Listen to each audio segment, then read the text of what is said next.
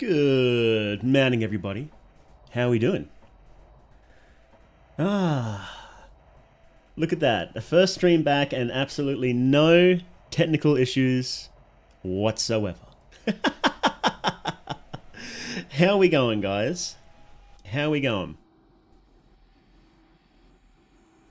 So, today, very first stream back after, geez, I don't even know how long. It feels like a year, doesn't it?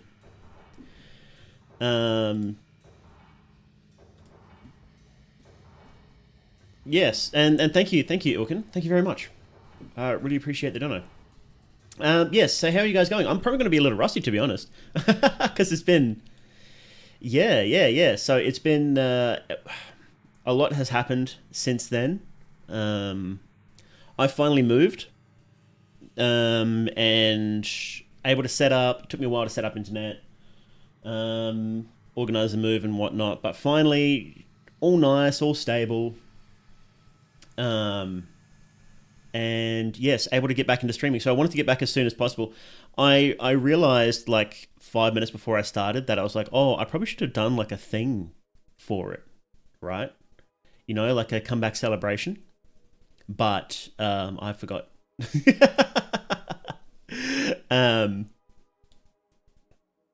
So I've redone all the layout for the regular stream. I just forgot to do like a celebration or something like that. But yes, so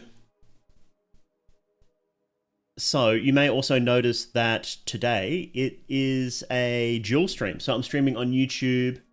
Well, I'm streaming on a different channel on YouTube. I'm streaming on my second channel now instead of my main channel. And I'll talk about why in a sec, but also dual streaming. So I'm also on Twitch and on YouTube. So I'm because I was thinking I didn't do it before, and I don't know why I didn't do it when I was streaming last, but I've been thinking in the interim, I'm like, well, why not? Like, there's no good reason not to dual stream, right? So yes, now we're on both. So say hello to Twitch and YouTube. How you guys doing? And let's say hello to everybody who's here, by the way.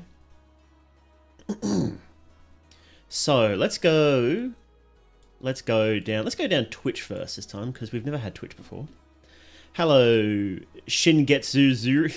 The complicated name. Shingetsu Zuri, how are you doing? Hello, Lunix Fox. Hello, J-Ran Dure. Hello, Chaosphere. Hello, Impy. Hello, how do you pronounce that one? Mao the Duke, how you doing? Hello, Necromantic Neil. Hello, Lucky Tin Can. Good to see you again. Hello, Greenie Loves You. And hello, Mechanicat. How you doing? Right, now YouTube. Hello, Bleach God 1995. Hello, Euro Blackbird. That's a cool name. Hello, JS. How you doing? JS, if you weren't aware, is somebody who does a lot of music for the Fear and Hunger community in general. And he also did a song for not my last video, the video before my Misc video. And hello, Kosh. Hello, Vitruvia. And of course, Vitruvia is the person who did these wonderful pictures here. So Vitruvia did my avatar, but also the cultist picture as well. And I'm just realizing now I don't have a scene set up where we see the full cultist. I'll have to post the full cultist on hang on, let me write this down. I have to post the full cultist on Twitter a bit later. Let me just grab that. If I didn't have post-it notes, I would not be able to do anything at all. I'll just forget to do everything. Okay. So we'll do that a bit later. But yes. Hello, NASA. How we doing? Hello, Chaosphere. Oh, and was that everybody? That's everybody. So, okay, so you get to my name screaming as loud as you can. JS Entertainment! And I'm also having a Red Bull. And I never drink Red Bull. I think the last time I had Red Bull was like, would have been many years ago. And the reason why is I want to see how it goes. Because when the Termina update comes out in like another year or so, then I want to basically stream it non-stop for, I don't know, until I'm satisfied I found as much content as reasonable. And then I'm going to go straight into making videos about it. So I'm going to be smashing some energy drinks. And I think it'll be good because I don't usually have energy drinks. So, happy belated May Day. It's May Day? Hello, Pernicious Rose. How you doing? Hang on. I need to check Twitter. Is it May Day? May Day. What? No way. I got some pictures to catch up on. Anyway, we'll just save that one for later. How did I not see that? That's crazy. So how have you guys been? Have you missed me in the let's just call it a year since my last stream? May 10 is May Day. Why is that? Is there a specific reason for that? Is that like a funny funny name or something, or is it just a random day? Because it's like March 10th is Mario Day because the 1 and the 0 look like an I and an O, right? Or is it just because it's before Mother's Day, and on May Day we make a lot of Mother's Day? I'm not going to joke about that. It is Mother's Day. In Australia it's Mother's Day at least because it's the 11th. So this is your first More They Do stream, really? Oh, I thought we were better friends than that, JS. But I guess maybe maybe our relationship is a little different than I thought. No. Made today. Exactly, Kronovsky. How you doing? Yeah, so in the interim since I've been gone, I've just mostly been focusing on videos on the main channel, and let me just pull that up for you guys in case I'm sure everybody here knows the main channel, but just in case I'll post a link to it, and make sure to like, favorite, and subscribe. What's it supposed to do? You should try harder, JS. You should. That's what friends do, right? They should try harder. Hey, Mega Man, how you doing? My favorite VTubers have been having it rough lately. Some went up and disappeared. So one actually coming back is nice. I have noticed a couple doing that. I think it happens in waves. Someone will do it, and it puts the ideas in the head of other people, and then they do it. So, but or maybe it's just one of those things where you actually just notice it. So. Shame. Exactly. Yeah, so I've been working on videos in the meantime. Also, we're listening to... Oh, right. I'll just say it now. I was supposed to get... set up my music properly, but I haven't had a chance to set it up properly because it's going to be showing, like, the names and artists and whatnot of the songs playing, and I haven't done that yet, so I'm sorry, JS. I'll cut you some slack. Because I haven't put your music in yet because I haven't set up the name thing yet. So, all is forgiven. We're even now. So, Guru retired. Oh, yeah. I completely forgot about that. Yeah, Guru's gone. That's definitely the end of an era. She was the biggest. Like, she was it, right? She was the golden age, and now she's gone. It's over. It's just over, so. Stopped streaming during my sophomore year of college. I finished my junior year. I don't know what those words mean, to be honest, because they're completely different than the words we use here in Australia. So, I don't know, like, sophomore and... What's the other one? Yeah, I don't know what they mean, so...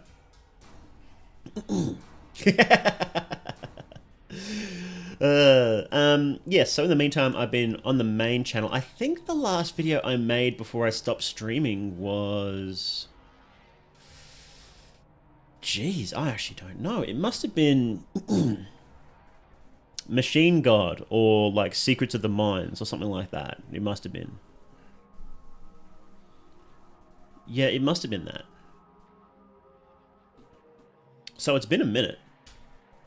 And the reason why I stopped streaming is because my internet issues started getting worse. And I found out. And I found out why I was having persistent internet issues is because the person who the internet, so we were on Starlink, right? And you can't change any of the Starlink settings unless you have the account name and password. And only one person had that, the person who was paying for it. And they were turning it off so I couldn't stream, and they weren't telling me to have fake internet issues. So yeah.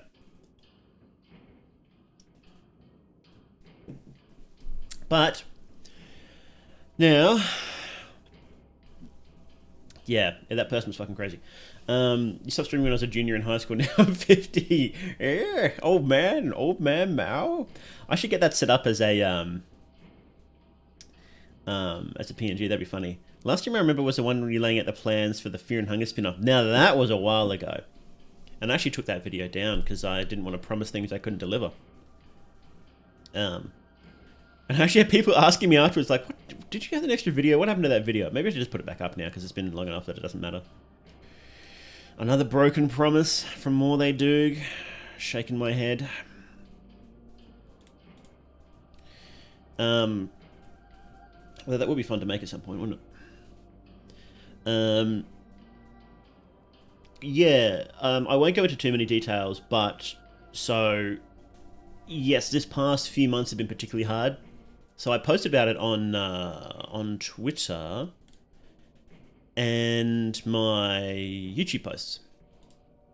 So person close, really close relative of mine has been battling cancer for a couple of years now, and in January the doctor said, like, look, none of the treatment, they're on like their 4th or 5th treatment, and it just not working, right? So the doctor said, look, there's nothing else we can really do.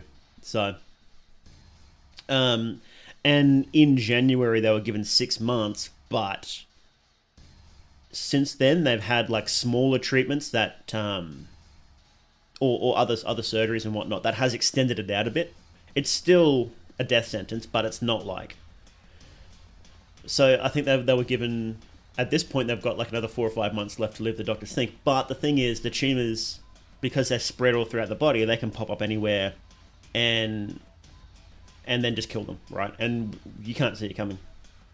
So they'll definitely be dead in 6 months, but they'll probably be dead sooner, which sucks. And also that person, and again I won't go into details, is also in an illegal battle at the moment, which is very very messy, and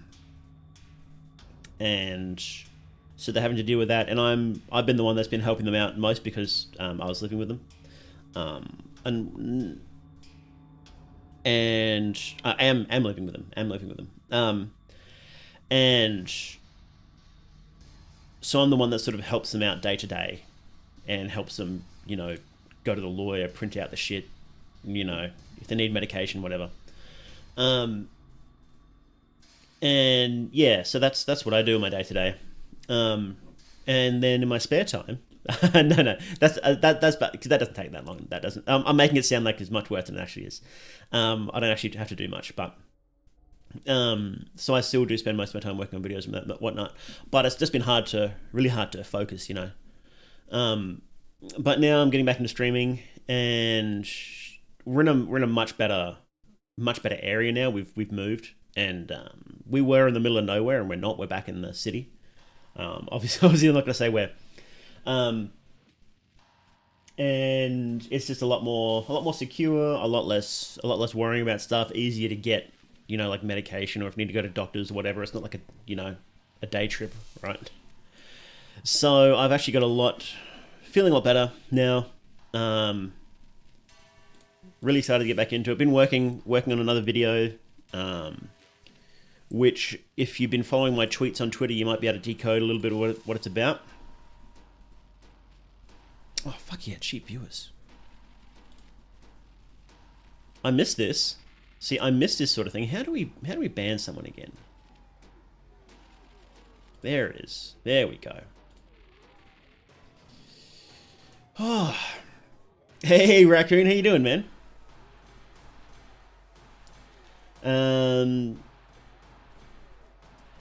Yeah, like it sort of sucked, right?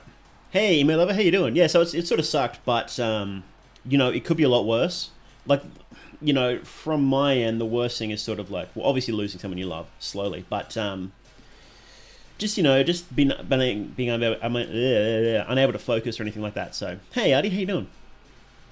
So that's why my work's been pretty slow, but I'm starting to get back into it, going a lot better. You know, my relative's not going to get better anytime soon or ever. So that sucks, but it's easy to deal with now is the thing. So we're getting there. We're getting there. Raccoon is purple gang, yeah.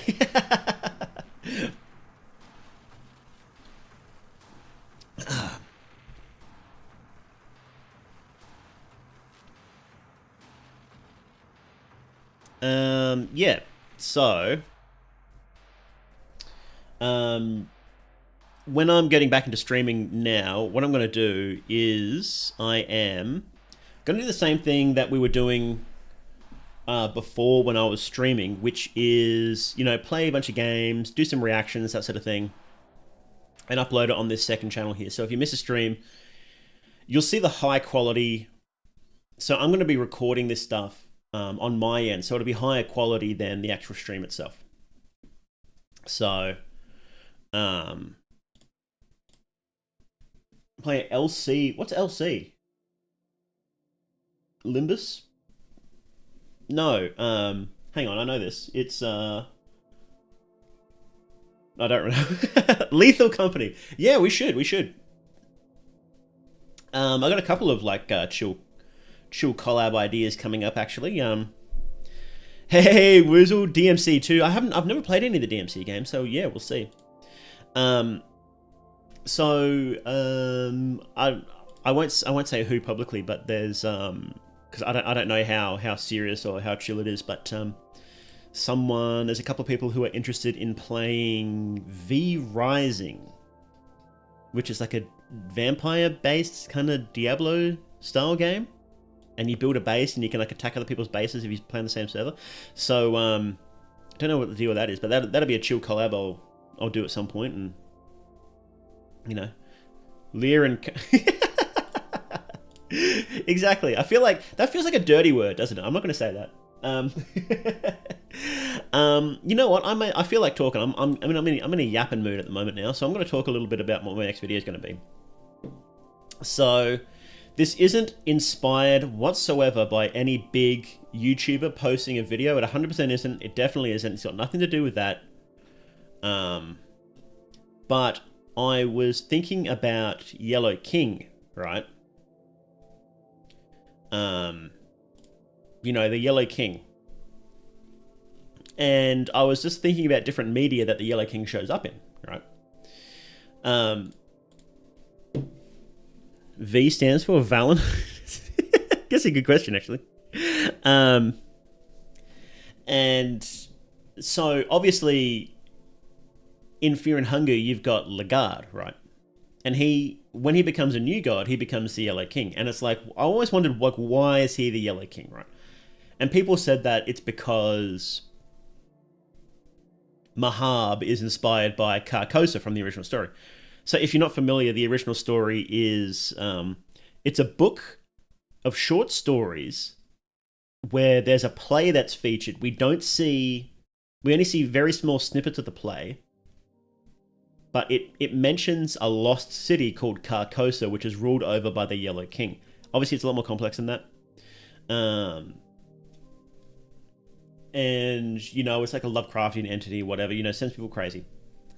And I was wondering, like, why is Lagarde the Yellow King? Is it just because Mahab is Carcosa? And I felt that was not quite Miro's style, Whenever Miro does a reference, it's usually something pretty deep.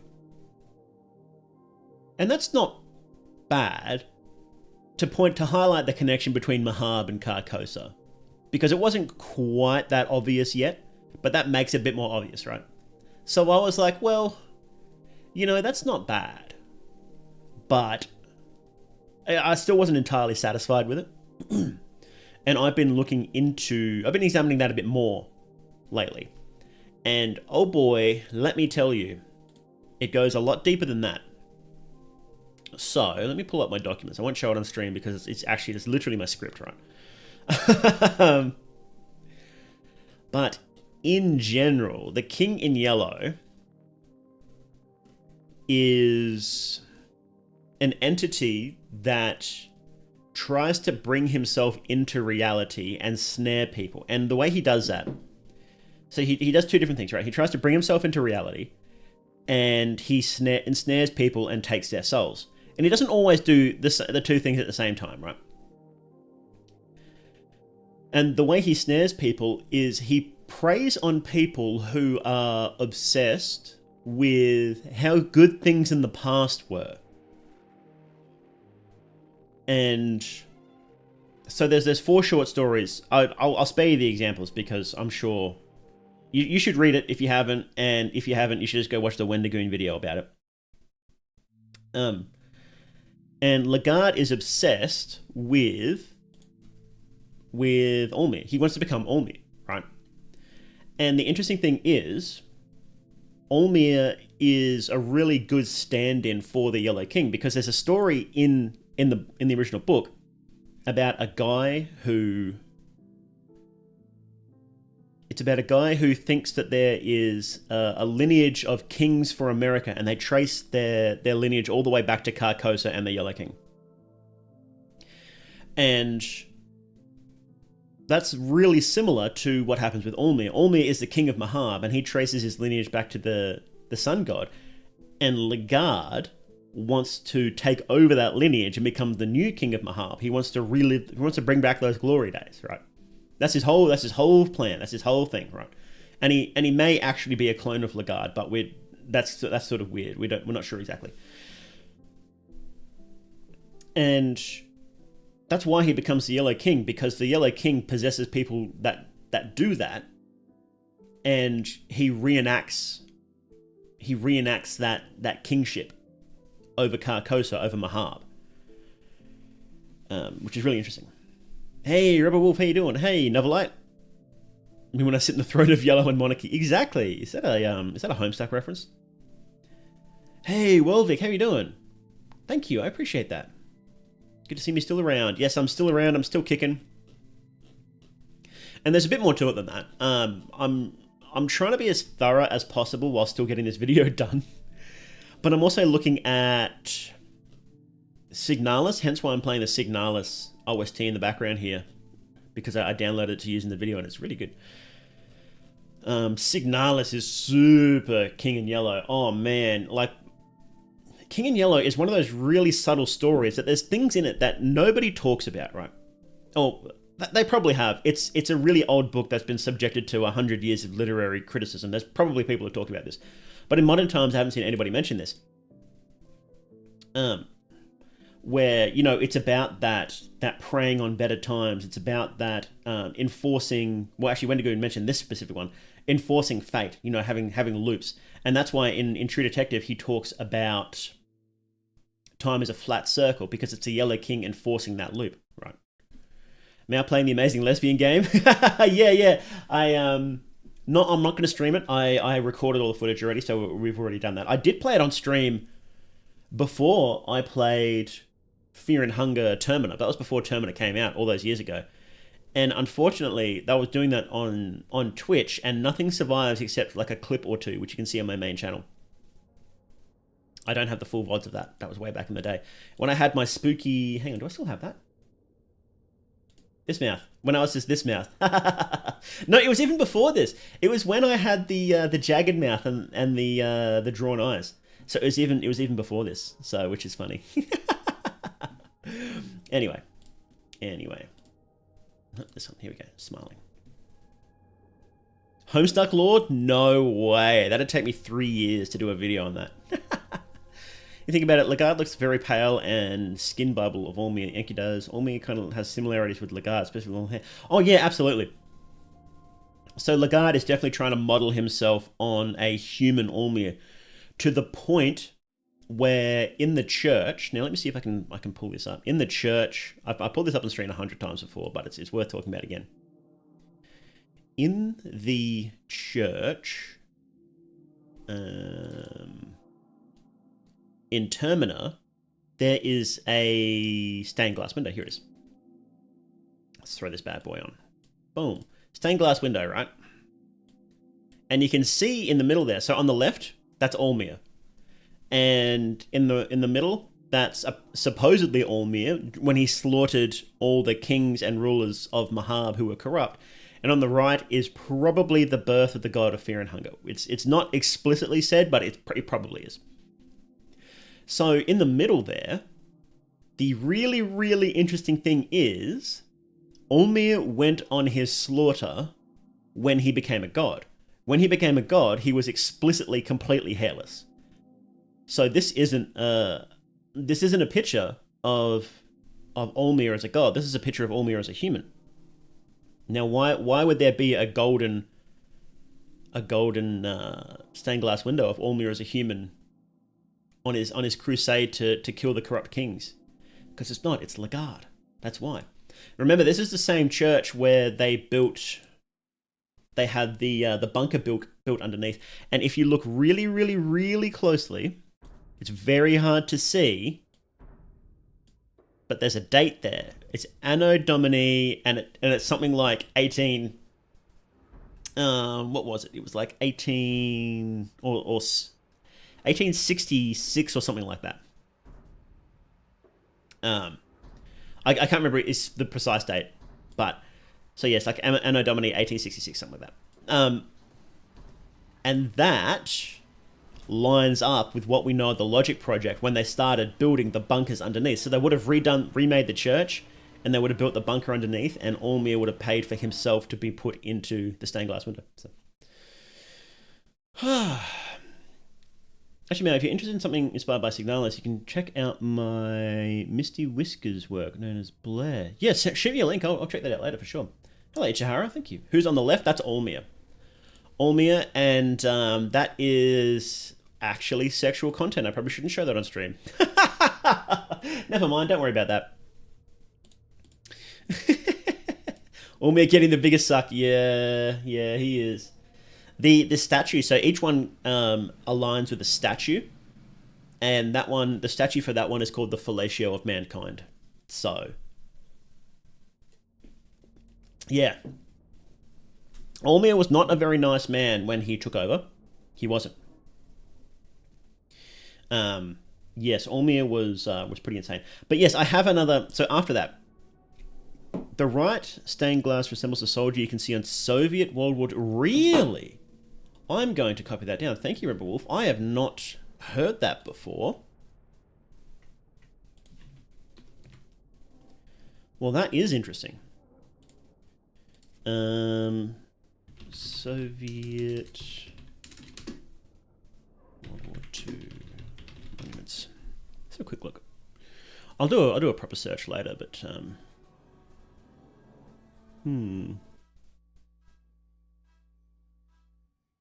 is that same sort of style roughly?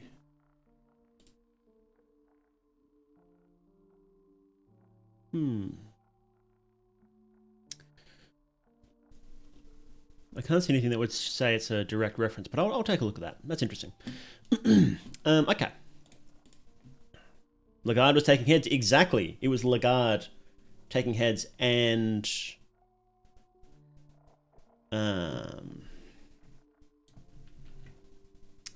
Lagarde taking heads, and sorry, my mind's all over the place. I'm not used to streaming. I think I was doing this when I was streaming last time anyway.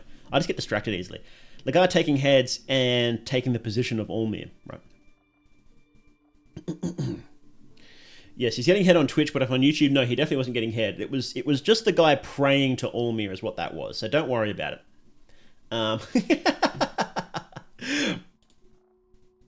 So yes, I also have another video that I'm working on after that. So I think that one ends up being a really interesting look at Lagarde's motivations and what's happening.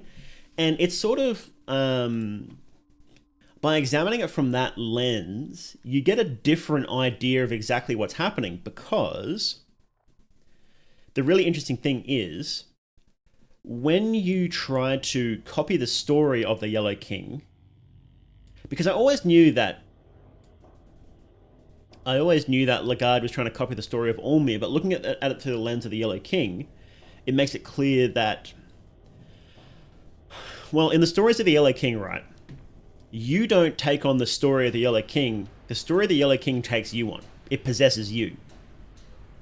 So the question then is, what exactly is possessing Lagarde here?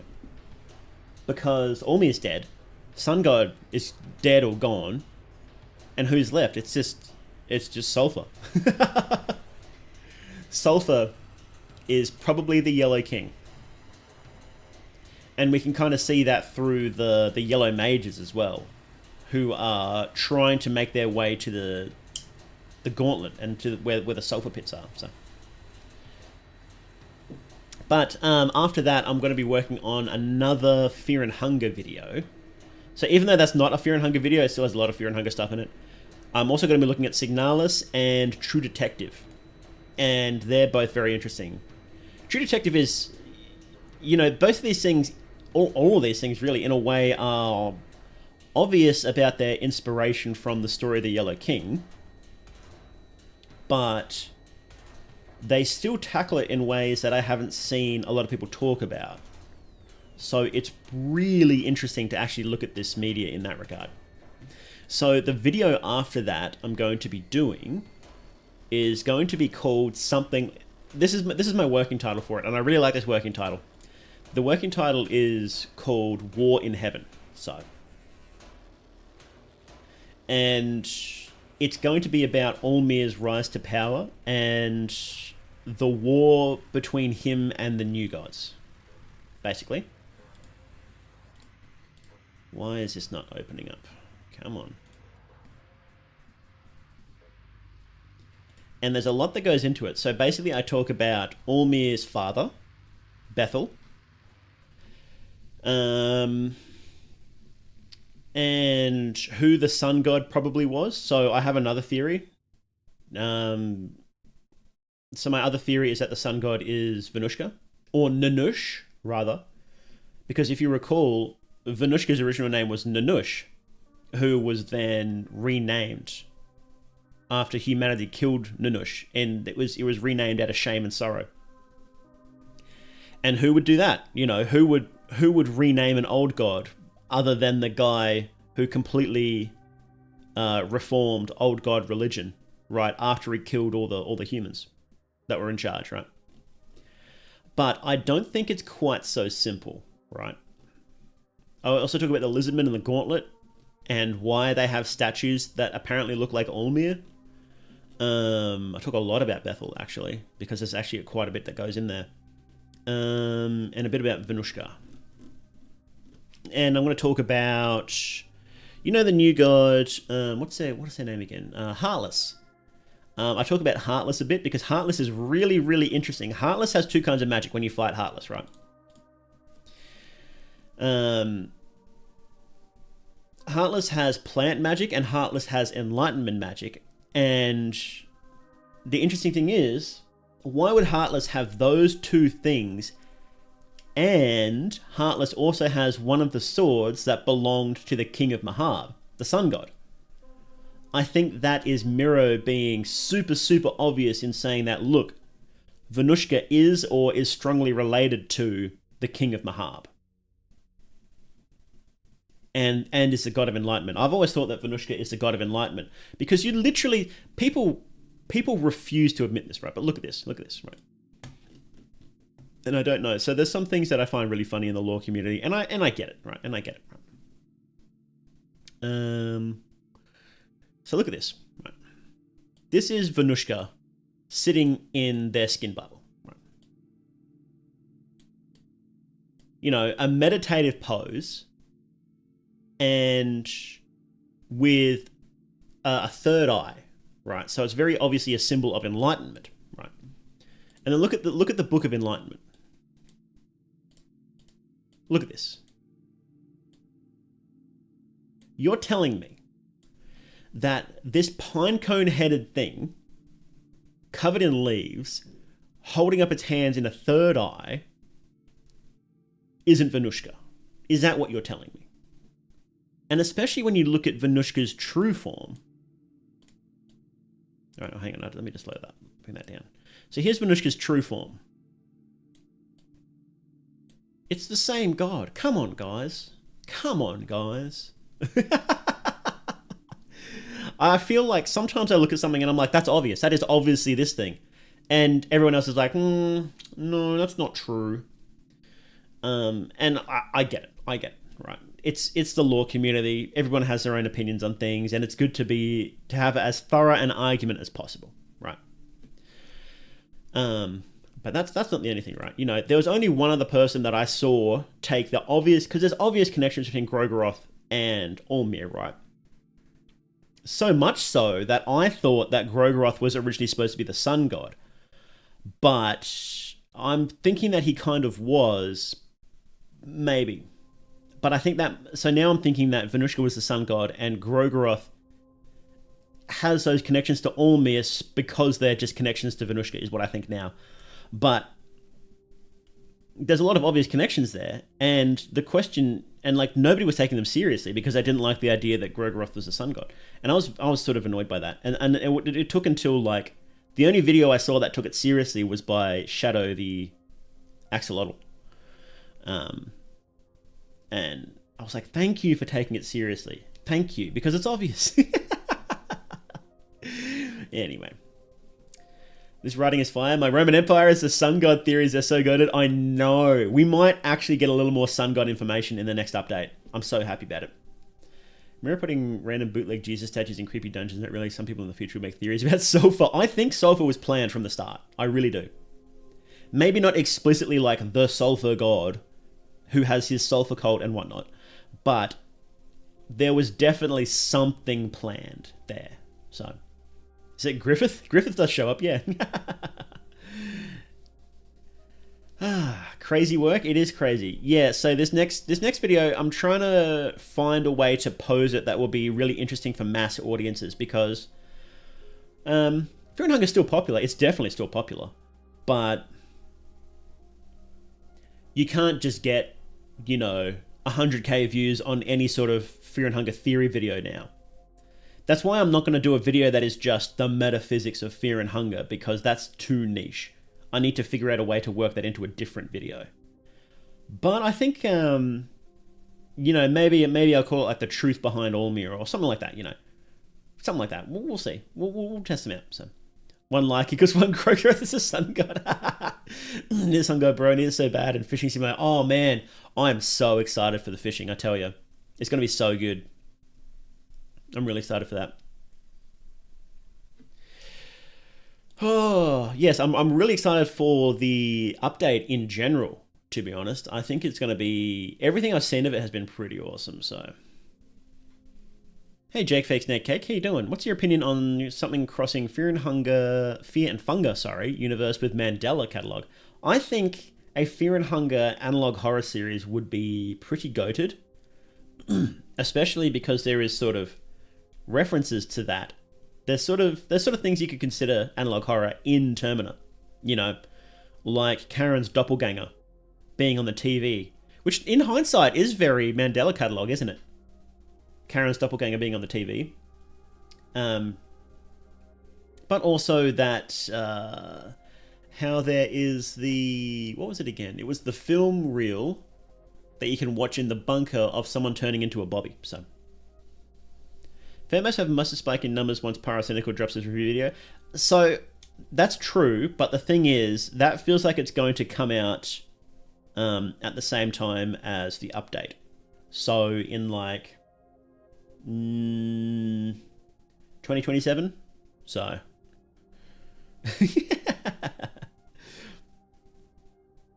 But yes, you're right.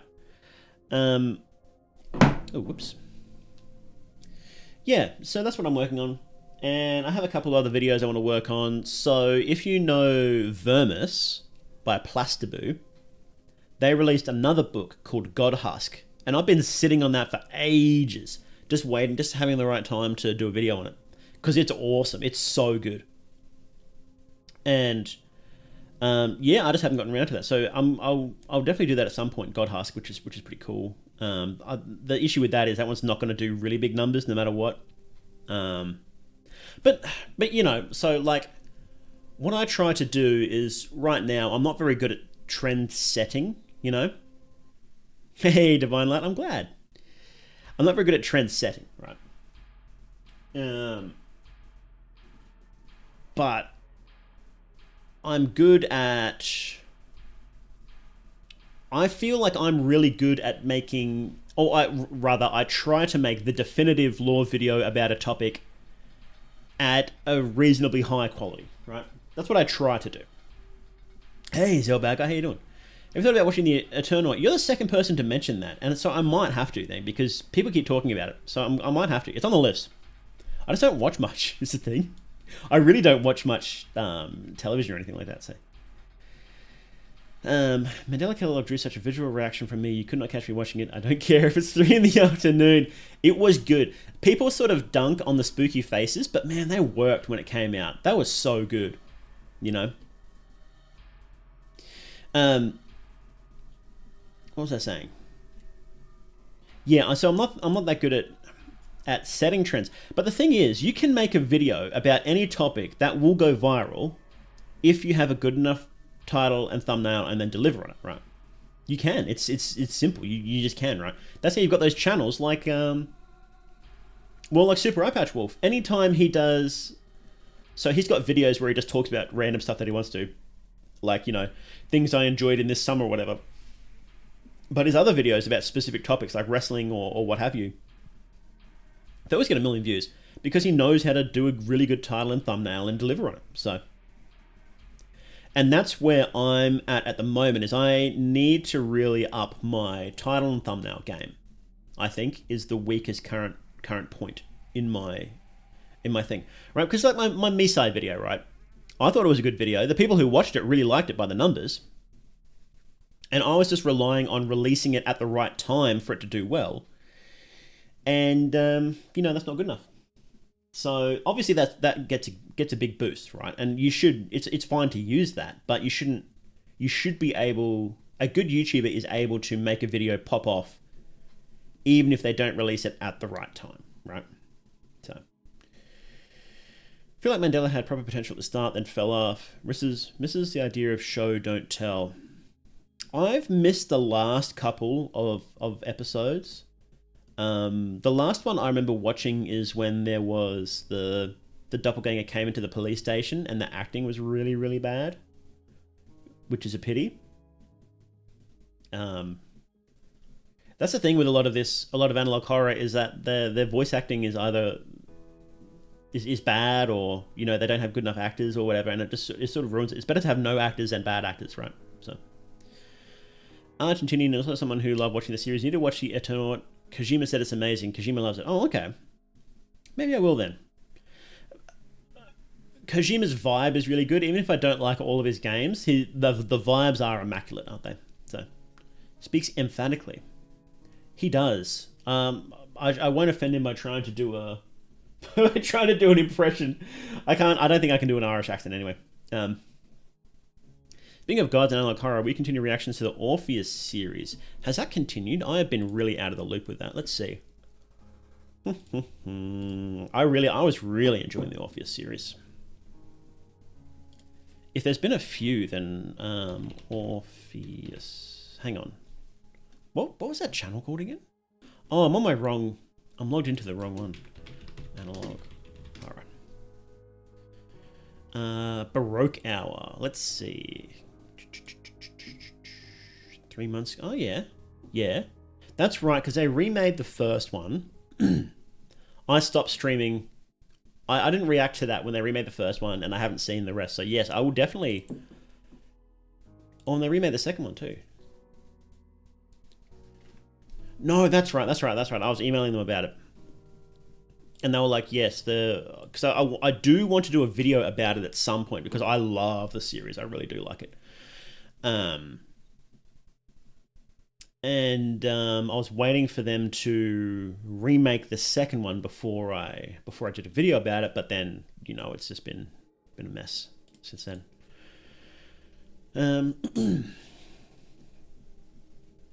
VTuber face clickbait thumbnails are top notch.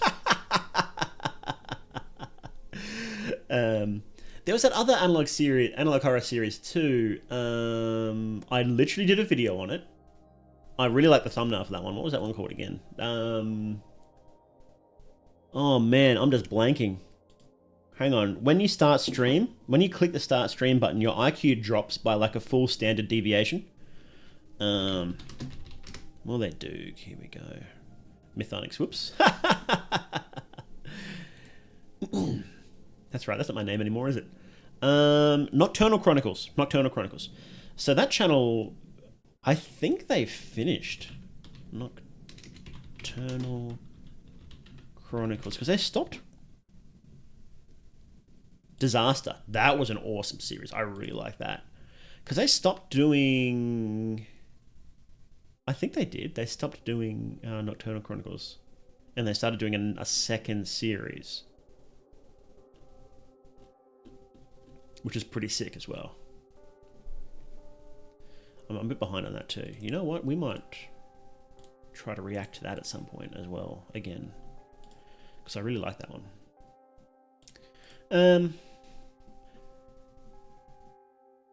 If I become a voice actor in the Proctor incident. Videos so interesting. I adore them. Your delivery is so goated. They're like some of the few videos I can fall asleep to. Okay. Well, I'm glad. I really try and work on my delivery. My YouTuber voice. I try and work on my YouTuber voice. And I try and work on the script flow specifically as well. And I think that I have gotten pretty good at script flow. You know, there's always more to learn. But at least at the moment, I can't see any obvious issues with it. Or at least any issues are smaller compared to other things like title thumbnail, right? Regarding analog horror, I feel at times people miss the point of it being descendant of the found footage genre.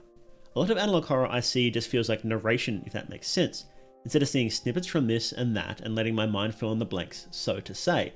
Yes, you're 100% right. You are 100% right. A lot of people... So this is what happens whenever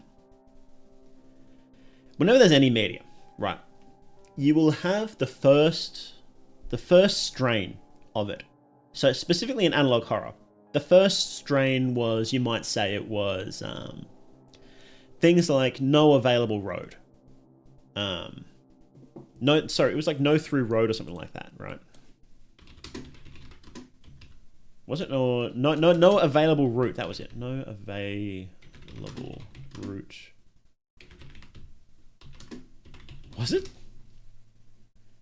Local 58. You are on the fastest available route. Yes. So Local 58. So you might say that Local 58 was like the first. Maybe there was another one earlier, but you get the idea. And their horror was based off of actual little TV snippets and interesting ideas. And so that's why some of them really hit and some of them aren't really what you would call analog horror, but they're all pretty good, right? And then the second generation builds on that idea, but they still add in their own inspiration, right? And then the next generation after that does the same thing and then the same thing. And then eventually you get really disconnected from what the original inspiration was. So, you know, TV things, training videos, all that sort of stuff. The people who make analog horror in the later generations don't know what the originals look like, and they just base it on what they've seen in other series. It's a big issue in every sort of media, right? Not just that. So the original people who are writing fantasy fiction, you know, let's go all the way back to say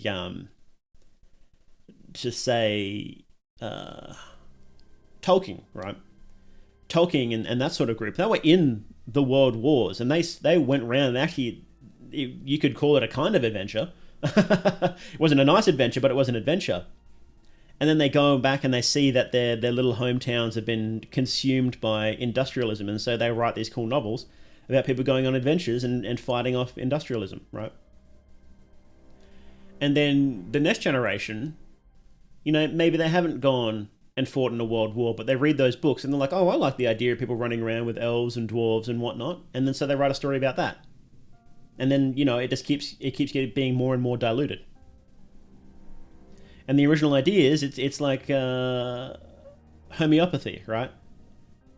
where you put a little essence into some water and then you split that water up again and again and again, and eventually you can't taste the original. So nice to hear you live. Reminds me of the New God podcast. Those were the days. They were the days. The good days. You never know when the good days are until they're behind you, right? Another Catalog episode 1 was genuine 10 out of 10, then it went downhill. Absolutely and adored the commercial infograph formula. Yeah, so there's definitely some... When you've got people distilling it over and over again, you do find out what is actually interesting about a thing, what people think is interesting about it, right? Maybe they don't deliver it properly, but you find out that, oh, okay, so the infomercial thing is cool. The testing thing is cool, where you compare the faces, right? And this and that, and maybe it's doppelgangers is the thing that people find interesting, which they really did. Hey, Farson, what's good? Hey, Smug Ryoko. I don't think it's a dying genre because the younger TikTok generation seems to enjoy the nostalgia vibe. They love Y2K stuff. Yeah, I mistakenly thought analog horror was dying a bit, but I think it's definitely going through some changes. And I have been a little bit out of the loop since I haven't been streaming.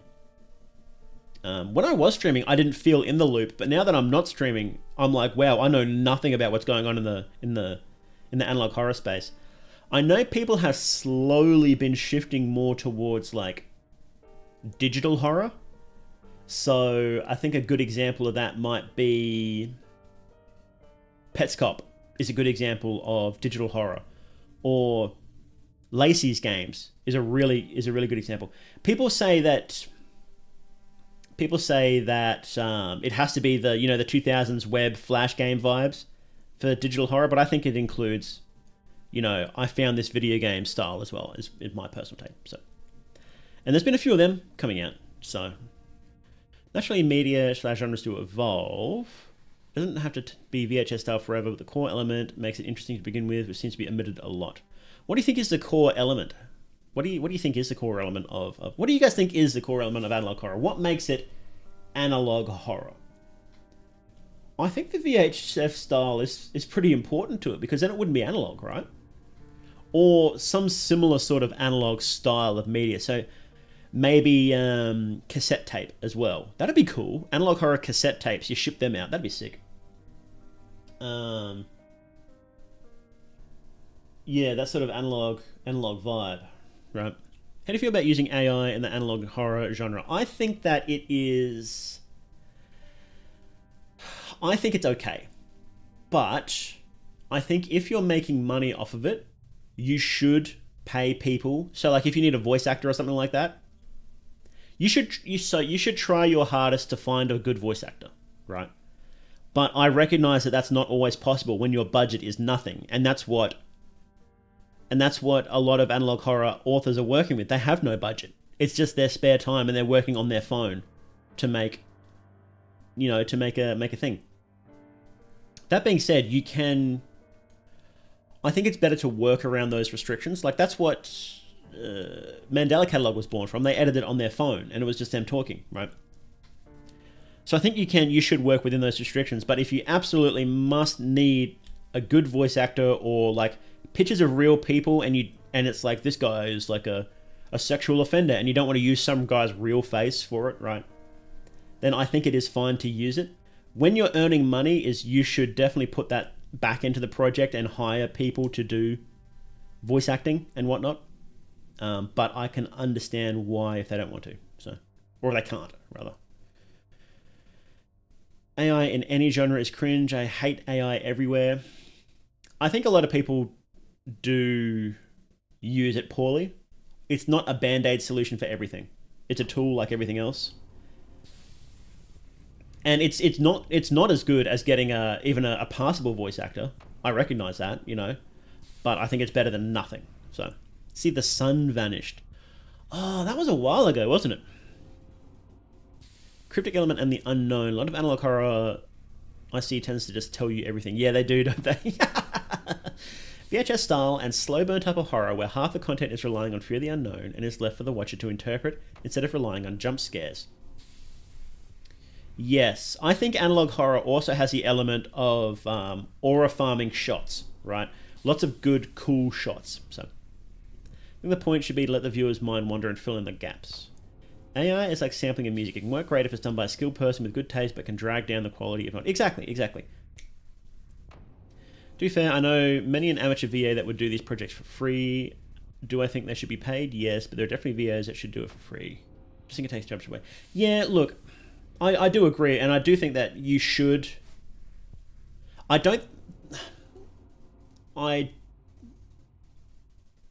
So there are times when it's just always okay to use AI, and I think it would be in a case of like, I need a mugshot of a dude who I'm saying is like the worst human possible, you know, and I don't want to use a real guy's face for that, or I need like, I have no budget and I can't afford what's it called, stock photos, and I need like 100 pictures of people. So I think that's okay. For voice acting, I think it's okay if you've tried your hardest to find voice actors. You can't pay anybody, and you need something. I think it can be okay then, but then you've got to be so careful with it, because it was it the Orpheus one? They used AI voice actors, and I thought it was a joke because it was so bad. I think it was Orpheus. It might have been the other one. It might have been Nocturnal Chronicles. And you've got to be so careful with it. It would be better to not have a voice actor than a bad one. And that goes for AI as well. It would be better to not use AI voice if it's just going to be bad. So, sorry for getting political at the dinner table. You've ruined dinner again, JS. Oh my god. For the visuals and audio, or icing on the cake, I'm for that juicy lore. Yeah, it doesn't necessarily be VHS or security footage for me, but I think people tend to run that formula first and foremost. Yeah, so it doesn't have to be that, but that is the easiest one. So, you know, you get like, what would it be other than that then, I wonder? Well, I guess, well, actually, Mandela Catalog, it didn't even say what it was, you know. I think it's implied to be police tapes, but it's not really. So, thoughts on the Angel Engine? Angel Engine. What is that?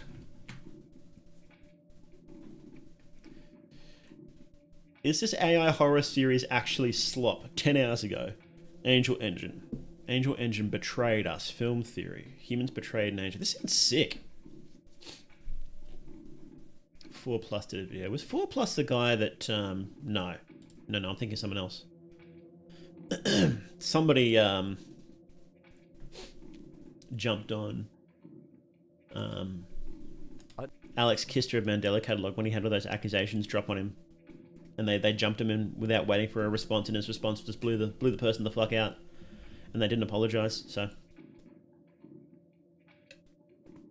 What is Angel Engine? Where can I find it? It's doing that thing where it's like, oh wait, no, I think I found it.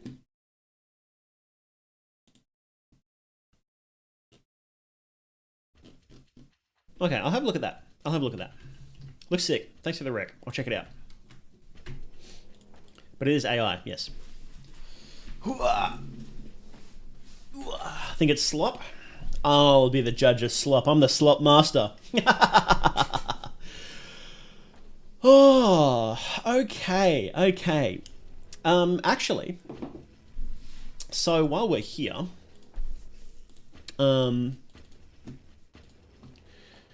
so I was part of I was a judge in a competition a while back. Let me pull it up.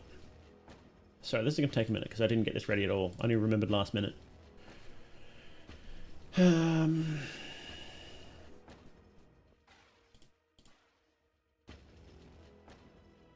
on.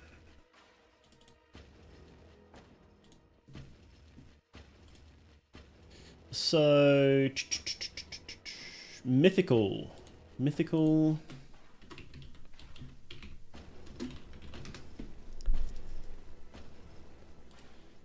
So Mythical did Stone Cold. So this channel did Stone Cold. Here, I'll just link it. Quiet You, and we watched that on stream ages ago. Let me pull this up actually. Hang on, I haven't set this up, have I? I didn't expect to watch this today, so I'm a bit behind. Oh, yeah. I also have something to show you guys, don't I? I completely forgot. Let me just window capture, I suppose. Browser capture? No, not that browser. This browser.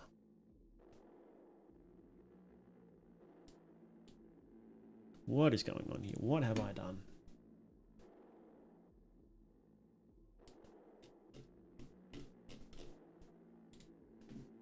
Oh, let me just open up these videos, huh? So we can watch them. Don't do that.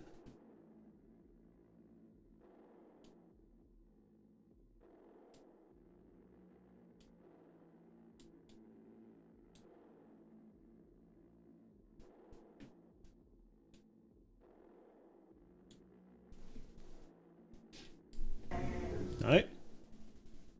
Sorry. Professional streamer, by the way.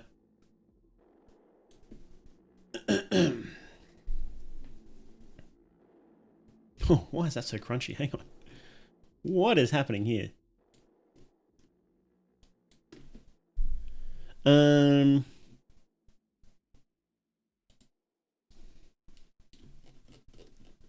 Okay. So, here, check this out, by the way. Yum, I have a 3D model. I use it, if this isn't really a surprise, right? I use it in some of my videos. Yes, my forehead does say slop. Can we get my hands? Is it hands? No, I turned off hand move because it was a bit broken.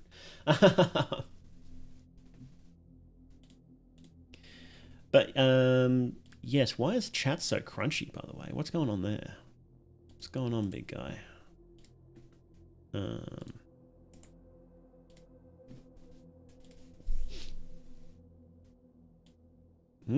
No. You know what? Fine, I don't care. It can be crunchy. Oh no, there we go. There we go. Not crunchy anymore. Let's just move you over a little bit. Let's just make it a bit smaller, actually. There we go. That's better. Yeah, there we go. Pepe Sofa, Pepe Sofa. How you doing, Emmerich? What are we watching? Okay, so I wanted to talk about this for a bit. Oh, actually, I need to turn that off for a sec because I don't want to show my emails. Why am I doing this? I'm so bad at this. Where are my emails? They've vanished. Get rid of that. Get rid of that. Get rid of that. Get rid of that. Did I close it?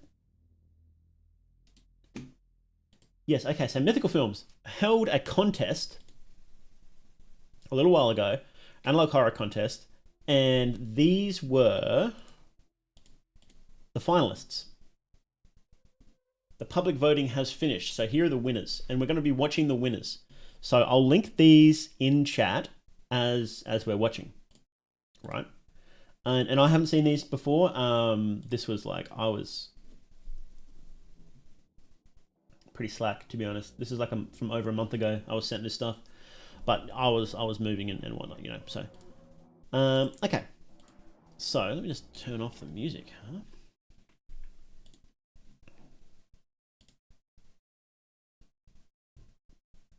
And we're going to be recording this, so say hello to YouTube, by the way. So we are watching. So first things first, we are watching an analog horror called Lunch and Cleaning by Risa Munir, and here I'll just pop the link into both chats. The description of this is nothing. Okay, let's watch. Crank it.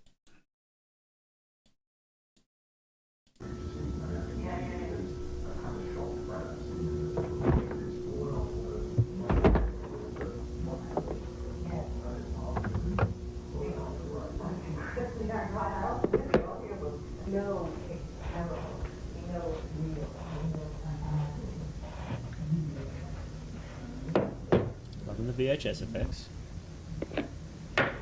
Is that a Minecraft tattoo? Let's go. What is that?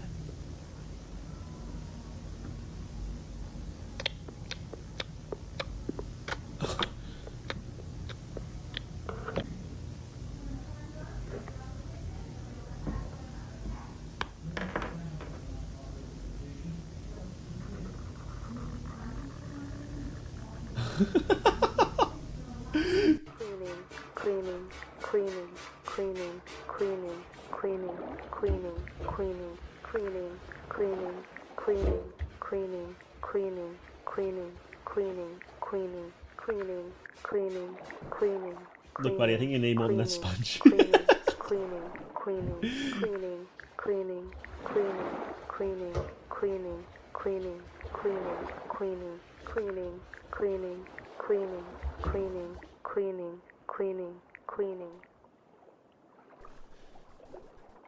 Cool.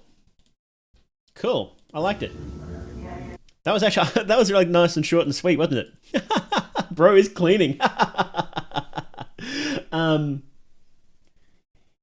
Yeah, it took a sec. It took a sec, but that was nice. That was good. That reminded me of, did you guys see the It remake in the first one when all the blood comes pouring out the sink and it like covers the entire bathroom? That's what that reminded me of. And it's like that must be, I don't know how hard it is to clean blood. I imagine it's pretty hard though. Bro's so bad at cleaning. Yeah, look, his tummy's full after a big meal, so cut him some slack, right? It is at his period. Arm angle felt unnatural in a strange way. It kind of did, and it's probably just from the camera, right? It was nice and simple. I liked it. I liked it. Cleaning. I think you could, if I'm going to nitpick here, that's what I do when I react. I nitpick. Sorry, guys. Is I'll probably cleaning.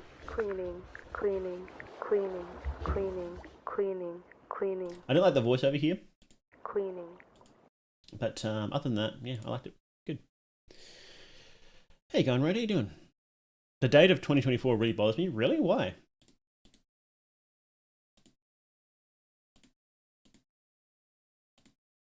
Oh, the cleaning is before the eating.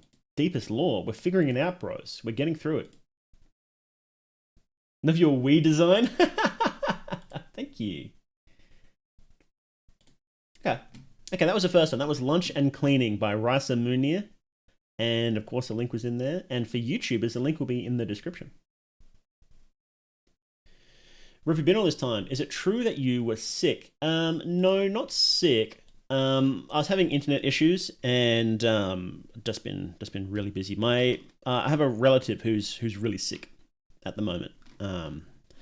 Terminally sick, unfortunately. So that's not going to get better anytime soon. Hang on, that can't be right. Looks like Topoki. What's Topoki? Sorry to hear that. Yeah, thanks, guys. It is what it is, right? Okay. So next one is, here's the next video. Okay, this one's a bit longer. All right. So okay, no description. This one's called Something in the Fire _ Calliope by Skybird. You were touching grass? I was a bit. So this one does go for a bit longer. This DigiJournal belongs to... Yeah, let's go.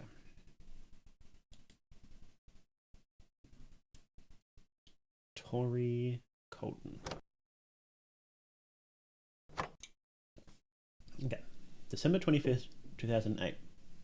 Just got that thing. It's supposed to be a digital journal with a camera and stuff. I heard they were popular in the 80s or 90s, but they're not made anymore. Somehow Gail was able to find one unused in a thrift store. I'll probably forget about it, but I know I'll find a use for it eventually. Thanks, Gail. Thank you, Gail. I I literally haven't said anything here, so I'll explain. I did in fact forget about this thing. This is like a year later, isn't it? But now I'm working on a short film with my friends Calliope, JB, Aya, and Gail. Hang on a second. Sorry. I figured this would be good for track our progress. Because yeah, it was like 2019. It's a bit of a gap. So almost a year gap. Yeah. Remember in the Art of Gas? I don't use this channel ever, so I don't know where these recommendations are coming from. Remember those commercials? They were aimed at girls, mainly had lots of weird anti-little brother security measures. A digi journal. Hang on, let's hide this for a second. We're going to look that up. Digi journal. Oh, they're a real thing? Are they? Well, it's not called a digi journal. Not spelled that way. Let's see. Digi journal? I think I know what the thing you're talking about, but I don't know what it was called. Big plastic block with a camera inside. Okay. Like I know the. Let's try 80s. No, nothing. I do know what you're talking about, but yeah, can't find it. Oh well. Let's keep watching. Okay.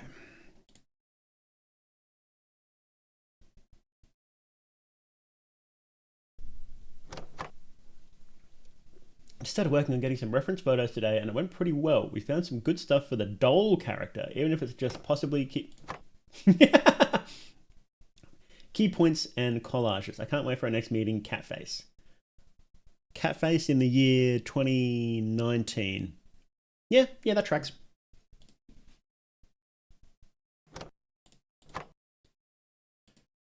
VTech Kitty Secrets. Okay, let's look this up.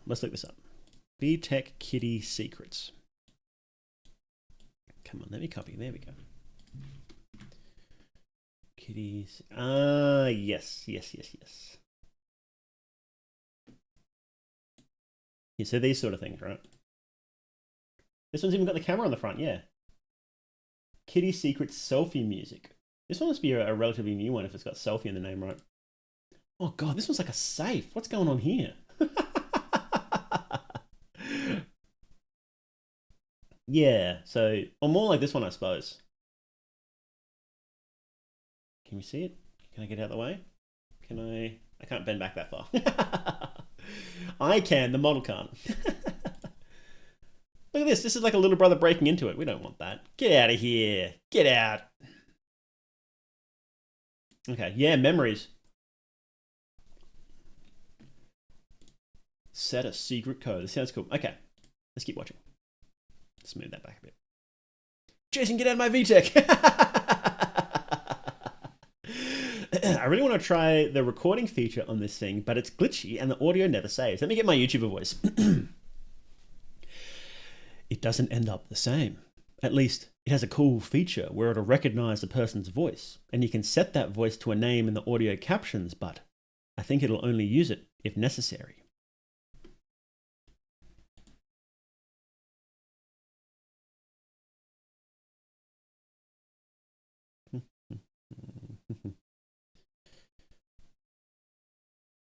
I'll try and read along next time. This is a perennial issue. This is always the issue with analog horror. Whenever you've got like big dialogue dumps like this, it's like, am I reading? Like if you're reading it out loud, you're always too fast or too slow. And if you're just reading it in and watching it, you're always going to be way faster than the actual thing. So it's, we'll see how the rest of this goes. Oh, is this all dialogue? Bros, this is an audiobook. The best thing to do is just to do really short sections like this, you know, in general. It's a creepypasta. Exactly. It is a creepypasta in video format, isn't it? We finally started working on what we want the plot to be. I love where we're going with it. It's going to be science, but like also magical. We still need to do a lot more research and a lot more brainstorming, but it's going to be so much fun working with them.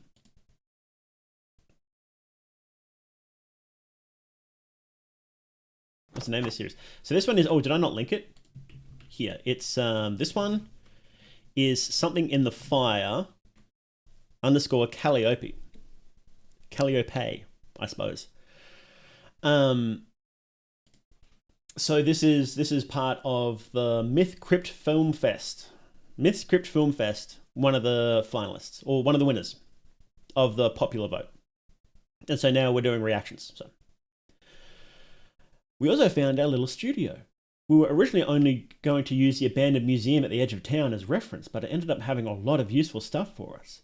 There are a few rooms that are either locked or blocked off, but we're just here to hide out and brainstorm in an environment that makes it easier, smiley face. We got stuff done, but not as much. Calliope wasn't in a good... Hang on, this is a few years forward, isn't it? This is three years later? Yeah, look. It goes from November 14th, 2019 to November 13th, 2021. We're jumping ahead a bit. I think that's intentional. Yeah, the other years. So these other ones jump ahead forward too. Okay. Calliope wasn't in a good mood. I get worried about her often. I tell her that her worries are valid and I know it's hard for her, but I wish she would at least let us help her. At least she seems happier when we're all hanging out. We finished a final copy of the script today. I'm really excited to start working on further parts now. Everything was going fine. We were having fun. I hadn't shown up to the meeting due to the fact I wasn't feeling well.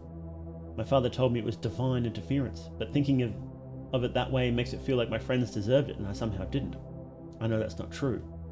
Everyone survived, and while they're all in bad shape, the one I'm most worried about is Calliope. She's always been kind of self-conscious about nearly everything about herself, but now she won't even let any of us see/visit her. Maybe she won't even talk to me either. Maybe she's mad at me or something. Ooh, I guess there was a fire and she didn't show up.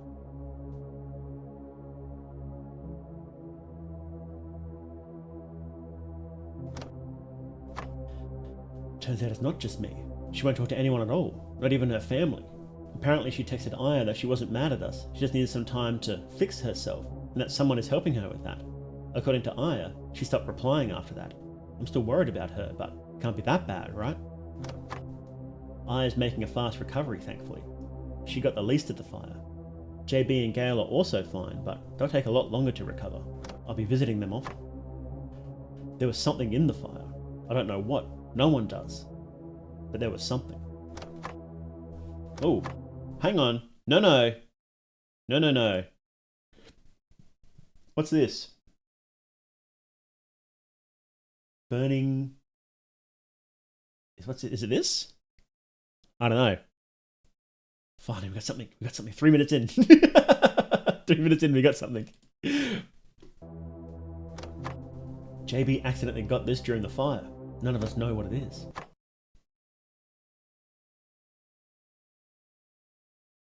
911, what's your emergency? I don't know. Why it's here? It's something. Her. What's it? I don't know. I don't know what it is, but it took my friend. I hear her. She's in there. Where are you? Hello? Are you still there? I need to work on my voice acting, I think. I think it found me. Beep, beep, beep, beep. Aya called me at around 3 AM this morning. Apparently Gail had told her that he was going back to that old museum where we used to work our project to see what JB had recorded when the fire had started. Concerned for his safety, the two of us decided to go after him. Normally we would have told JB about this, but he's still in the hospital. We didn't want to make him stress even more if nothing serious ended up happening.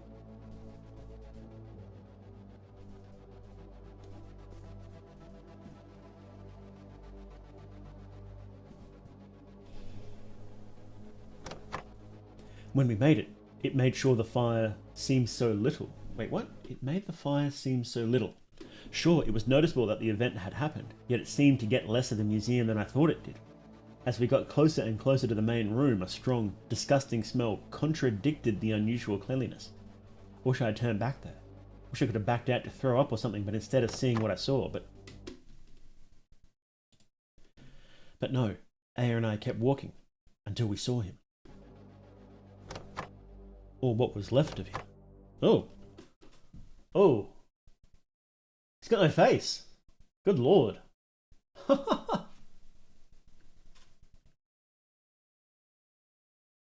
That's cool. That's a cool image.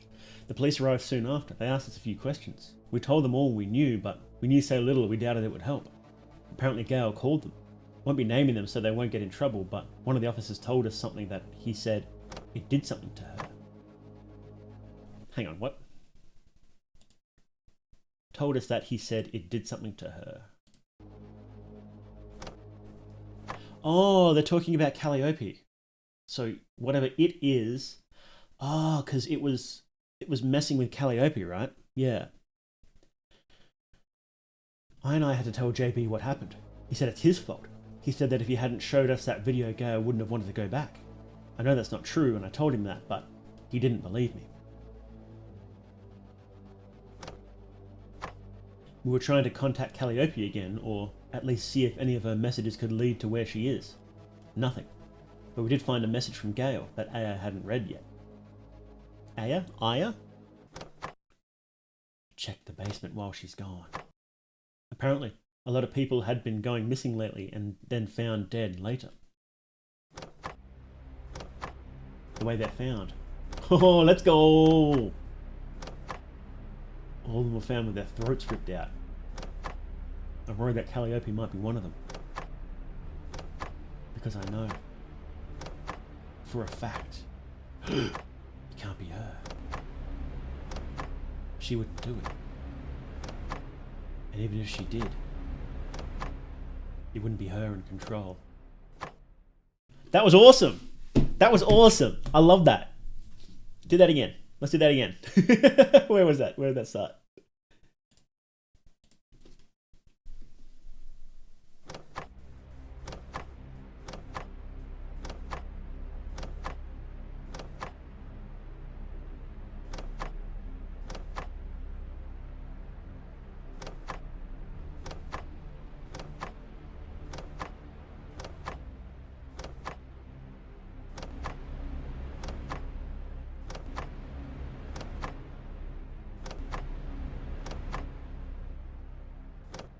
Awesome. That was great. That was so good. That's a great scene. I love that. Just boom, boom, boom, boom, boom. Great pace. Great pace. The rest of the pacing hasn't been great so far, but we'll watch to the end before we make any judgments, huh? Gao's funeral was today. I still can't believe he's gone. To be honest, I'm jealous of everyone else who didn't have to see him like that.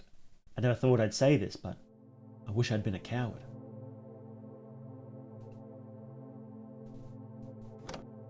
I wish I could say I know what's going on, but I don't. None of us do.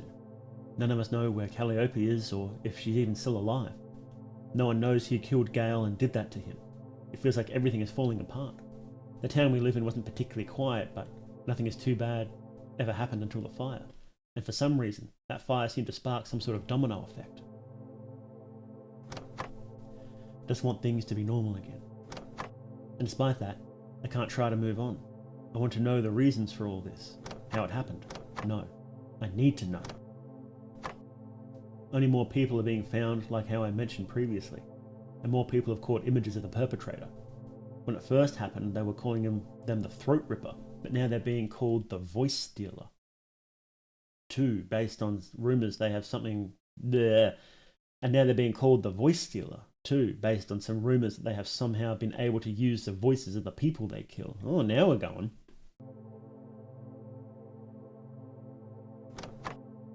I don't want to believe, but every interview I've seen, the witnesses look like they're telling the truth. Every single one of them, confused and afraid. While I don't believe it's someone actually being able to switch out voices, I do believe they were able to use recordings or something. I'm just curious about everything. I tried not to even consider it, but I couldn't help it. I looked more into it, rather than just observing surface level information, and it turns out there was more noted about voice stealers' behaviour than I thought. Apparently a lot of people who witnessed them or were just in the general area reported a multitude of strange behaviours. One of them being sounding or moving like they're in constant pain. Interesting. But one stuck out to me. One that only served served to severely concern me yet pique my interest. When not trying to lure someone, they seem to talk in multiple of the voices they've stolen, as if they were desperately trying to find their original voice, while most people either couldn't remember what they said or couldn't make it out in the first place. I was able to find someone who did. While on more professional interviews, this person wasn't talked too much, or another interview set up by someone I found called the Digger, who's known for trying to help people from cases that aren't being looked into as much as they believe they should be. They talked about what they said.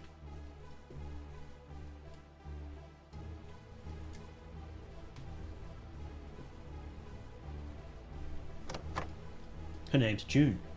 She said it started with her stumbling in on the voice stealer crying as they seemingly gagged on their current victim. Which reminds me that I forgot to mention that the voice stealer only uses a victim's voice after they consume their vocal cords, but I have no idea how this works. If you ask me, I don't think it's supernatural. Anyways, I'll probably get to that later. Eventually, the voice stealer spotted June, but instead of attacking her, they said it seemed to force itself to talk to her instead. She said they apologized to her, to everyone. That they said they couldn't help it, but most importantly, they wanted to stop and end their suffering, but she wouldn't let them. June asked who, and the answer they got was, the one who made me like this. So the multiple layers of monsters going. Okay. The one I met in the fire. The one who told me she'd fix me. Who? How? I'll find who did this. I have to go back. I need to know what's going on. No one else has found out what we need to know. Whoa, hang on. No. You're not doing that. This is a cool. Oh, that's interesting. No one else. Okay, let's read through the normal one, right? No one else has found out what we need to know. No one else has found out why or how this is happening. But what if they're just looking in the wrong place? Why did Gale say to look in the basement? Did he meet whoever the voice stealer talked about? And then no one else has found out what I need to know. Did he meet whoever the throat ripper talked about? Why? Is that different, I wonder? It's not highlighted. Interesting. This is I like this idea for a monster. I think that's great for kind of, because doppelgangers are really infused throughout analog horror, mostly because of Mandela catalog. But this is a really interesting way of doing it, actually stealing someone's voice and murdering them and then using that to lure other victims. Great idea.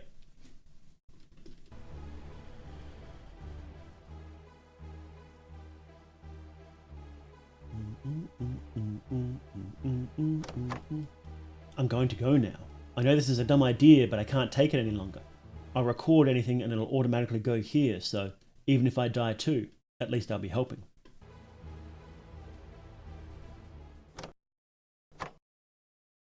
Let's go. Okay. Oh shit, is this a video? Oh, let's go.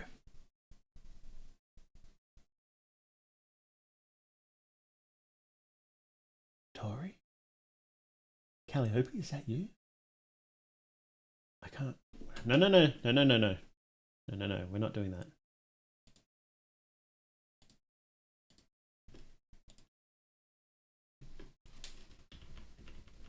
Oh, it was just multiple voices. Okay.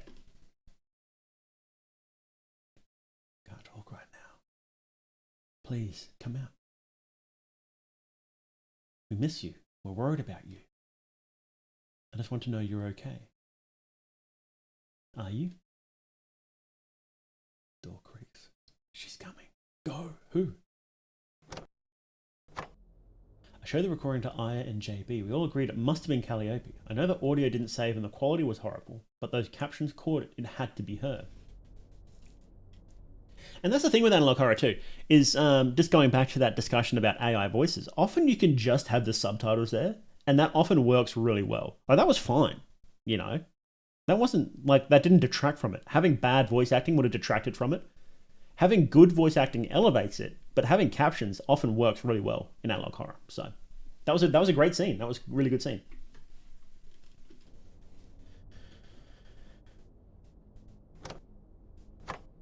There's been no news for a while. I've been busy and going back seemed too reckless, but I got a letter. A letter from her. Hi, Tari. I'm sorry. I miss you. I don't want to keep hiding anymore. I don't want to go... Wait, I don't want to at least...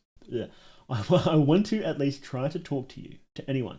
Meet me at the museum tomorrow, 10 p.m. I'll see you there. That's terrifying. You know she's a throat-stealing monster. Why would you do that?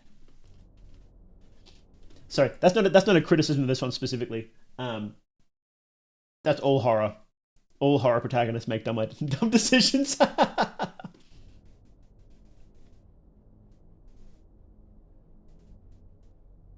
That's assuming she's actually going to do it. We don't know yet.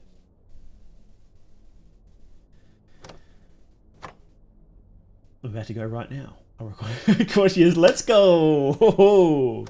Let's go get murdered, bros. Let's do it. Oh, shit. Oh, that's awesome.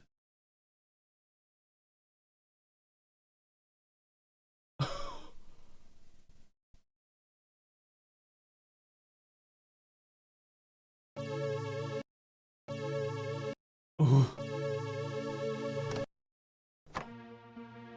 Hang on. Hang on. We're gonna rewatch that.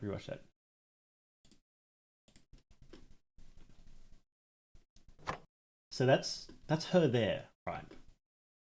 She takes off her jaw, switches it out for a different one, and stitches it on. That's awesome. So I guess so she can attack, and then the person manages to get out and close the door.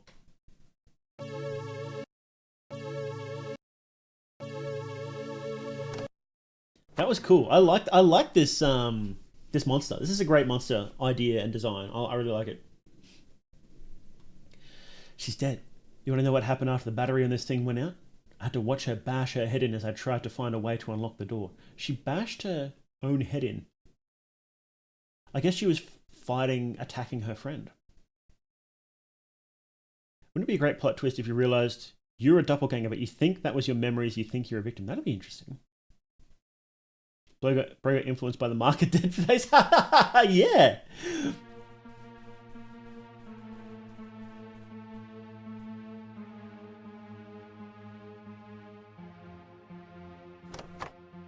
I just want to know how to stop this. How could I have stopped this? Who do they need to stop? Who did this? I heard the police say something about her doing it to herself, but I know that's not true. She wouldn't. She couldn't. She was the queasiest person I knew. She wouldn't have been able to do this, whatever was done to her. She even said it wasn't her in that interview, but they don't believe that it's reliable enough to even consider.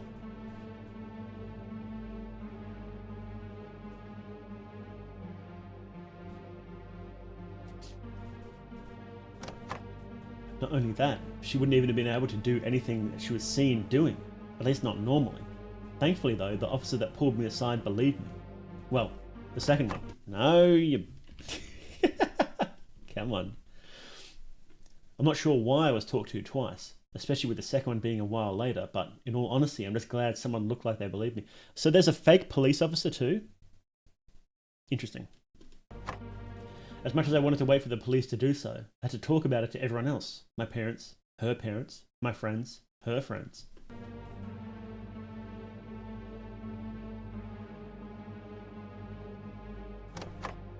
I didn't want anyone else to see the video for those who didn't absolutely need to, but Aya and JB were persistent.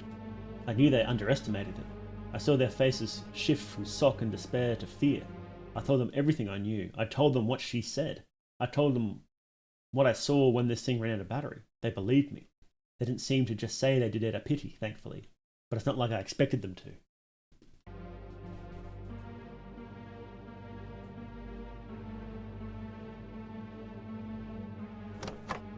Although, I think showing this to JB and giving him more details has only made him feel like it's his fault even more. Not just Gail's death, but the fact I was curious enough to avoid any suspicions about that letter. That's true.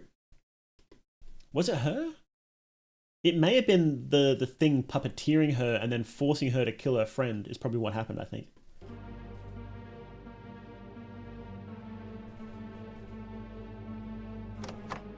I don't know what he'll do, but I think he's planning on something. I tried to tell him that he should focus on recovering, but I think that's the last thing on his mind right now. That's right, because he got burned really badly, didn't he? I don't want him to end up like her. I don't want anyone to end up like her. Is that the end? That's the end. Okay. There we go. Oh, hang on, stop. There we go. Where was that first image again? Can we get a glimpse in there? No, it was like around here somewhere. Finished to find a copy of the script today. So it's around here.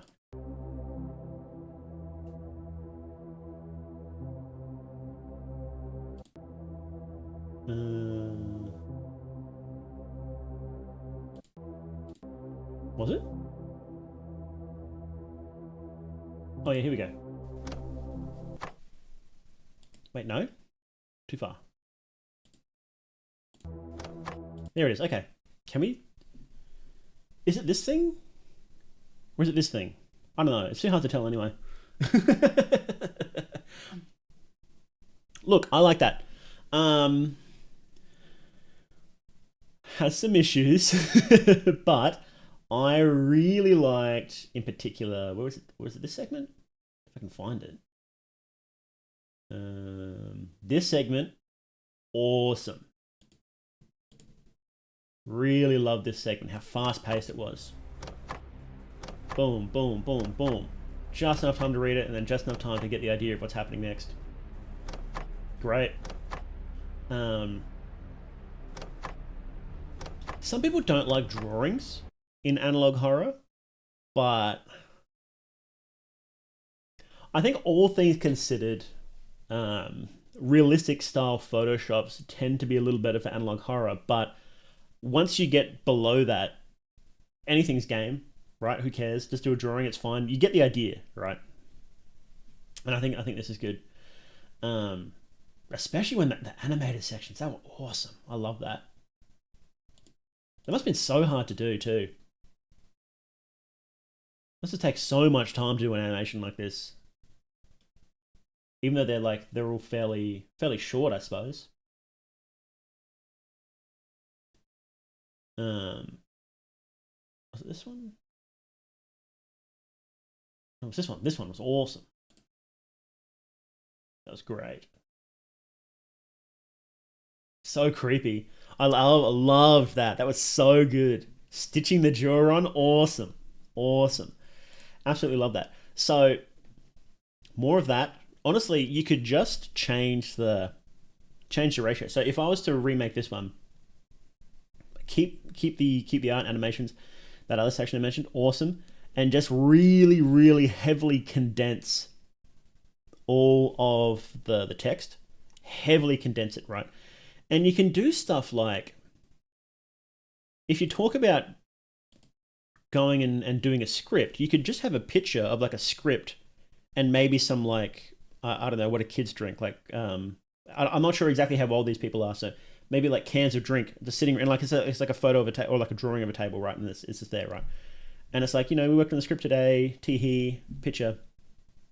And that, and like a couple of different like pictures like that, instead of having, 5 or 6 screens of text, that condenses it down to just one, a picture of, or, a picture in quotation marks of like outside of the museum, like, hey, we found this cool place to do some work. We're going to work in there for now. Done. And that's a big problem with analog horror is people tell and not show enough. And it's hard to, because again, all these people are amateurs. They have a budget of $0. It's just their time and what they can do. So we do cut them a bit of slack, and you can get some creepy stuff out of that. But you also can't do, out of a 12-minute video, you can't have, 11 and a half minutes being just text on a screen, because it's just not that interesting, even if because it is just a creepypasta at that point, isn't it? And I did like the monster. Like I liked what was happening. Like I liked the monster. Um, I like how it worked. Like stealing the voices and reusing them. Not like the craziest idea out there, but really solid. And I absolutely love the animations. Love switching the jaw out and putting that back on. That was awesome. Um, so definitely a lot of potential here for sure. And just needs a bit of refining, right? Has this person done other things? Let's see. So this is Skybird, and they've done some other animation stuff a while ago. But no, that was cool. Yeah. Hang on, there's something else I wanted to say. Let's give that an update. 11 minutes of just text. People don't read this text. In a video. Look. I read a lot. I read every day, right?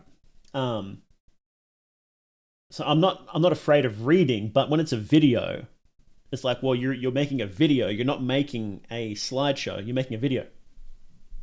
You're not making a creepypasta, So you got to play to your strengths. And this would be a fine creepypasta, right? I got no problems with that. But we're doing a video. That's the thing. So you got to lean to the strengths of that. And the parts when they did, it was really good. Like I really love that. That ironically, that really quick slideshow section, that was really good, and the animations were great. Just more of that and less text, and that's simple, But no, there's definitely some real gems in there. So use accessibility and text voice and read those messages these days. That would have been so annoying. Could you imagine if this entire thing was like text to voice? Like, Microsoft Sam? This would be unwatchable. You can have, so like, I'm not saying that you can't have any just plain text sections on screen. Of course you can. But you do it for like 30 seconds, right? And that's it. But no, there was some what I liked in this, I really liked. What I didn't like, I really didn't like. It's so funny. Okay, so the next one we are watching is called Deer in Your Area. Let's make that bigger. Oh, don't do that. Wrong button. This button. Is this lined up properly? Yes, it is. Okay, so this one's called Deer in Your Area. And here, I'll just link that in chat by Edward Taylor. And the description of this one reads, this episode first aired on local access television 10.1, WPDN TV in Powhatan County, Virginia, at 10:30 p.m. on December 6th, 1984. All right, so we've got we're going back to the classics, huh? Let's give this an upvote too. AI slut voice would be horrible.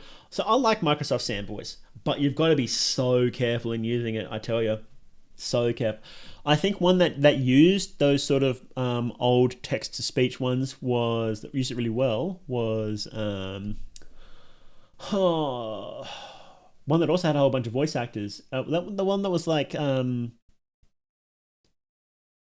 it had animatronics, but it wasn't Freddy Fazbear's. Oh, I'm forgetting. I've forgotten all the names of these. The YouTube Shorts voice, yeah, that black dude's voice. It's so in every single YouTube short ever. It's so funny. Could you imagine doing an analog horror with that guy's voice in it? That'd be so funny, man.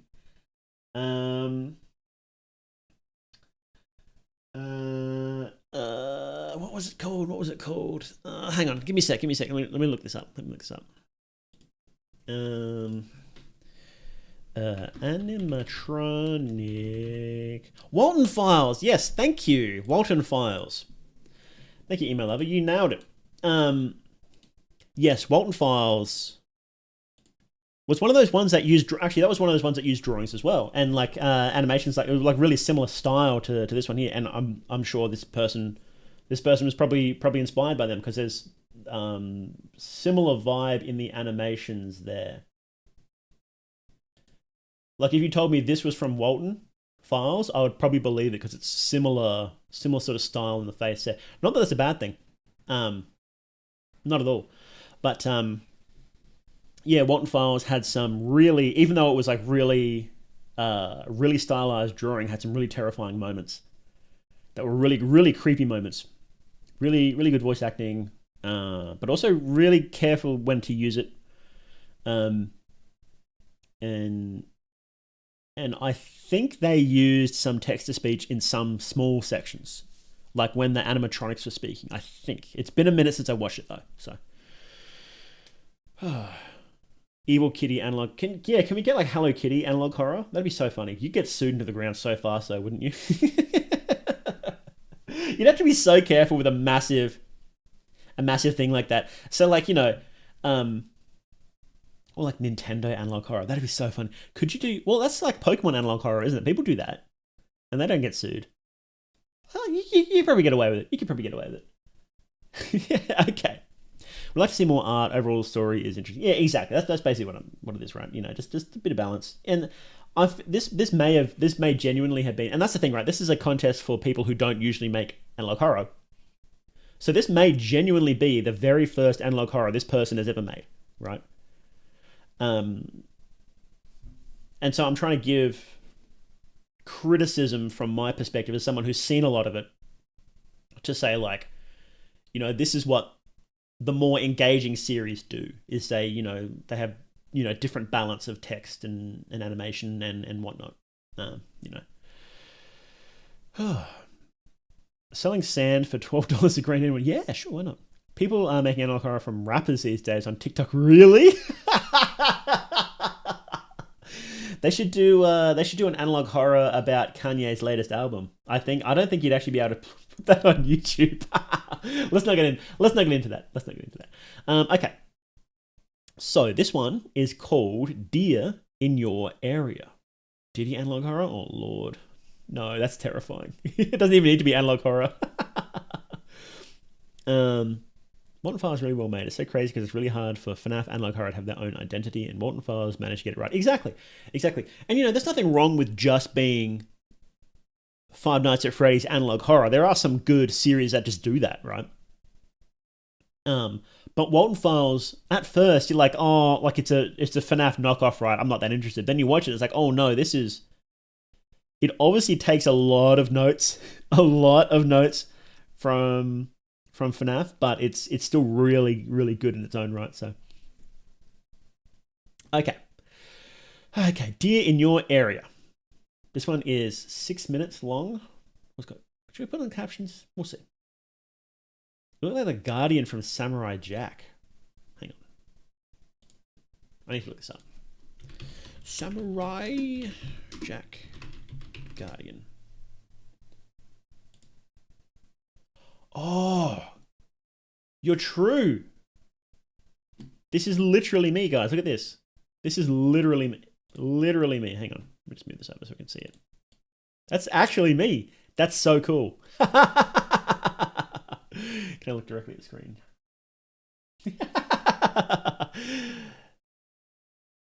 Can I just say I was pretty disappointed in the new season. I think everybody was. How it kind of petered out a bit there, But that's not exactly a hot take, is it? Okay. Let's go. Deer in Your Area by Edward Taylor. Hang on.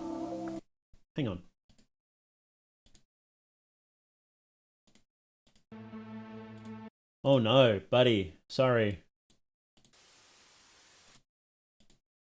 Virginia Forest. A whole bunch of your sound is out of a single ear. This happens sometimes when you get, I know this from personal experience, when you get sound effects from some online places, it will just be mono and it'll only come through one side, usually the left side, right? And you've got to go into whatever your software is. It'll usually have an option for fixing that. It can be a little messing around. In DaVinci, it's a little bit of a mess around, but yeah, you've got to... Whoops. Okay. So 1 point off for technical issues. Unless it's intentional. We'll find out. We'll find out if it's intentional. Maybe it is.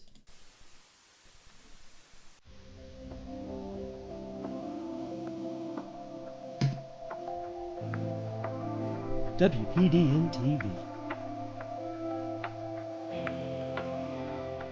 Up next, here in your area.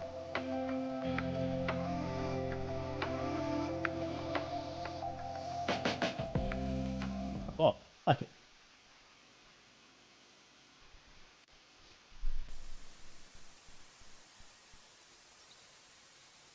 Also, I just like to point out what you can do. What this is a technique that filmmakers do that that a lot of analog horror people don't use, is that when you've got static, right? So you got the static noise playing, right? What you can do is you play the noise, and then after a short time you lower it down very slowly. The brain still hears it, but it's not as loud and annoying, right? So like they do that in films when there's TV static, or say they're in like a helicopter. When the scene starts, the chopper is really loud and they're like yelling at each other. But then after a couple of seconds, the background noise lowers, so it's actually, you can actually hear what's going on properly, but your brain still recognizes it and it doesn't seem that bad. So actually check this out, right? I actually do this. You can do it with visual tricks too. So watch this closely, right? Ready? See the static on the screen? You watching it? You watching it? And it fades away. See? See, the reason I do that is because I want the static on the screen for the visual effect, but static chews through bitrate and actually, like, it makes it it takes bigger file size, and it makes it harder for it to stream and whatnot. So you can't actually have a lot of static on the screen. Anyway, that's just a visual version of that audio trick. Yeah, you can just do that. You can just do that. I think that's why I think it's worth looking at like filmmaking techniques whenever you're doing anything on YouTube, because they're related fields, right? Could you just straight up drop a film on YouTube and it would work? Maybe, but YouTube is a bit of a different field, but you can still borrow a lot from there, right? Anyway, let's keep watching. I just wanted to note that. I just like pointing stuff out like that out.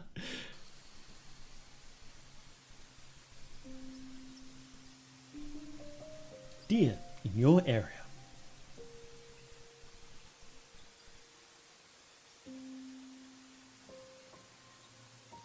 The deer is one of the most beautiful species of animal residing in.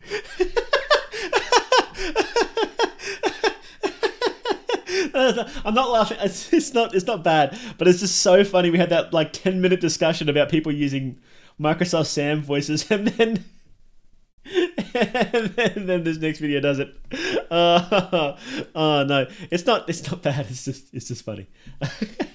Okay, let's keep going. In our forests, not all deer are the same.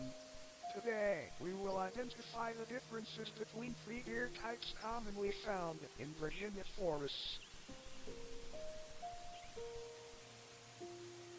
The white-tailed deer, or Docloilus virginianus.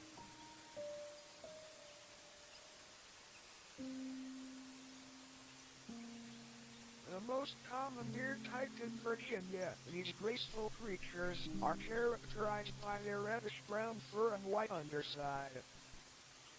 There are often numerous white patches on the sides of the face and sometimes along the side of the body. This is what they sound like. Okay, so that came out the right side. So maybe it is intentional. In the winter, the white-tailed deer gather in Stephen Hawking, it kind of is, isn't it? Which then break up in the spring. These deer are active throughout the day. In more developed areas, they are more active at night. Okay. We're learning a lot about deer today. This is good. I'm enjoying this.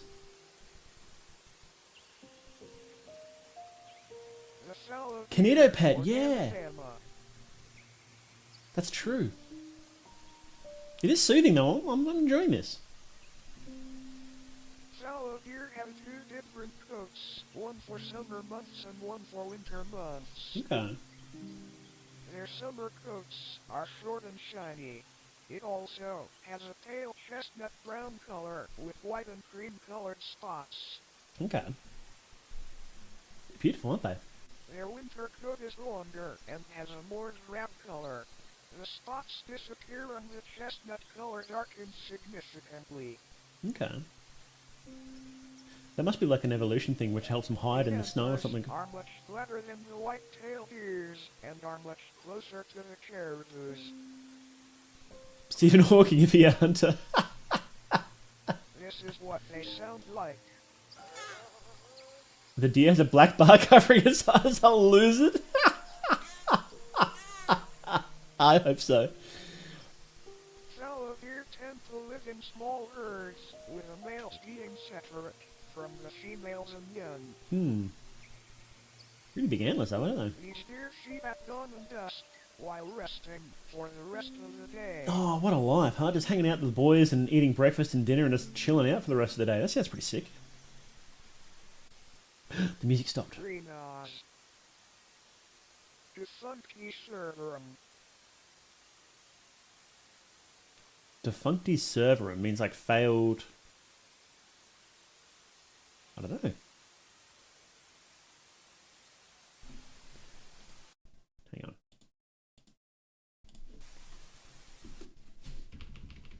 Let's go back. Living inside. Oh, let's go. Oh, that's a nice. I like that shot. That's a good shot. Living inside of our corpses. That's good. That's good.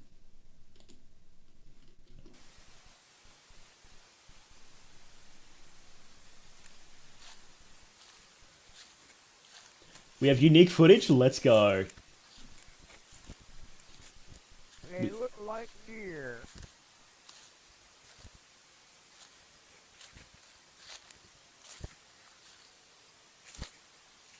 They are not deer.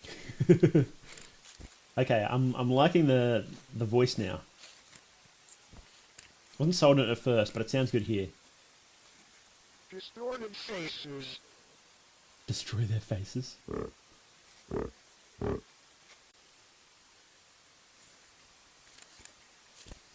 actually getting kind of scared. Because I know it's going to jump scare. It's going to be really loud. Because the other things were really loud. Carnivores. Hang on, they're carnivores. Okay, that's terrifying. Oh, what is that?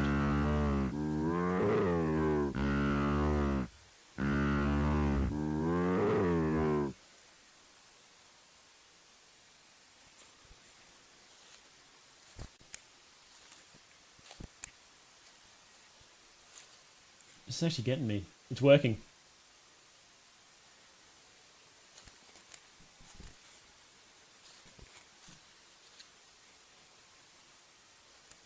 You cannot escape.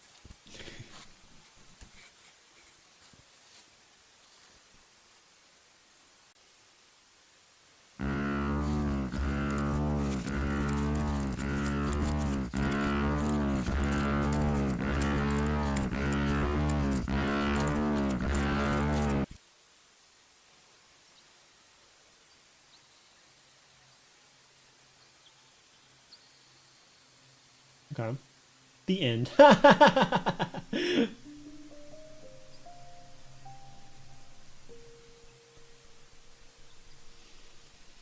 Yeah, that transition was funny.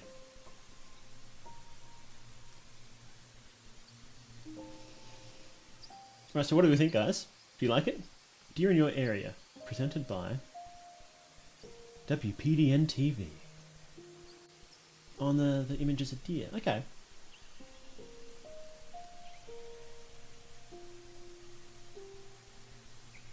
Something right at the end. Is it like on the last frame? That's a good idea, but it's just hard to do on YouTube because sometimes YouTube just says, oh, we're on the last frame, next video.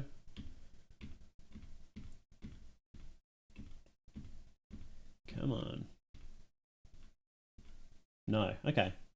Guess there isn't then. Does it say that they take... Yeah, there's something there. Like right at the very end. Yeah, you can't really do that. That's I wouldn't deduct points for that because that's not something you would know unless you watched a shitload of these videos, right?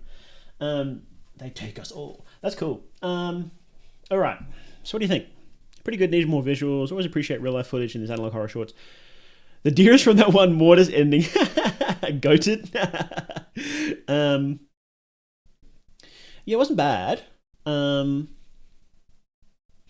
It's not. There's not much originality there because that's really similar to that one with like the spider people. You know. Don't understand why the last clip was just film in the ground. So that would have been okay if you would do like a quick turnaround, right? And then you would just have like something edited in there when he does one of these quick turnarounds, and then you just snap away really quickly again, and it would have been that would have made it better. You cannot escape. So maybe there's a turnaround here somewhere. Because there's nothing, it feels like a little. So like maybe there's something edited in there, right? Doing there's a word for that. What's the word for that when you put something in there like that into a video? Composition, is that it? Something like that. Compositing, that's it. It can be hard to do compositing, so you could just have like visual glitches, and then it glitches, and there's a still frame there, and then it glitches again, and then he runs away, right? You can fake it. You can get around it. Because there's nothing, it feels a little disappointing. I liked most of it. Again, not super original because it's really similar to that. What's that one? Yeah, it needs like a final spook. Needs a release for the tension, right? And that the thing coming closer and going like brr, brr, is supposed to be that, but it's not quite enough. Would have liked to see more of the living inside our corpses. Exactly. That I liked that. I did like that. What does that mean? Hang on. What does that mean? Defuncti servorum. Let's go translate. Was it like a false birth or something? Defuncti servorum. Oh, dead deer. Oh, that's what that means. Okay, it means literally a dead deer. Okay.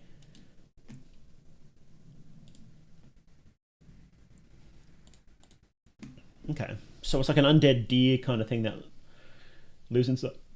Excuse me, lives inside people's corpses. Yeah, it's fun. Oops. Oh, is there? No, they're auto-generated captions. Okay. What is that one series? What's it called again? With like the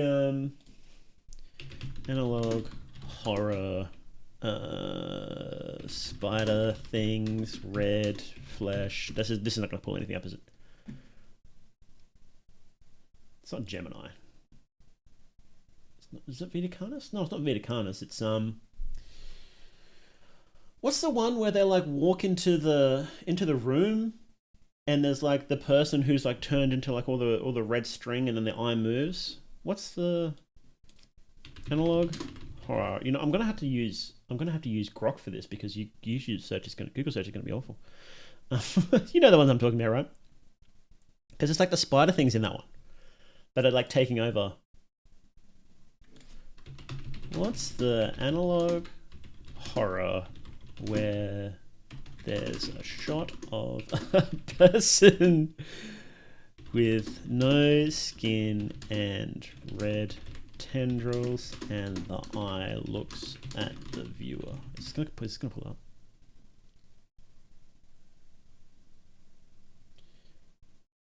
What? There's no possible matches. Is it Gemini? Oh, it is Gemini. It's Woodcrawlers. Yeah. It's Woodcrawlers. Oh, it is Gemini. I'm just an idiot then. Never mind. Gemini Woodcrawlers. No? If I could spell Woodcrawlers, that would probably help. Gemini and the end of the world. Where is it? We've got the Nexpo video of it. Let's see. Yeah, here. So it's really similar to this one.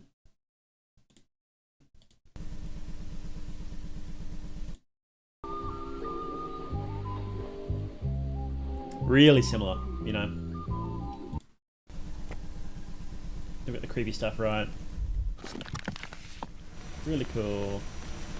And then do they actually have the red fleshy thing in this one? I don't know if they do have it in this one. But you guys know it. You know what I'm talking about.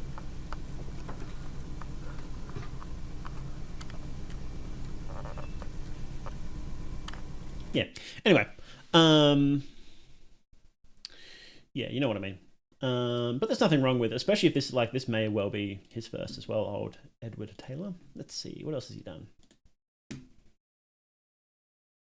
Oh, he's done another one a little while ago.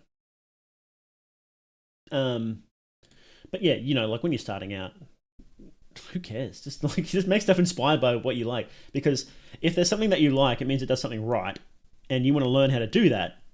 So then just be inspired by it. You know, you're not making these and selling them for $1 million and stealing people's ideas to make money. It's just a fun little YouTube video. Who cares, right? You know. Unless you're expecting the last clip to depict a clearly dead deer half buried in the leaf litter on its side, but still bleeding and moving despite that. That'd be sick. I would put in pictures of dead deer in this one. It'd be really gross, you know. A pretty good first analog horror. I'd be proud of my first. It's not bad. Definitely not bad, for sure. Now, are you thinking... You weren't thinking about... No, it's not Vitacanus. It was Gemini Home Entertainment. But maybe Vitacanus does that eye thing. I'm positive it was Gemini that did the eye thing, with a person who's all like red and stringy and stuff. Maybe I'm just mixing them up. It's been ages since I watched both of them. Yeah, solid. It worked, you know. Ending was a little deflating, but funny. I liked it. Okay, so we've got one more finalist from the voting, and so we'll I don't know if I'm supposed to like rate these or what. We'll rate them. Ooh, stop. This one's short. This one's a 4-minute one. So this one is called So Lost Was He. Someone once lost will find that which he seeks. If it may be what he desires, then it may not. Okay. This is the last one of the 4. Okay. Let's gaslight now. No gaslighting.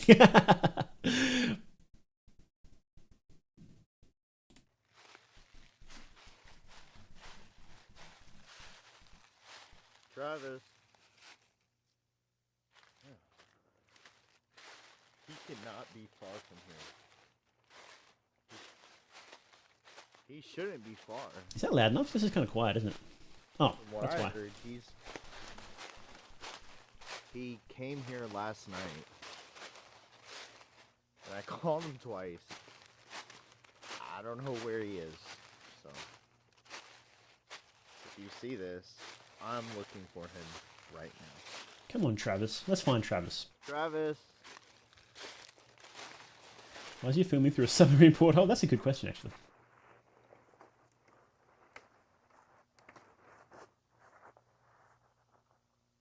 So this is very, way back to the, the grandmother of analog horror. You know Blair Witch, right? Old school vibes. So it's different from very different from modern, right? Travis wears Waldo.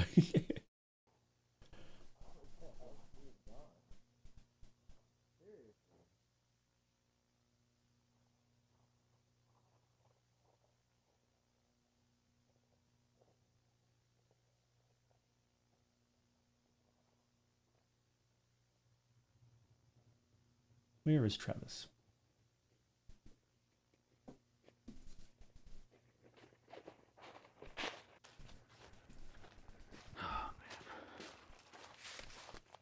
I'm gonna get in so much trouble if I can't find my fucking brother. It's his brother. What? Like, yeah, that is found footage. But these days we would wrap it all up in analog horror, really. I suppose you could call it distinct because found footage is any kind of found footage. And analog horror tends to be stuff that is specifically on like VHS and that sort of style, right? So they're not 100% the same, but they are, you know, if there's a circle, if there's two circles, right, they're very heavily overlapped, right? This is the biggest deal when it came out, but isn't talked about much these days. In some circles it is, and when you watch it, it still holds up so well. Blair Witch is still such a good movie, because I watched it, oh geez, a little bit a while ago now, like maybe a year and a half ago now, when I did my meta horror video, and man, it was so good. Really good movie. So in universe, this guy films himself walking around with a porthole camera, then drops his camera, turning it to full screen, making him walk away, then cuts back to him filming what's ahead. It's a little... We'll keep watching. We'll keep watching. Soy Dora. What's that? For sure. Blair Witch was analog horror. It was VHS style when everyone was transitioning to DVD digital. That's a good point. It was around that transition time, wasn't it? Yeah. Because it was set... Because it came out in like 99 or something like that, or a little later, but it was set like a few years beforehand as well, which people forget because it was so similar, you know. Have you seen Travis? I have seen Travis actually. Okay, let's keep watching. What would he even be doing out here anyway?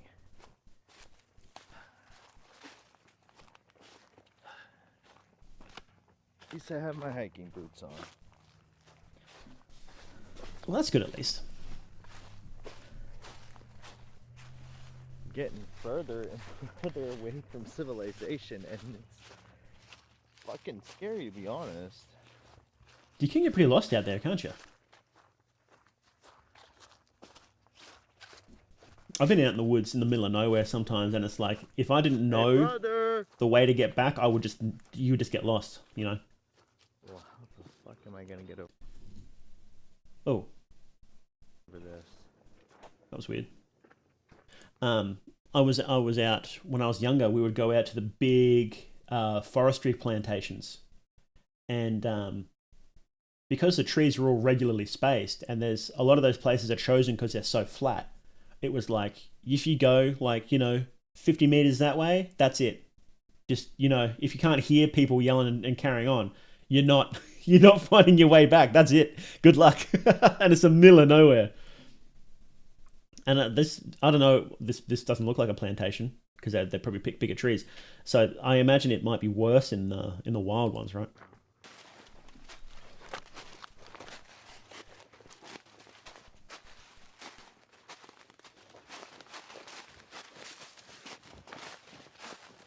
Hey, bro. Oh, I'm still more they. It's just I'm the host of Mythonics.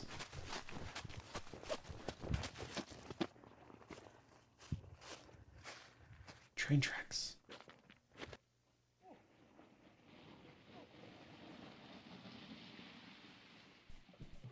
What do you do?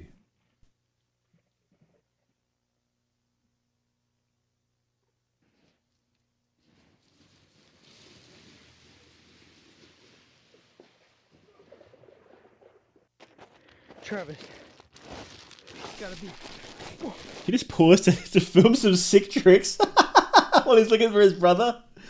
So I do have to point out that's where it gets a bit.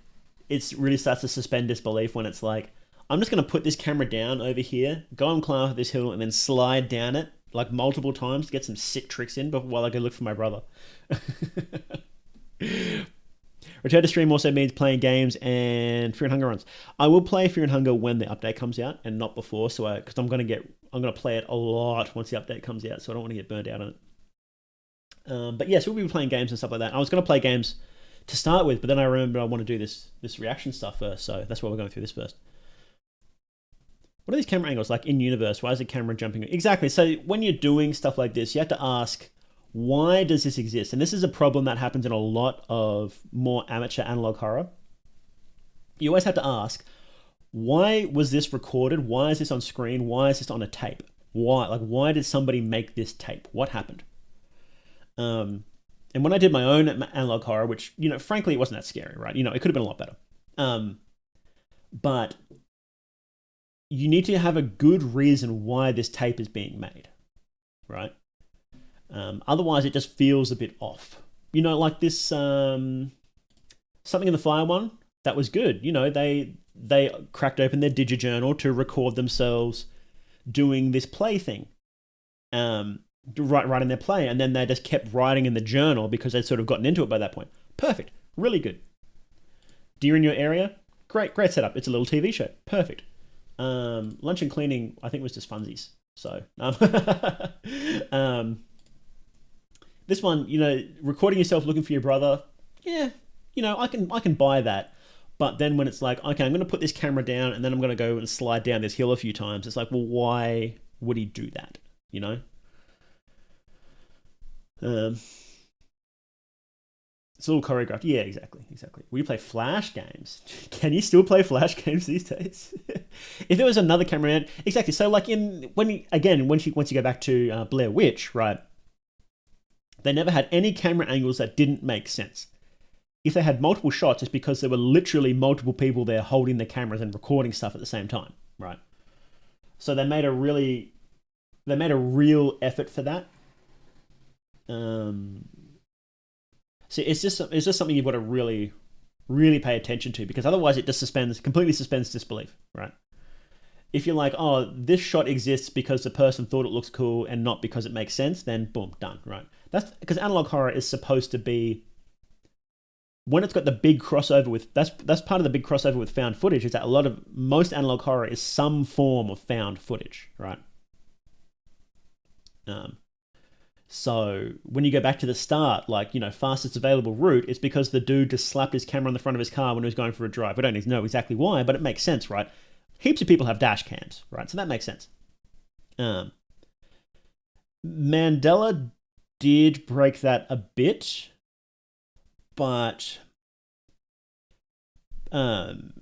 you could kind of buy it because each individual section in Mandela was like, okay, so this is a different tape, and then this is a different tape, this is a different tape as we're watching it, right? So it wasn't supposed to be, this is one long tape that someone has stitched together.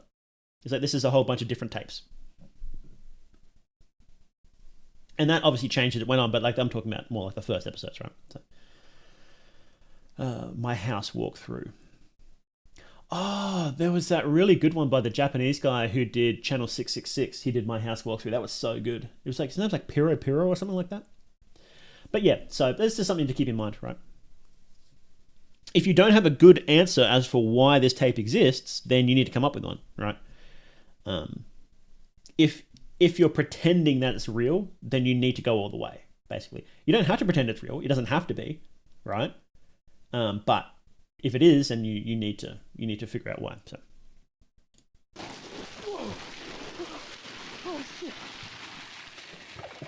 Oh, cool. What the hell? He actually put himself in danger for that. That's awesome. Shit.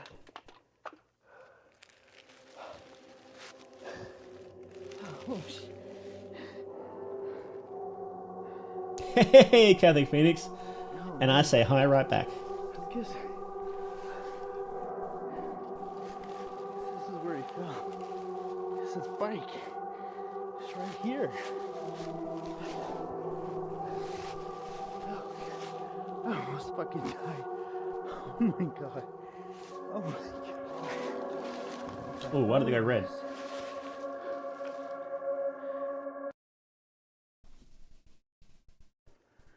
Oh, that's the end.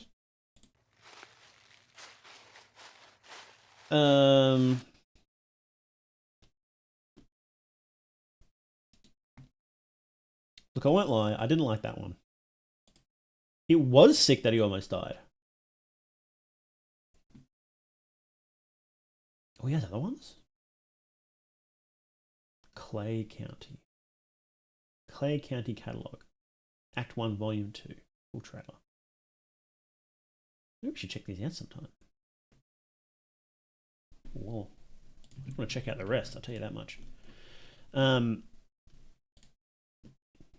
Don't mind if I do. We'll check them out next time.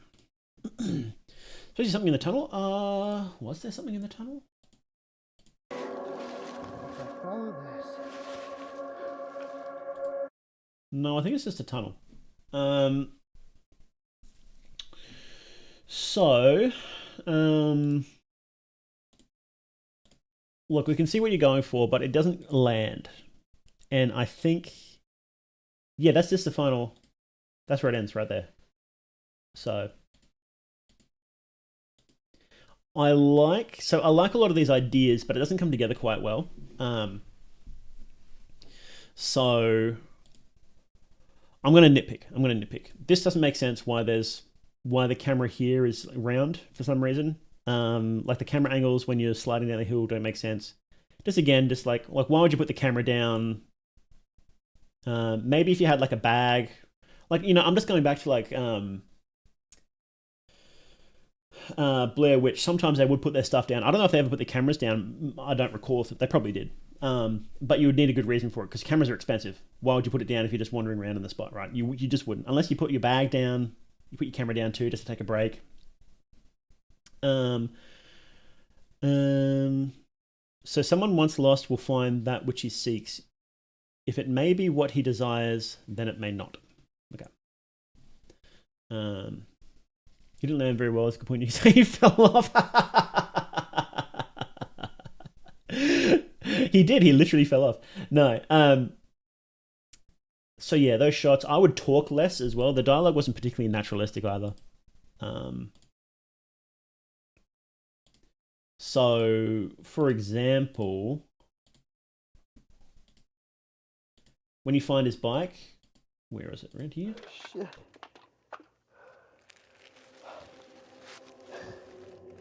Oh, shit. You probably didn't see anything here to say, oh shit, perfectly fine. No, man. I'm guessing. This is where he fell. So you don't need to say, I guess this is where he fell. This is bike. Like, how would you know? We don't care. It's right here. And then you could say, you could leave that, you know, that's his bike, it's right here. And then we would know, okay, this is where he fell. You know, like it's all about, did you see the movie Birdman? Right? When he's got this script for this story he's written and then he calls in this famous actor to come and help him. And I think it's Edward Norton. And he's like, yeah, look, this line, you say the same thing like 3 times in a row. So only say one, right? And that's the thing. When you're looking at the dialogue, trim it right down. Less is more all the time. What kind of description is that? Analog horror often has creepy descriptions, so that's fine. So like this one. This episode first aired on blah, blah, blah. That's fine. Creepy description. I think it is grammatically incorrect here, but whatever. It's analog. Whoa, no. What are you doing? Yes, less dialogue. No shots that don't make sense. More creepy stuff throughout. So maybe you find like his shoe or something. Give us a little tease of a head, right? Or some creepy noises or something like that, you know? Just a little spooky tease ahead of time. And then what I would do here is I kind of liked how it did this. This is where he fell. This is bike. It's right here. Let's see. I almost fucking died. Oh my god. Oh my god. If I follow this. So I kind of like that. I don't know how I'd make that work a bit better. Writing 101, less word equals more good. It does. Who is it? Like Oscar Wilde or someone said, if you give me more time, I'll write a shorter book, right? Spaced out, it's giving you farting around in the woods a little bit. I would probably... So just to tweak this a little bit, I would say as soon as you hit the ground...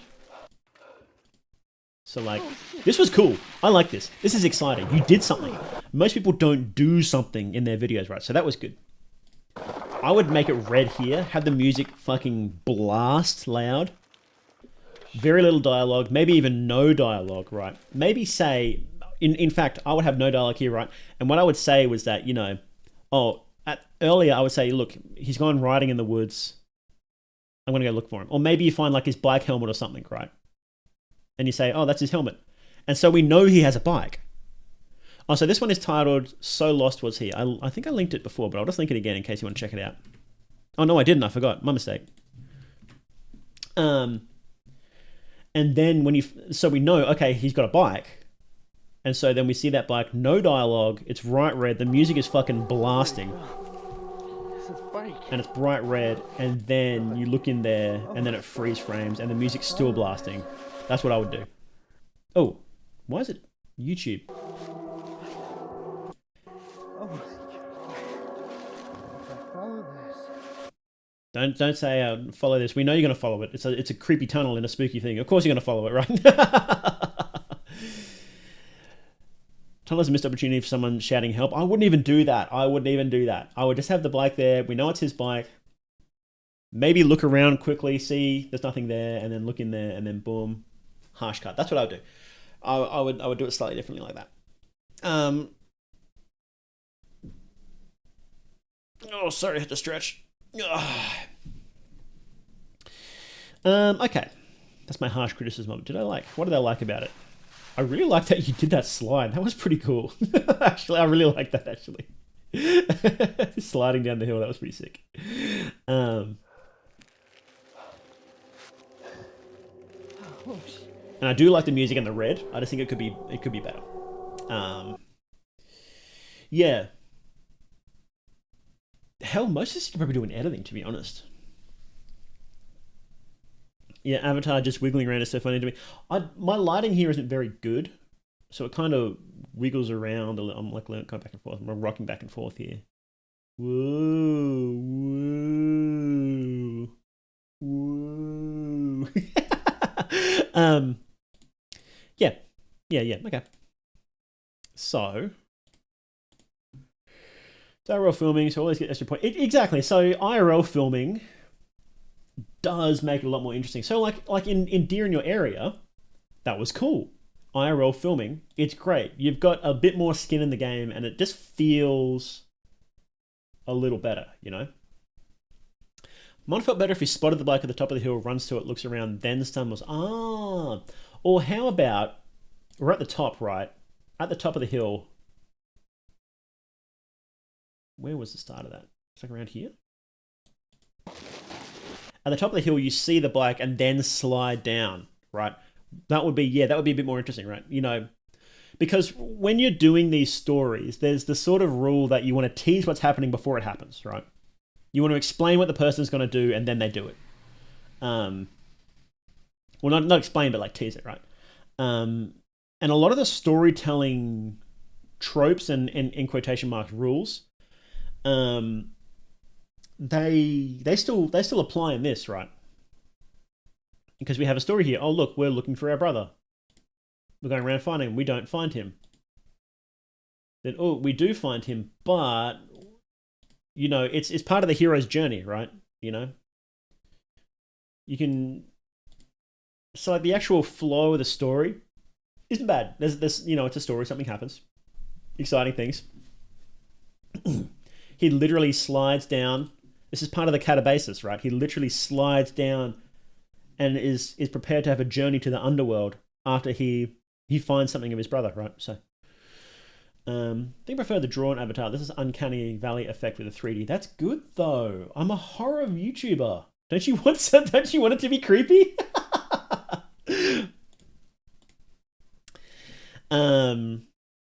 So like I like the flow of this. It flows a lot better than some of the other ones. So it's definitely not like all bad, nothing salvageable, right? I like parts of it. I just don't think it comes together very well, you know? Trevor Henderson's Bridgeworm. Trevor Henderson's got some great monster designs, hasn't he? Yes. Okay. So these are all four. Did I actually post all of them? Yeah, I did. Yeah. So these are all four of the winners of the community vote for the Mythical Film Fest. The second one, I think. Am I supposed to rate them? I'll rate them, like, compared to each other. If I had to give it the best one, I like this one. This is nice and simple, wasn't it? And I won't lie, I think this person might be like 14 years old because they have a they have a Minecraft fucking, where is it? They have a Minecraft temporary tattoo on their hand. So this person might be like 14 years old. But if they are, this is really good for like a 14-year-old. It's clever, you know. It's subtle. Well, it's not that subtle, but it's still not like blatantly slapping you in the face. Look, I hate these people. It's still telling a story. So I liked it. I really liked this one. Does this person do anything else? Let's see. This is the only one they've done. Can we see there? No, we can't. Okay.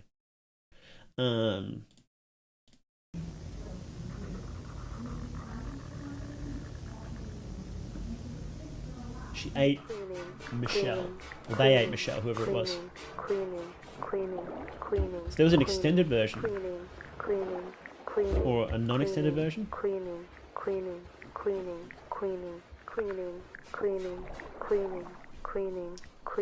I feel like, so the problem with something like this is, right, I feel like this only works, well, I guess, well, I'm saying it only works in a short thing, but obviously if you extend it, you'd add more ideas in there, right? So that's good.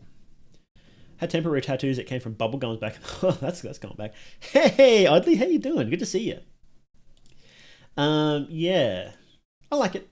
Short, sweet, not perfect. Like, I don't like this cleaning spam. I would probably just not have any AI voice there, voice to text there at all, so. Nice and simple. Doing an awful job at cleaning. It's hard to clean that, though. It's kind of hard. Working on something. What you working on, if you can say? We like working on things.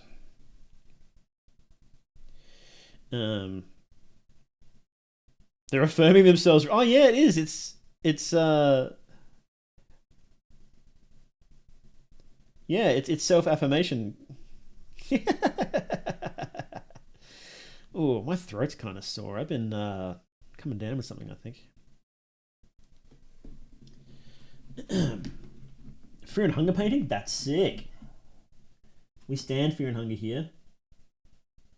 You know, you guys may not know, but I'm actually a pretty big Fear and Hunger fan. So this one, you know what? I think this one might be my favorite, I think. Something in the Fire, Calliope. Now, don't get me wrong, it had big issues, but it had big issues. Let me put some music on while we're discussing. It had big issues, but what it did right, it tried unique things, and when it tried unique things and when it did the art, it was awesome. And the moments where it was good, it was so good. So, like it did have big issues, like with the, like I said, like with the poor pacing and the piles and piles of text. But you know, when it nailed it, it really nailed it. This one's solid. I might say, so I like Something in the Fire the most. Number 1, numero uno. Lunch and Cleaning, number 2. Short, sweet, really nailed the idea. Would have liked more. Not super creative, but really, really solid. During Your Area, number 3. Because again, not very creative, but it sort of nailed this sort of style. But I just would have liked something a little spookier at the end. Like I said, you know, I think that just doing the bleating wasn't enough for a final scare, you know. I think we need something a little more. But that, what is it, the circle wipe was so good.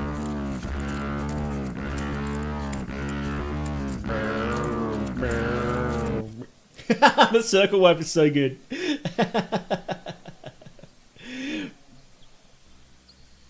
Yeah, and I like the little logo and whatnot. So I think it's good. But again, not super creative, right? And the parts that were creative, like the flashing, that, what was it? We live in your thing, whatever. I like more of that. I guess that's not super creative because heaps of things do that, but I just really like it. So. Deer of uncontrollable. And then last would be So Lost Was He, again because I think it just had a lot of issues and it would need a lot more work to get there. I think it just wasn't, and it wasn't scary at all. You know, even this one, it got me at times. You know, when he's walking around, it got me. And that's the thing that definitely gives you some points. And this one, not super creative, not super interesting editing. Didn't get me. The only thing I really liked was the sliding down there, which was cool. Admittedly, that was cool, right? You know, you put skin in the game, and that means a lot, you know.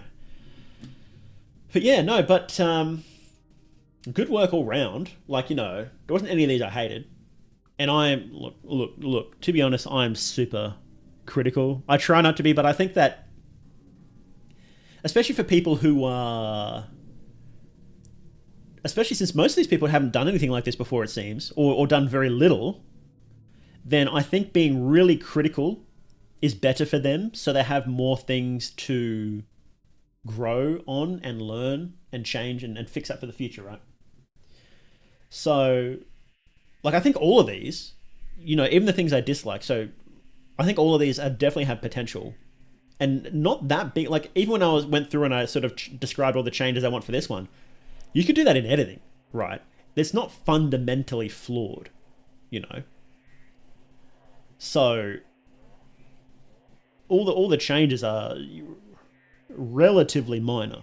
And I think one thing that people, this might come across as offensive, and I don't apologize in advance, but one thing that people don't realize is that you have to build up your taste as well, your sense of taste.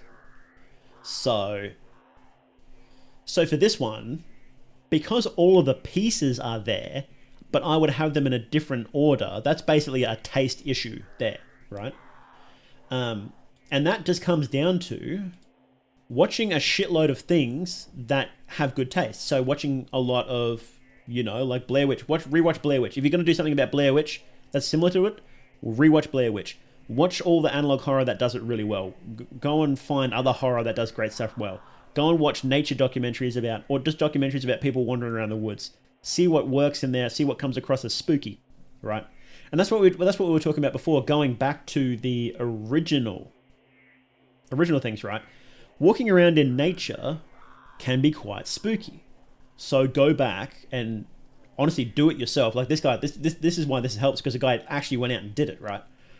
Go and spend a night camping in the woods. Watch documentaries about people in the woods just doing stuff. Watch documentaries about people lost in the woods.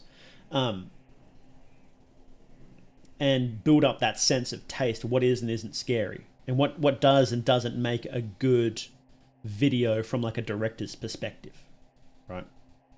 And the good news is that's something you can learn, right? You can absolutely learn that. And making these videos is also a good way to learn it, because now you can say, okay, this is what I think is the best possible video I could make, and I've made it, right? This is the best one. And now I can see, this is my mark, right? This is my exam. And now I can go back and I can grade it. I can say, I like this didn't work, this did work, and I can go and fix it. Yeah, thanks for coming in, Papa. I think, Papa Oddly, I appreciate it. And, you know, that's when I made my own, you know, I went back and I'm like, okay, well, this part worked, this part didn't work, and this and that. And, you know, overall, I think the horror wasn't that great. But if I did another one, it would be a lot better, because I actually put it down on paper, or I put it down in video, as it were. So, horror VTuber, I thought you were a talking dog. No, I haven't been a talking dog for ages. When's a goofy dog VTuber coming back? Never. He's dead and buried. As Alan Moore said, you can get inspired by watching bad content too. Bad videos tell you what not to do, and you're less likely to plagiarize. That's true. I think you have to be careful. I think you need to have a sense of taste already before you watch them. So I would say that watching things that you know are good and watching more of them first and then building up a sense of taste and then saying, okay, I'm going to watch this next thing that I'm pretty sure is bad and I'm going to be really critical while I watch it. But yes, you can definitely get inspired by bad, in quotation mark, things too. Learn more from mistakes and bad examples and good ones and all. Yeah, that's the good thing about being human is you learn from your mistakes. You know, freak out about campers at night getting attacked or surrounded by someone or something. Exactly, that's scary. And that's what they did in Blair Witch. They had heaps of scenes where there's like people surrounding their tent and smacking it right. That's scary, you know. There's no protection from that. And sort of one of the ways you would know that is by going out and spending time camping and just thinking like, what's the scariest possible thing that could happen right now? And one of those things is obviously, oh, someone coming up and smacking your tent. Thank God the dog is no more. He was really stinky. But yeah, no. So look, you guys all did good. It was like, you know, even though I was so critical of this, it's great to actually go out and film something and put it on video. That's awesome. Tossing yourself down the side of a hill into a river. That's awesome. you know, these are all great. There's definitely, you guys did good. So yes. So that was the Mythical. Hang on, we'll just pull up Mythical as well, Mythical's channel. Oh no, I have it here. I don't need to do that. Mythical Film. So this was the results of the second Mythical Film Fest, hosted, of course, by Mythical Films, and I'll just post that in chat. And of course, in the YouTube video, that will be down in the description. Go and check out Mythical Films. And all the links to those videos will be down in the description as well if you'd like to check them out. And please go check them out and give them some love because these people put a lot of effort in. And it was great, you know, it's a lot of fun. And that's what, you know, that's something else as well, right, that I think is a little underrated about making analog horror is how fun it is to actually make this stuff, you know. One of the most fun videos I've ever made was the one where I made an analog horror in 7 days. That was so much fun doing that. To the point where, even though the video didn't do very well, I kind of want to do it again because I enjoyed it so much. Maybe I'll do that on stream sometime. We'll make an analog horror on stream. That might be fun. But yeah, so thank you guys very much for watching. My name is Morley Duke, and I'll see you next time. Let's look at the camera. Let's look at the camera when I do it, and I'll see you next time. Okay, that was the end of the recording. That wasn't the. Here we go. That was what day is it today? 5/11 analog horror reaction. There we go. That was good though. That was good. We're not ending the stream though, guys. Don't worry. Yo, Baroka, we were just talking about you a little while ago. We're doing a bunch of analog horror reactions, and somebody mentioned your channel again. I kind of want to get back into rewatching yours because if I could spell properly, Baroque hour. I think we got baited. You got jebaited. Oh, you got a new profile picture. What was the old one again? It was from the first. It was like that, wasn't it? It was like a spooky one. Because there's a few. Because I remember I was leaving off until you updated this one. You finished this one, and then I just haven't had time to do a video, and I haven't been able to stream until now. So I think I'd definitely like to go back and check that. 30 minutes. Let's go, bros. Excellent. Please not the first ones, they're terrible. So, because you've remade 1 and 2, and then we go back to... Yeah. Because I've wanted to... Because I like, there's some parts of this series that I really like. I think it was this one. Had a fantastic scene that I just loved.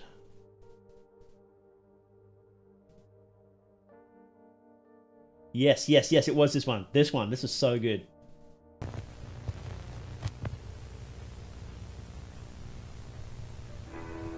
Coming up, a look at your local radar. But first, the current local conditions. The levitating... Oh, that's right. In like one of the first... That was one of the first couple episodes. That was the levitating thing. That was sick, yeah.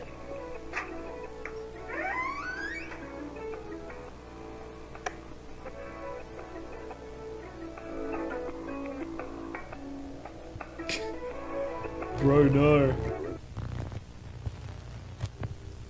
Poor mayor. They warned him. They warned him, but he didn't listen.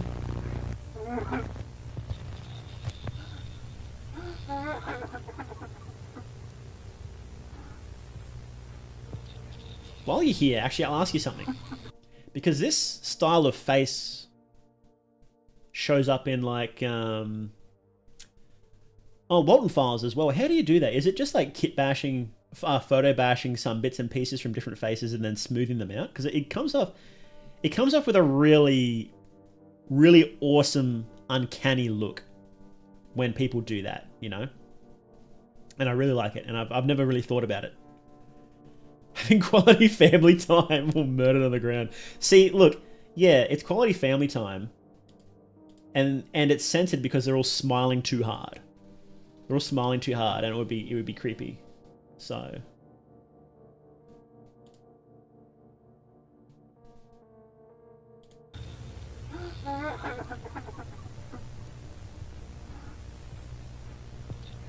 It's your fault, man.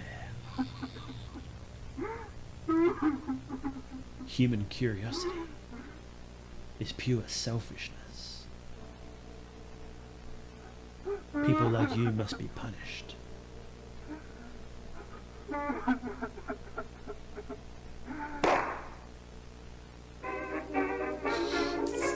Such a good scene. I love it.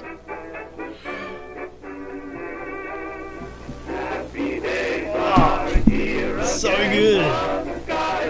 Blasting the music, I love it. That's what I talk about, blasting the music. At certain scenes, you've just got to pump the music. That's what I talked about in this one. At the end there, when he's playing the music, blast it. You fucking blast it.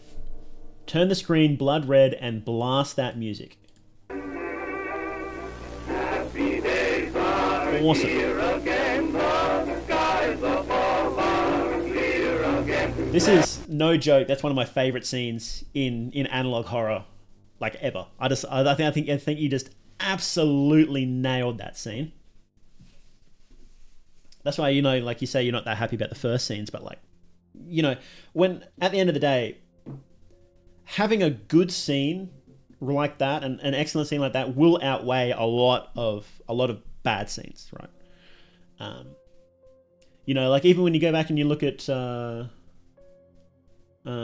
like the GOAT Mandela catalog, there's a lot of scenes that are slow and boring and don't really do anything, but then because so many scenes nail it, it's like, okay, I'll sit through a lot because these scenes nail it, right? But I used some AI here, did it to avoid using real people. Exactly, like we were having a big conversation about that before, like when you're talking about people being murdered or part of, like, you know, evil cults or doing much worse things, like, you know, some of these analog horror series talk about pretty dark stuff. Using AI to avoid using real people, that's fine. You don't want to call some random dude like a pedo or something, right? Or like, you know, having their face blown off or something like you know, it gets pretty sus. So. So look, I'm definitely not someone who busts people's chops for using AI for something like that, right? Do you intend on streaming on your main channel again, or all my live streams will be here from now on? So the reason for that is, I want this channel to be, I want all of my stuff, because I'm going to do like reactions and playing video games and stuff like that. And then when I cut them up and post them, they're all going to be on this channel as well. So I want all of that stuff on here. So like, this is what I used to do is, so yeah, so I'd like, oh no, that's, yeah. So yeah, I play like video games and do reactions and whatnot and put them all on here. And so I want to start doing that again. Because I actually really enjoy doing that. So, and I like streaming and like hanging out with you guys. So, you know, why did I open that up? To be honest, I don't really mind AI being used as long as it's just a tool, not the entire workbench. Like some people, like we talked about this before, and yeah, like some people are just lazy with it, and when it's a conscious, specific choice, then, you know, it's usually not bad if you put a lot of thought into why you're using it, but if you just slather it on there like a band-aid or whatever, then it tends to be kind of shit, and you can tell when people do that. But like I said before, for amateurs who have a budget of $0, I'm a lot more forgiving about them using AI. You know, so I'm not going to bust someone's chops always for using AI, you know, so. Or I mix several photos as to have someone who does not exist, let's say, in the last episode, I don't like that. Ah, okay, yeah. I don't even know I speed bike my way home and I said, don't crash. Don't crash because you want to watch a more they do stream for... Jeez. That's kind of... Can you imagine someone dying because they sped their way home because they wanted to watch a more they do stream? Like, you know, I'm flattered, but guys, come on, you can do more with your life. Better than using stock photos and wrecking the model's life as has happened in the past. Has it actually happened? You know, I wouldn't take the risk, you know, on the off chance it does. Like, you can imagine something like, you know, like Mandela blowing up and they used, like, you know, they get a gazillion views on each episode and they use someone's stock photo and they're like, this guy is a pedophile, child murderer, racist, rapist, you know, etc. And it's like, it's just some random stock image guy. And it's like, well, legally, yeah, if you pay for the rights for the stock image, you can do that. But, like... Do you want to put that on some random dude, right? You know? like, you know, you do hear stories of stock image people blowing up positively, like the, what was that one from, I think Reddit called him Harold? Where he, like, the grimacing man that, Internet Historian uses as a profile picture? You know the guy, right? That was a positive blow up, but you could easily imagine a negative one, right? That would be funny.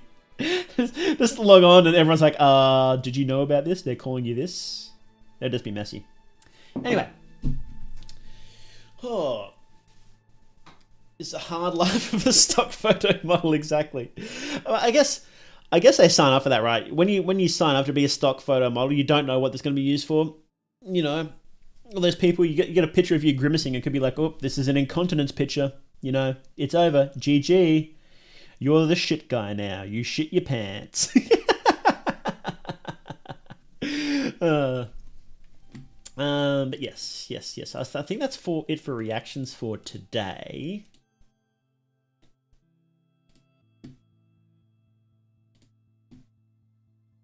Let's go this one. Then we go 3, 4. Were you going to remake any of the other ones, or is that... So we start from 3 now, is that it? So we go 1, 2, 3. Okay, you can do that. People think I'm a child murderer. It's a role given to me by internet. Exactly, you know. Chinese model who used photo from an ad that was in a fake news story about plastic surgery and divorce or something. Oh, Lord. That must suck, yeah. Yeah, because they can just do that, you know. It's just an ad. They can do whatever they want, right? They want to use your picture for photo, you know, for plastic surgery. That's it. It's done. You know? Or there was that case in the army when there was a guy who... They took stock photos for... I think they took photos for a campaign, but they didn't tell them what it was for. And... It was like one of those ones where they try and insult you to be tough, and they had the word snowflake printed under it. And so everybody called him Snowflake, and it absolutely ruined his career from it, which is really funny. Think about redoing episode 3 as well, maybe. Well, let us know.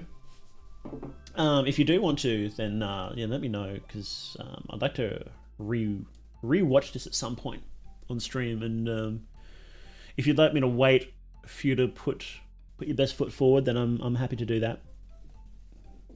But I do really like the series. We might take a short break, and after this I want to play some video games. Hey Vapelier, when I was wanting to make an analog horror, I was heavily considering AI usage, like the voice stuff, because I didn't want to use my own voice and whatnot, but never ended up making it. May as well. It's fun. You learn a lot. If you want to do video editing, So if you do want to, if you're like considering a career in video editing, the best thing to do is just make random shit because you'll learn so much. I started out making, oh, do I still have them? Making just random memes of some of my friends, my VTuber friends. Oh, where would I even have them? I don't even know if.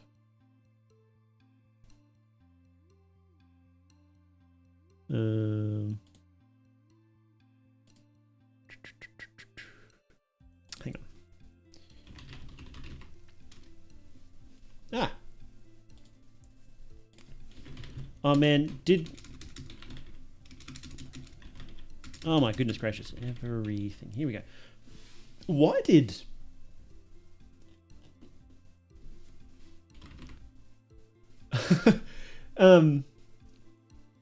Microsoft ruined their search. I have an app called Everything installed, right?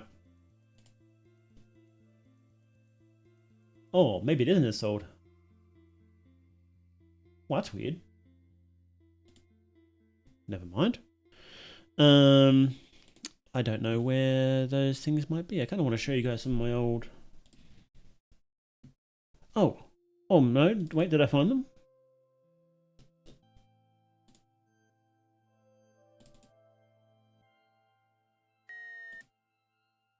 So this is the very first thing I made, right? It's a video editor. Let me pause this music. It's super simple. Someone drew this pictures of me. Right, that's it. That's the very first thing I made. This was like, how long ago was that? It's like, it's so shit, right? It's just so like random. Like, you know, it's just some random thing, right? But then I did a bunch of like memes and whatnot of just some of my friends. Some of my VTuber friends, right? So when did I make that? That was 14th of January 2021. So like that's what I started doing. And you know, now I've got a YouTube channel where I'm pulling, well, not a million views each episode, but a decent amount of views. You know, so like, if you want to, if you're thinking about getting into YouTube or anything like that, first of all, don't. But if you really want to, just make random shit. Just do it. If it flops, who cares? You know, nobody cares. Just keep making it until something doesn't flop, right? So, hey, Drury Lane, how you doing? We just reacted to a bunch of analog horror from the Mythical Film Fest 2, and we're about to take a short break. It's less the editing stuff I've done as a lot more of it before, but just laziness has stopped me from making it. Yeah, look, laziness stopped me from making stuff for a very long time, but tell yourself that life is short, and oh my god, you're going to die soon, so if there's something that you want done, you have to make it. Nobody else is going to make it for you. That's what I told myself, so. So last in the description, you're alone out there. And I thought it was an anti-suicide message for a minute before I realized the true meaning. It's meant to be creepy, subtle. You're not alone out there. Oh, that's nice. Oh, we're not alone out there. Right now. There's someone outside your window. Human being reference, exactly. Okay, so we're going to take a short break. Let me just put some music on. You know, why is this not playing random? Hang on.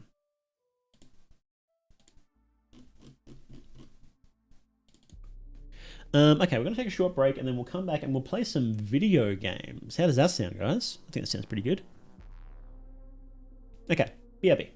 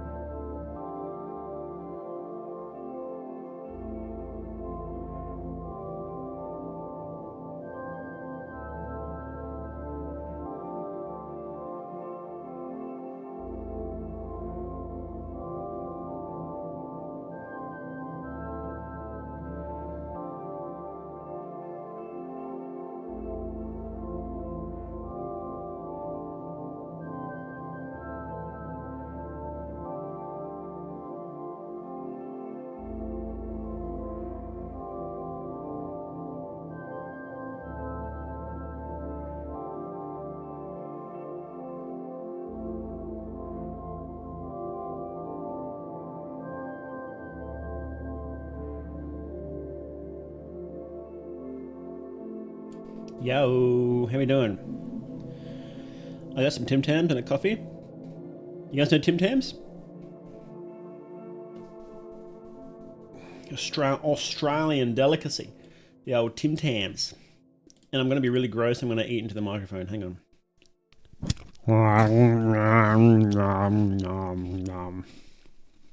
They're good.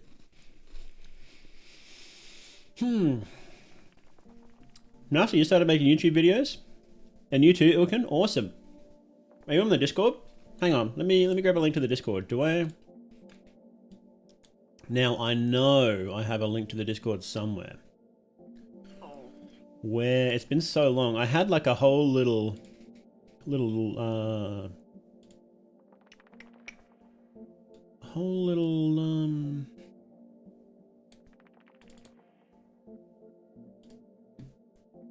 oh, here we go. Stream start to do. Okay. Let's see. Does this invite still work? Here's an old invite. Let's see if this still works. You can join the Discord if you like. Hey, Rick, how you doing, man? Just being at my parents' house, getting favourite Tim Tams for Christmas. Tim Tams are so nice, aren't they? Did you do the thing where you... hang on, let's go back to the talking screen. Hey. Do you do the thing where you bite off both ends and then you use it as a straw for like coffee or hot chocolate or something? So good. Does that link still work, guys? What happened to a dark raccoon? He's dead. They killed him, man. They grabbed him and they took him out the back of a Denny's and they fucking shot him. They fucking killed him, man. He didn't deserve that. Well, maybe.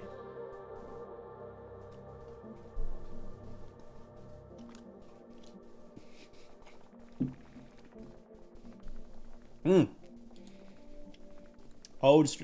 So, hang on. Let me find them. They're either on this channel or my main channel. Let me see.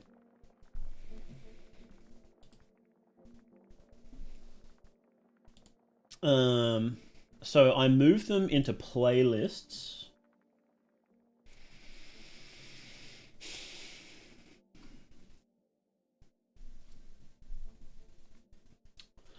Oh, no. So, most of my main old stuff is lost. I didn't record most of it. But the ones I did record are on my main channel, and they're in playlists. And there's like a playlist called like old streams or something like that. Hang on, let me find it. Mythonics. What a great name, by the way. Do you guys like the new name? I like it. Tickling works? Sick. Okay, yeah, so there's old VODs and then there's old... Here, I'll link that. Check that out if you like.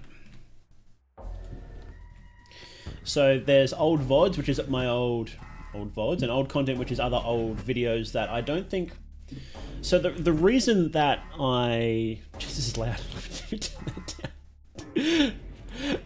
So the reason I moved all the old content into a playlist is because I don't think that it really represents my channel very well at all.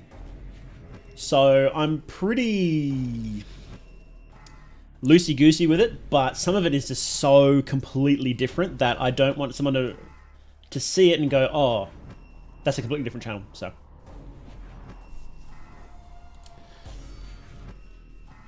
You know? That makes sense? Does it make sense?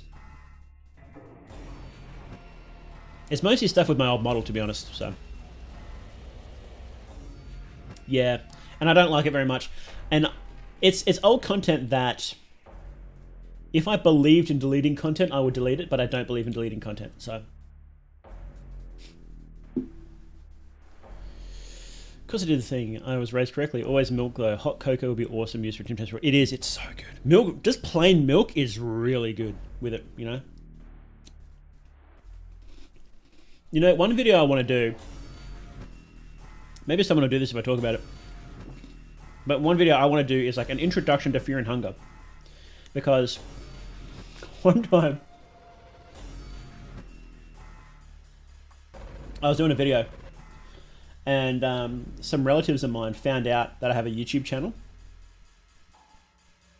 and they were like, "Oh, what do you do videos on?" And I was like, I didn't want to tell them some weird sex game.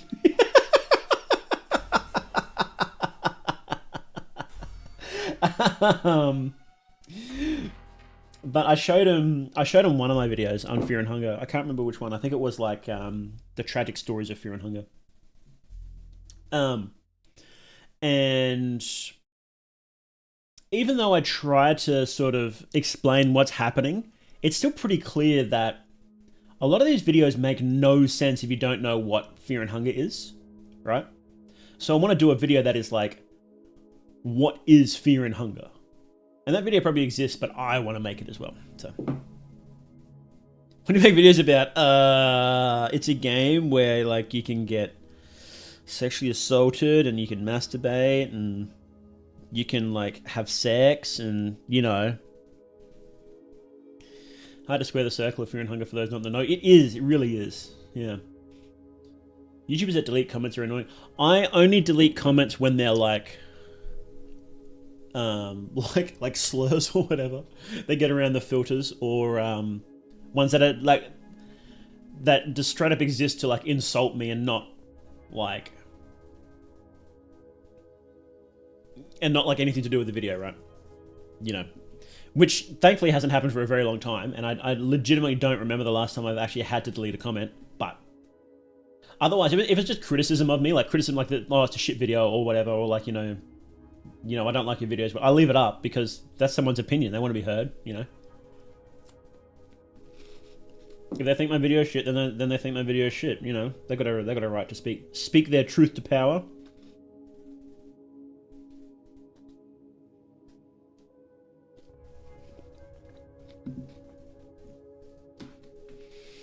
And I've heard of, I don't know if I should say their name, but there was a big YouTuber that was in drama for a while there for plagiarizing. It wasn't Internet Historian, but they may or may not have been mentioned in the same video.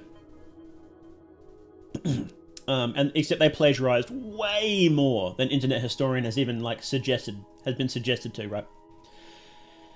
And what they were doing was they were deleting positive comments on their videos, on the videos when they were getting attacked in the comments for like plagiarizing and whatnot, to make it look worse, so that then they could get more support, right? That's an insane tactic. That's an insane tactic. I think it didn't work in that case, but I think it could work in some cases if you're careful with it.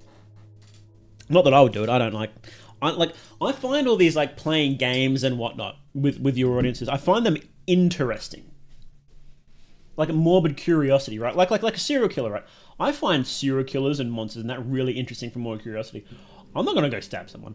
I'm not gonna go play games with my audience to, you know, do all this shit, right? I'm not gonna do it. I just find it really interesting. So I pay close attention when people do this stuff. So.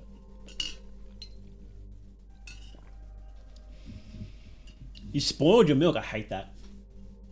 Milk spoils so quick here because it's so hot all the time. So always got to give milk a big sniff. I've noticed that small bottles of milk spoil faster than big bottles of milk, and that's driving me insane, and I don't know why. Tim Tams go with tea too. Oh, awesome. That's good. Well, that makes sense considering tea is a national delicacy here too. Cannot imagine Internet Historian embroiled in any drama. He had a little bit of drama. He actually had a couple, right? He made some edgy jokes in the past, like saying that he's a bit made some right-wing adjacent jokes in the past, which a lot of people did back then in the internet, because that was just what the internet was like, right? And people wanted to drag him over hot coals to make him apologize. You know, like the whole trolls remorse thing, right? But also he had a little bit of plagiarism drama, and it's not clear. We didn't, as far as I'm aware, we didn't see the internal workings, and it was probably a writer of his that just pinched I think it was almost word for word, an article about a man in a hole video, I think it was.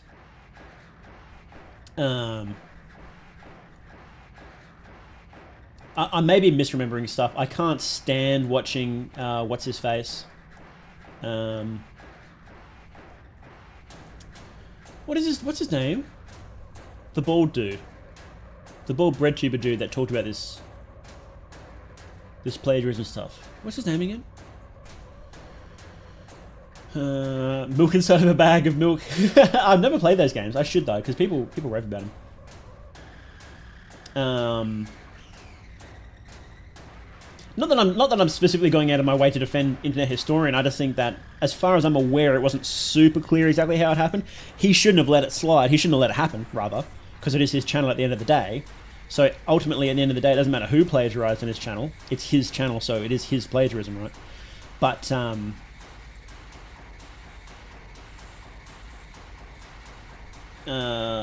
content. Oh yeah, delete content. Yeah, I don't think YouTubers should delete the content. H-Bomber guy, yes, right. I can't. This music is so loud. Okay, it's a fight. It's when you're fighting the Starks, the Storks in Signalis. That's a really loud track. Good though. Doesn't seem like a big deal. Look, I think plagiarism. You got to be really. I don't like it. I think if you're going, like, you can quote people, you can quote them at length as long as you make it explicit, right? And they didn't, as far as I'm aware, in that video. Like, if someone was going to do that to me, I would be pretty mad, unless it was a straight up like, hey, look, here's a theory from More They Doog. I'm going to quote it at length. There's going to be like 10 minutes in my video. Just sit here and watch it. I'd be pretty chill with that. Like, I'm fairly chill with most of that stuff. As long as you make an effort to, like, build on it or transform it, even if I'm within my legal rights to, like, copyright claim someone, as long as they make an effort, I'm probably going to be pretty chill about it, you know. But legally speaking, I reserve the right to sue anybody who reacts to my content. No. Like in the Swedish art heist video, he listed the articles he sourced from. He probably did that in the Man in the Cave one, but I think it was like word for word, and usually he just uses it as like research, right? But I don't know. I had to stop watching. Thought of playing with Ute. All good. Sorry, I can't remember my April Fool's joke going back to DS3 modeling and abandoning the TH. Literally lost the patient. You do have to be pretty careful with that. In the story, simply ignore the drama, which is always the best thing to do. So, not always, but 9 times out of 10 of this. So if it's a nothing burger, right? So, look, I'm going to speak very frankly, and this doesn't mean I agree with it, but this is how it is, okay? I just want to make that clear. This isn't a moral stance. This is a what I've noticed, right? If the accusation is of something like misgendering, racism, you know, one of that sort of level, like maybe you said a gamer word 10 years ago, right? You can ignore it and it's fine. If it's something a lot more serious, so like sexual assault and there's evidence, there's real evidence, or multiple people claiming it. What was that latest one with Cinder? How there was evidence of a VTuber, let me just say, alleged evidence of a VTuber trying to sabotage her business rivals, who are technically her friends, but still technically business rivals. She was trying to sabotage them. Well, successfully sabotaging them, allegedly. And a lot of people came out against it. When you get to that sort of level, you need to respond. You need to respond very, very carefully. And this is I'm just interested in watching this stuff. And you need to act very, very carefully. Right. So in a situation like this, you would, for like plagiarism like that, you could probably just make a tweet and say, yes, I fucked up. I'm going to take better care of my sources and my writers in future. And then boom, it will be done. Right. You wouldn't even need to make a video about it. You could probably just make a tweet. I think he didn't address it at all whatsoever. He probably fired the writer involved in that, if it was a writer, that is. People said it was, but I'm not sure how accurate that was. You would definitely fire that writer for getting you, at least for getting you in hot water, if not the plagiarism itself. But he doesn't tweet anyway, so you can just ignore it, right? You can, a lot of stuff you can post through. But when the drama reaches your own audience, that's when you can't, right? That's the thing. That's the dividing line, right? So if you were someone like H-Bomber Guy and then a whole bunch of stuff came out about you saying gamer words and your audience was pissed, then you would need to make a comment about it. But if it doesn't reach your audience, then you can ignore it. And that's the dividing line. Say, hey, you doing, Artery Destroyer? So, I feel like Quant did the right thing when it came to allegations, then deleted and listed the apology video. Yes, he did. And so that also highlights what you have to do in an apology, is you have to give people, you have to throw them a bone, right? So I believe it wasn't public knowledge that Quite was like, not sexually experienced or like bisexual. It was something like that. I can't remember specifically. It's been ages. And so you had to throw them a bone and say, yes, I am. I admit to that, right? Or I admit to doing something that was like less wrong than what actually happened, right? And then you got to back it up with proof and you'll get out scot-free. So, yeah, it's interesting. It's interesting looking at this stuff. I think maybe I'm so interested because of the...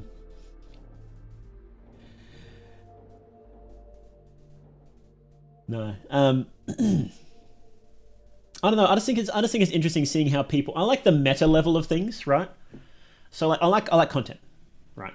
But also like the meta level of content. Like why make certain things? You know, why do this? Why do that? Why do I stream? Like why would I? What's like?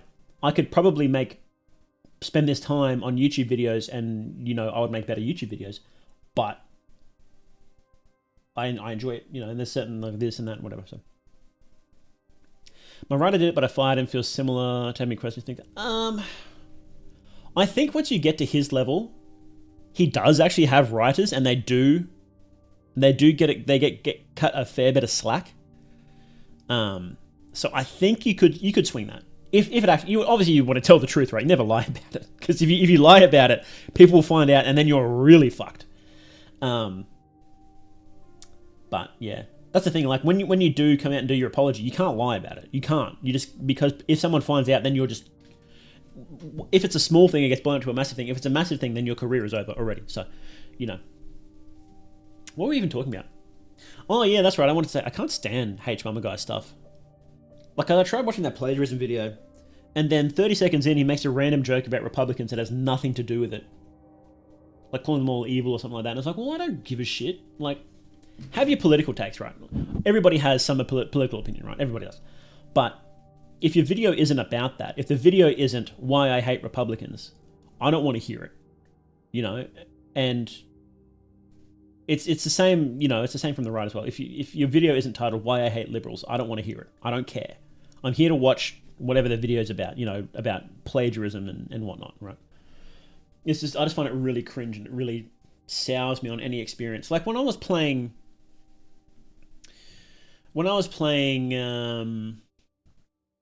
Because it's so low blows like that. I get it's not really a low blow, but you know things like that just suggest a one-track mind that just doesn't have much interesting to say, and it feels like a cheap shot to endear their audience to them. Like, hey, this is our enemy, right, guys? And we're on the same team, right, guys? And I hate that. I can't stand it. Hey, Moody, how you doing?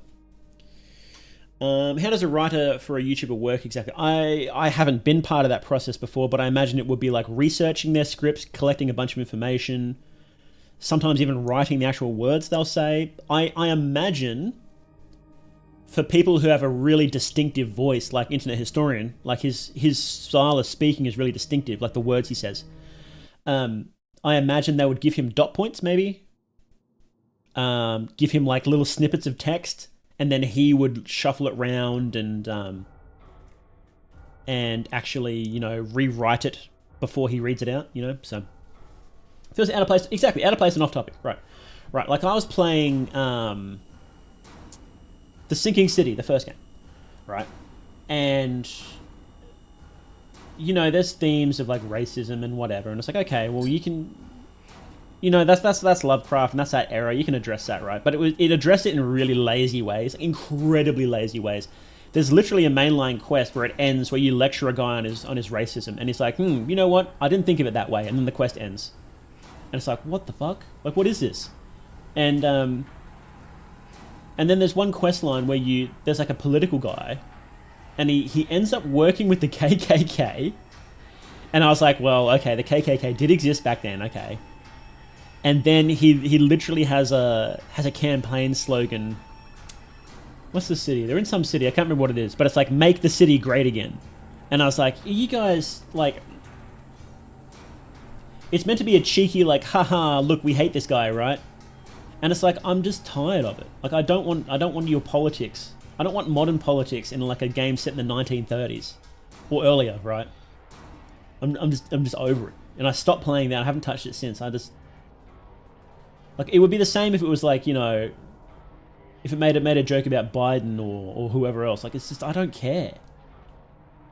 And it really turned me off, because the second game was looking good too, but that really turned me off it too. I'm like, well, I'm not interested, you know?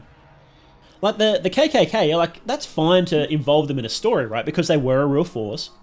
They had some influence, you know? They impacted people's lives around then, and so you couldn't tell an interesting story about that. But they didn't even try to, you know?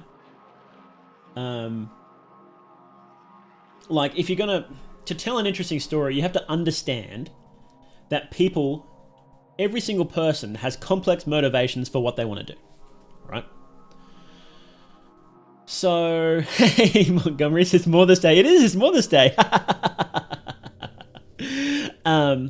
So everybody has complex motivations for what they want to do, right? Even if it's somebody you hate, even if it's somebody that you think is a total idiot, right? They have complex motivations for what they want to do. Nobody has a single track mind, despite what I said before.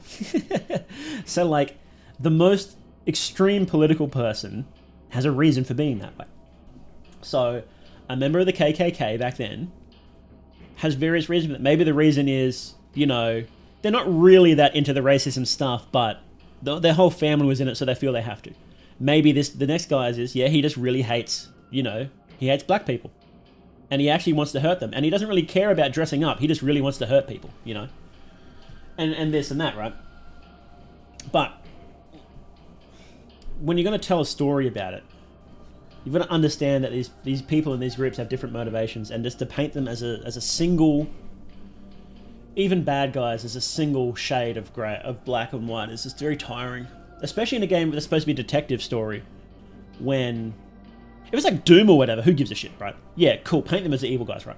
But if it's like a detective story where the quest lines are supposed, like the writing is a highlight and all the people are supposed to be shades of grey, like they explicitly went out of their way to paint the fishmen as shades of grey, right? They almost literally say that word for word, and then they go around and say, well, the white people, they're bad. And it's like, well, you're contradicting yourself here.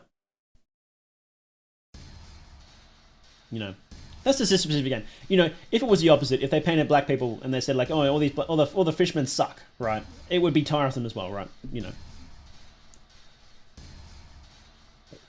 Political compass, but it's more they worm girl for Apollo Raccoon. Whatever you do, don't put bones on there. No. I'm just tired of lazy writing is what I'm tired of, you know? Just really, really tired of lazy writing, you know? Good to know right after you mentioned H-Bomber Guy. Now I get recommended H-Bomber Guy video. Yeah. And I'm tired of modern politics being shoved in everything. Like, I don't care. I don't care. I don't care what you think about Trump or Biden or immigration or whatever. I don't care. I do not care. Even if I agree with you, I don't care. Like, I'm just tired of it. Right, so not shock factor, just because it's contradictory and getting rid of the fact that the characters are meant to be contradictory. Yeah. Or contradictory in the same story. So if you go out of your way to point out that not all the people in this group are bad, and to paint them all as bad is a bad thing to do, and you have characters admitting, oh yeah, that was a bad thing to do, I'm sorry, I shouldn't have done that. But then the next group you say, no, all of these guys are bad. And it's like, well, what are you trying to say here? What you're saying is that there are certain... Oh, I'm not going to get into a political rant. But he says halfway through a political rant.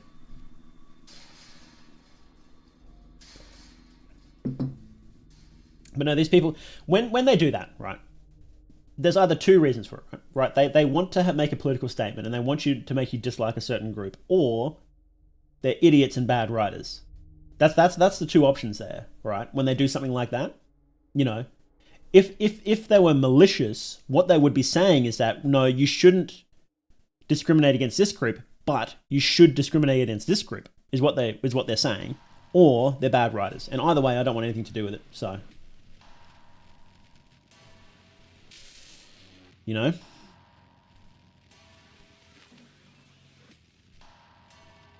Yeah, so it really turned me on, and it wasn't a great game, to be honest. Anyway, I was sort of just playing it just to have something to play, and it was okay, but I think there's a bit of Cartman's Fairground going on there, where people couldn't play it for ages because it got taken down from all the stores, and they're like, wow, an open world Lovecraft detective sim, that must be good, and it wasn't very. So I miss Bones. Would love to hear his modern view on politics because we over everything else really funny. Oh yeah, it would be really funny. What happened to Bones? Short answer is that he wasn't earning enough from YouTube, and so he stopped making YouTube videos and stopped streaming. Long answer, I don't know. He vanished. Signalis is goated, yeah. I like when stories just state events and then let you decide who you learn more around. A game that does that in terms of world building is Signalis. Yeah. We're listening to Signalis OST right now, and it's very loud again. It had issues gameplay-wise. Oh, that's something I wanted to talk about. I wanted to talk about this in an update video. Maybe we should record these on stream too, where I talk about, you know how I do the update videos on my second channel? On this channel, rather. Who's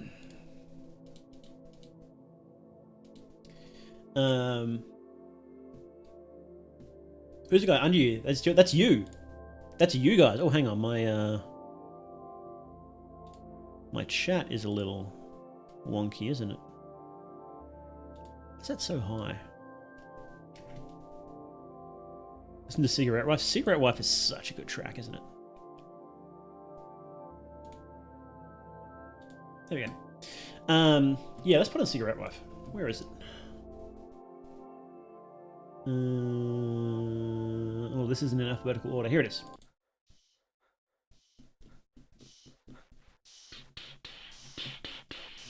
Yeah, that's you. That's the cultists.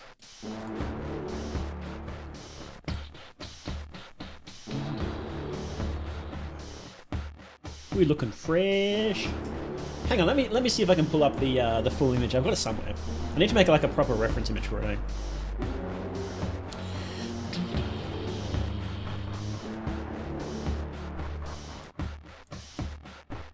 Ah, here it is. Here it is. So there's two mascots actually. I don't have the other one fully designed yet, so.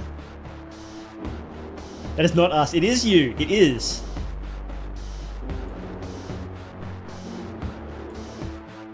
See, that's you guys. You got the kicks, you got the sweats, and you got the mask. How good is it?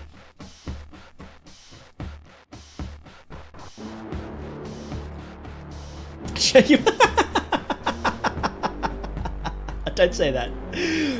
This was by Vitruvia as well, in chat. Vitruvia, who did my my PNG as well. Look at that, it's sick. It's so sick. Fresh as hell. You know those kicks? This is a bit morbid. Those kicks are from the Heaven's Gate cult. They wore them when they made their final trip. Full body jump scare. Looks like he's ready to throw down. Absolutely terrifying. See, do a Slav squad. They kind of do look Slavic, don't they? Figured out Ina's creator first YouTube video was Metaton. Torment by Glamour. Yeah. That's zoom the. Yes, we'll zoom in. Where is it? I like the eyes. I really like the eyes. They're great. Absolutely nailed it.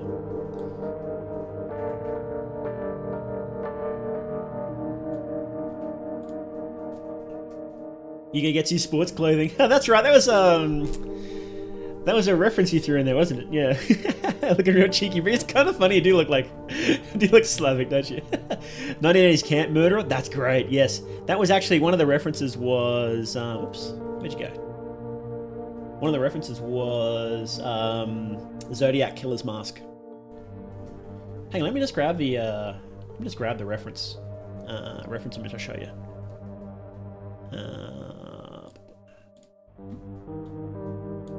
Here we go.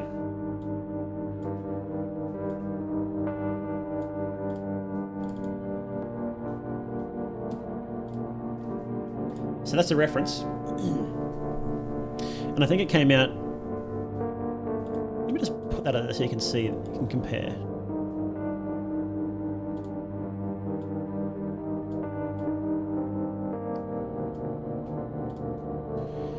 Yeah. So true, IG6W. You can get your sports clothing was something that's on my Funga fan. Yeah. I knew it was something like that because you mentioned that back in the day when we did this. Like, Vitruvian made this like over a year ago because I was planning to redo all of my overlays, and I did most of this like ages ago then. But just because I had to stop streaming and, you know, I was busy and whatnot, I just never got around to it, so... He looks how I feel. And I particularly like the eyes that are, like... Not angry or anything, just more... staring. Creepy. Not much emotion in them, you know? That's what I like about it.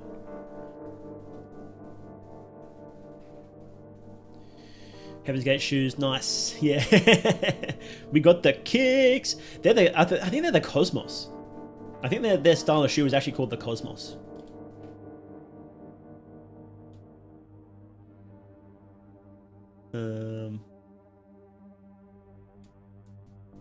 And canonically, the Nike tick is actually a shooting star now, but you can't see it anyway, so...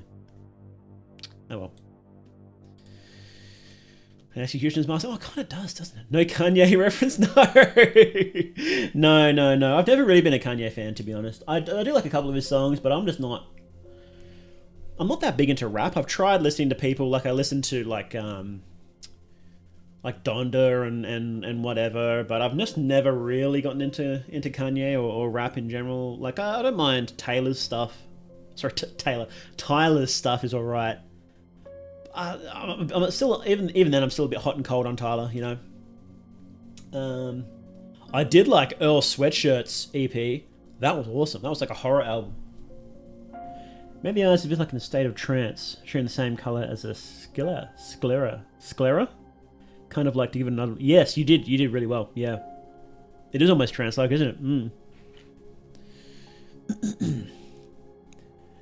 Instead of making chat a marketable plushie, he went marketable mango watcher.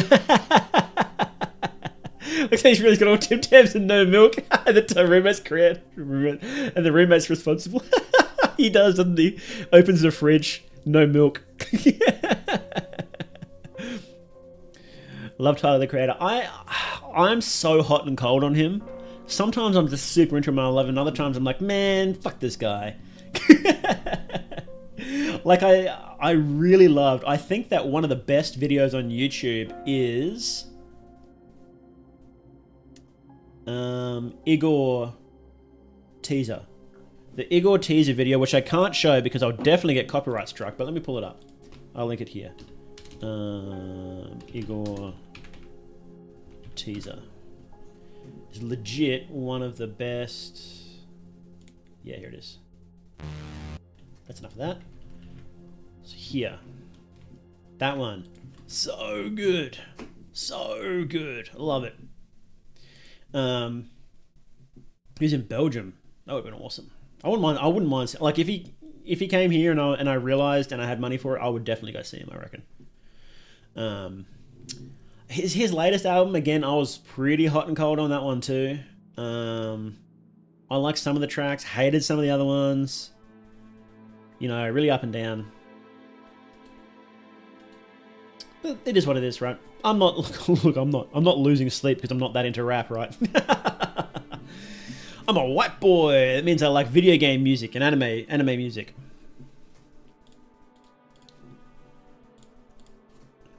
Ego is such an album. I love it so much. Listen to it with no skips. Yeah, I that is definitely an album that I can listen to without skipping any songs. Yeah, Earthquake is great.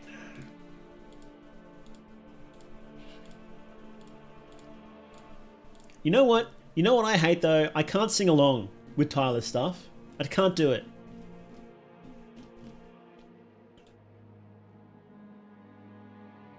You know what? I hope that one day, in an era of peace and love, I'll be allowed to sing along with rap because I can drop an M-bomb during Tyler the Creator's song. That's the only time I do it, just when I'm singing along with Tyler. No hate in my heart, just love for the music, you know? Is that bad? Is that a bad thing to say? And Will Wood songs. Who's Will Wood?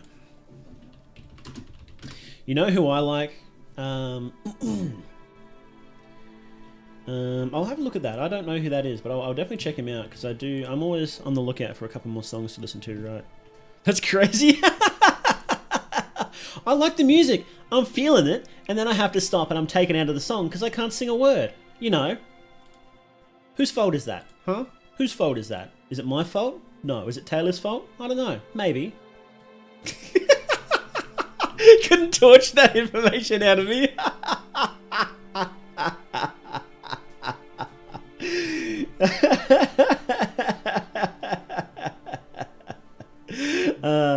You know who I like? And this is probably a bit white girl of me, is I like Hosier. I wasn't super into his latest album. What was that one called again? And some of his songs, you know, she's got some slop in there, I'll tell you that much. You don't sing the words, coward. Look, I can't admit to singing the words. Whether I do or not is a different thing, but... You know, it was Take Me to Church, obviously, was the one that got me into him because that was the big one, right? Unreal Unearthed was okay. I didn't really find many tracks in that really stuck with me. But his first album, Hosier and Wasteland Baby, man, bangers. Awesome tracks. Take Me to Church, almost every track.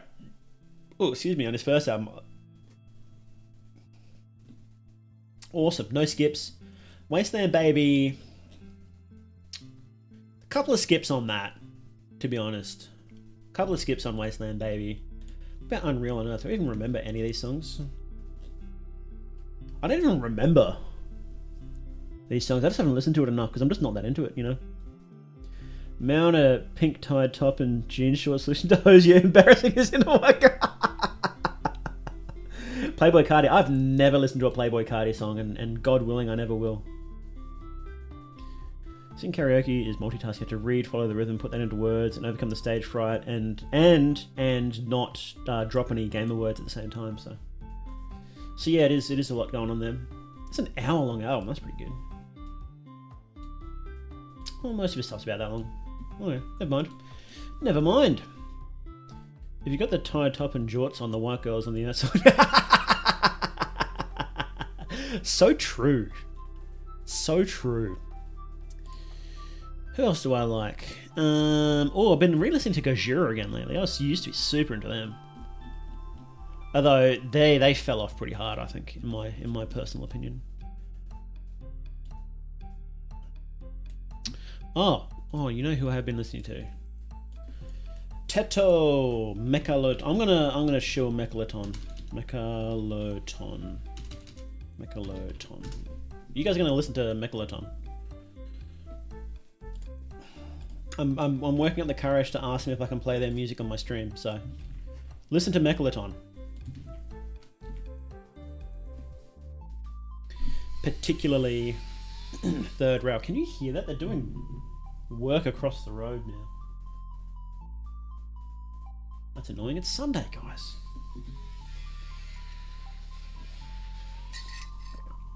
Okay. It's your little outfit running. Crop tank dog and jort. Am I the white girl? I don't know if I've ever owned jorts, to be honest, now that I think about it. I did have a pink tank top. Wasn't cropped, though.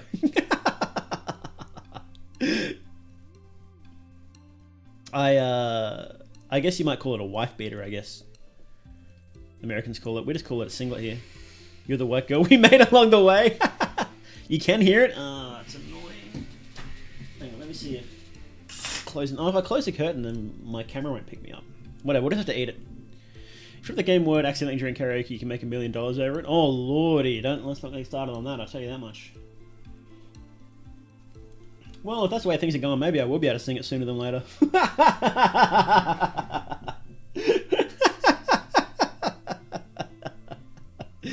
Yeah, no, I don't want to talk about that.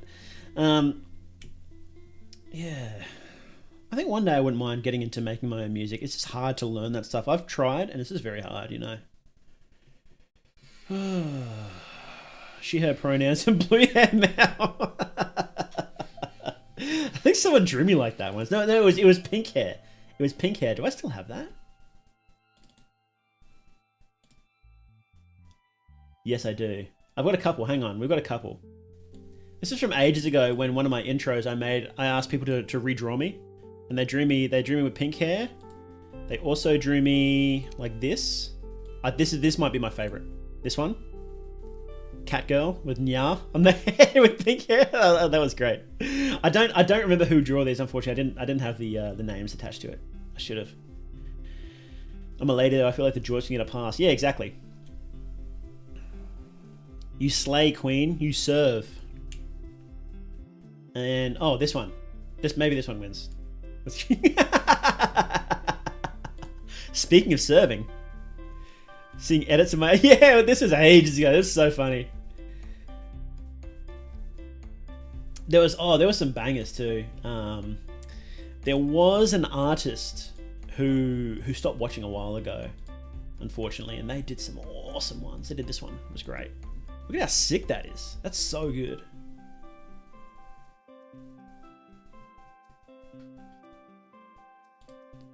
Iconic. I know, right? Nailed it. This was... Geez, when was this? What? This was... 4th of March, 2023. Oh, so like 2 years ago. Wow, I've been streaming as this for 2 years now. There you go. All right, let's get rid of these.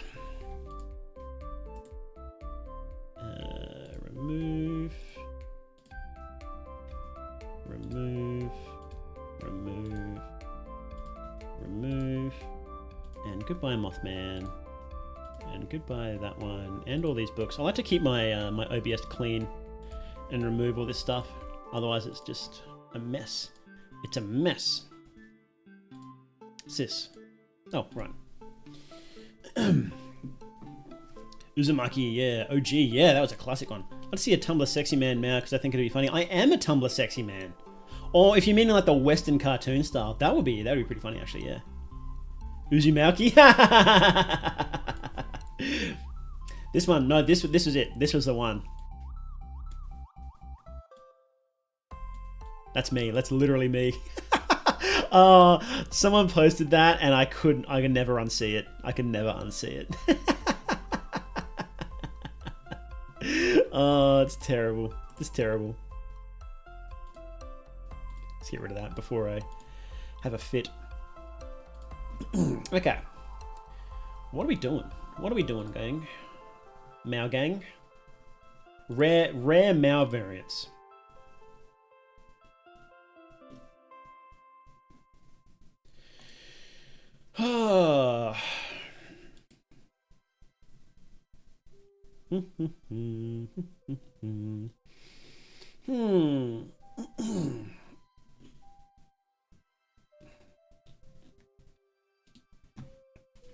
Honestly, I don't remember. I don't remember when I started watching. I remember chat and you making an analog horror bingo thingy. Oh, that was great. That was right. I was going to start using that whenever we watched analog horror, and I think I just forgot to. Do I still have that? I completely forgot about that.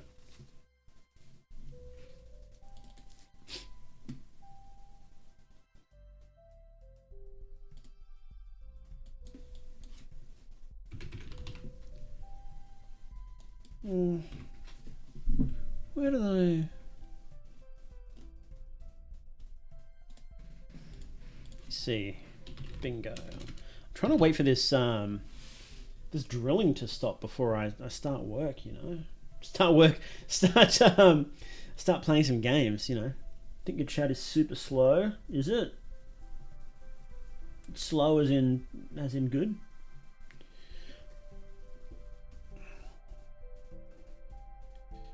You're so talented. I love this. I'm drawing Teletubbies into Terminator bosses. That's awesome.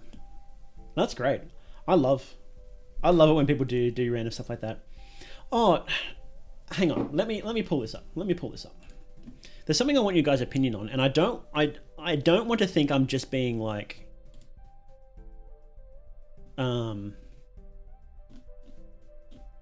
what's the word for it? Self-centered? Is that the word I'm looking for? Because there's characters in the upcoming Terminator update, right? There's some characters coming, right, that look like myself, Frapollo, and Raccoon. But I don't know if it's intentional or not, and I don't want to say it definitely is, right? So here, have a look at this. So what do you reckon?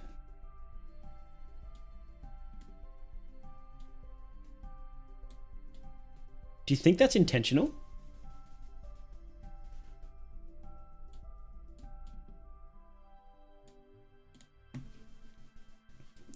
Do you have any co-op games, Mal? It'd be fun to play with you now to have working internet.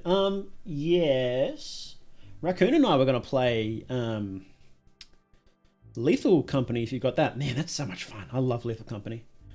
I haven't played that in Yongso, because my internet has been terrible. But I guess there's more of those friend slop games come out. What's that latest one that everybody loves? Repo, isn't it? You don't really see it? Kind of. I can see, that's the thing. It's like right on the edge, right? So like, you've got this person here, right? Has a similar style helmet to Frapollo and the purple skirt. You've got this one here, which has a similar jacket to me, you know, like the same jacket, and the hair kind of bends the same way, right? And then you've got Raccoon as like the similar colors. But it's also like, well, it's just a coincidence, right? Has Lethal? Awesome, yeah. Well, we'll organize with Raccoon and we'll do a thing then. That sounds fun as, yeah. Raccoon's always playing games and stuff in his server anyway, so. So it's like right on the fence, and I'm like, I don't know. We'll see. We'll have to see. Why is Frapollo? Well, I think they're all girls, I think. Are they? Oh no.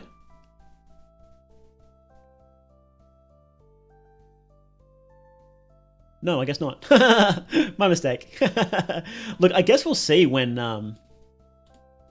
it actually comes out, because this is like all we know is just that this is it. This is a screenshot, right? So, Girl in the Middle reminds me a lot of one of my OCs. Oh, really? So that was funny. So this person on the right here ended up super similar to another a person's Fear and Hunger OC, and to the point where they thought Miro had stolen it, and it was identical. And I was like, oh, look, I'm not gonna, you know, I don't have a private line to Miro or anything, so I'm like, but man, that looks similar. I thought it was like referencing them or something like that, and maybe he just referenced a bunch of OCs, but no, it turned out to be a complete coincidence, because he posted his different versions of the character, and it was just, you can see, like, just over time, it was like it started completely different and then just slowly changed into that and looked identical. It was so funny. I wonder if it's still on Twitter, actually. Let's see if I can pull it up. It was just such a funny coincidence. Internet in Australia is generally quite bad. It's a lot better these days, but I used to be on particularly bad net, which it turns out somebody was doing that to me, which was funny. Let's see. How can... So Miro does delete pictures too, so he may have deleted it. Ooh. Hang on, it's not loading. Oh no, here it is. Here it is. Here it is.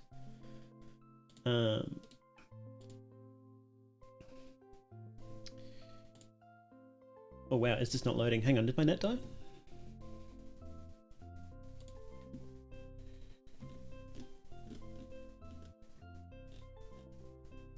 Okay, so yeah, so look at the character on the right here, right? Right, so that's the character on the right. And we're just going to scoot over to the gameplay scene, and we're going to pull this up, right? This is the person's OC. Fucking identical, isn't it? Right?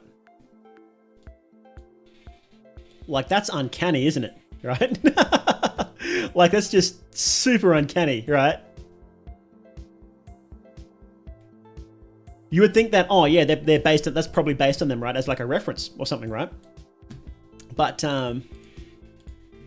Miro's like, no, this is how he designed the character.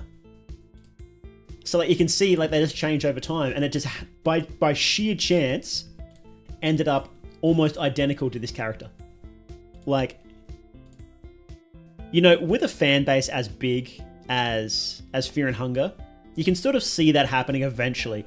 Everybody has their own OC, and everyone's always drawing them and whatnot. So you can see it happening. But man, that's just so funny because the person was actually kind of cut about it. They weren't happy about it, and that's fair. You know, I can understand why someone wouldn't be happy about their OC being, like, in quotation marks, stolen and put into a game without their permission, right?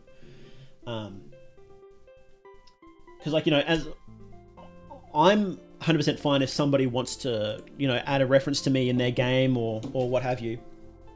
But I'm happy to admit I'm in a completely different situation than someone who's an artist, you know, just drawing their OC, right? That's a different situation than what I'm in, so. But yeah, just really funny. Just yeah, just a bizarre coincidence.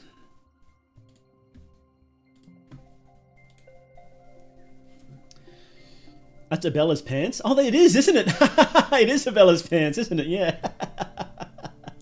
My sister has a Czech mage OC, and she was horrified to discover Marina looked just like her. Oh no. She's a fake Grand Order OC. That's the thing, right? Miro's characters aren't in Termina, they're not super unique except for like maybe Osar, right? Because they just wear clothes that are popular from that time, aren't they? So it's like, well, if he has that idea and then someone else has a similar idea and they check out the same clothes, well then that's just what's going to happen, right? So the similar clothes and similar hairstyles from the period, and it's just going to happen eventually, right? So I sincerely doubt Miro did this on purpose, right?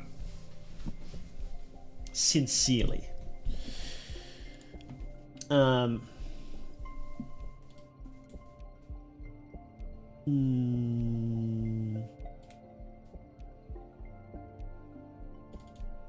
characters are literally... Yeah, exactly. They're literally just regular people, right? So, here's that analog horror bingo. Found it. Only so many iterations of 1940s fashion. Exactly. And when you've got 14 main characters in a game and then you've got extra NPCs, that covers quite a lot of ground, right? So, look, I'm only surprised that it didn't happen sooner, to be honest. So, I have a cousin that looks like Osar. Really? Does he have the cool like robes and stuff? So here's oh geez, that's massive. Analog horror bingo. We need to do this again. What did we get today? We didn't get creepy kids drawings, old timey music. Yes, we got that. No random ads, barely audible voices. Yes. Hang on, let's draw it. Paint.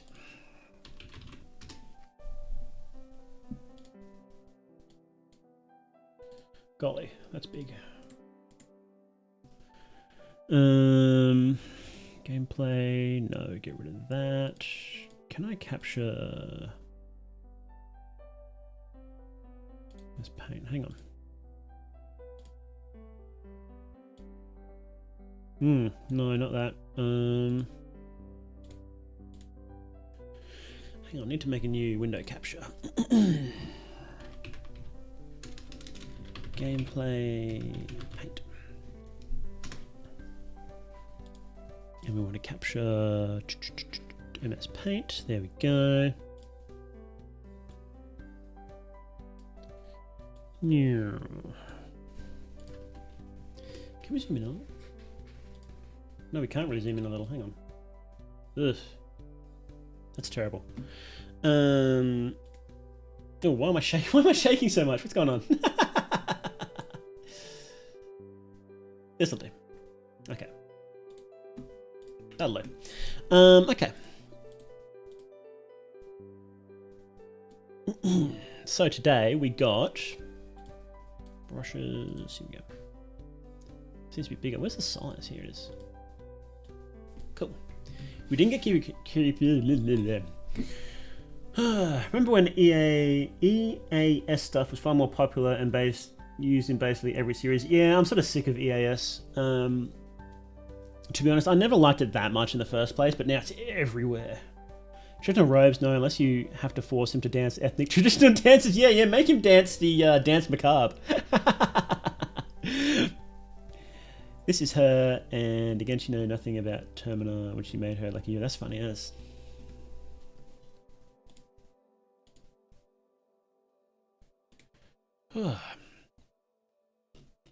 Okay.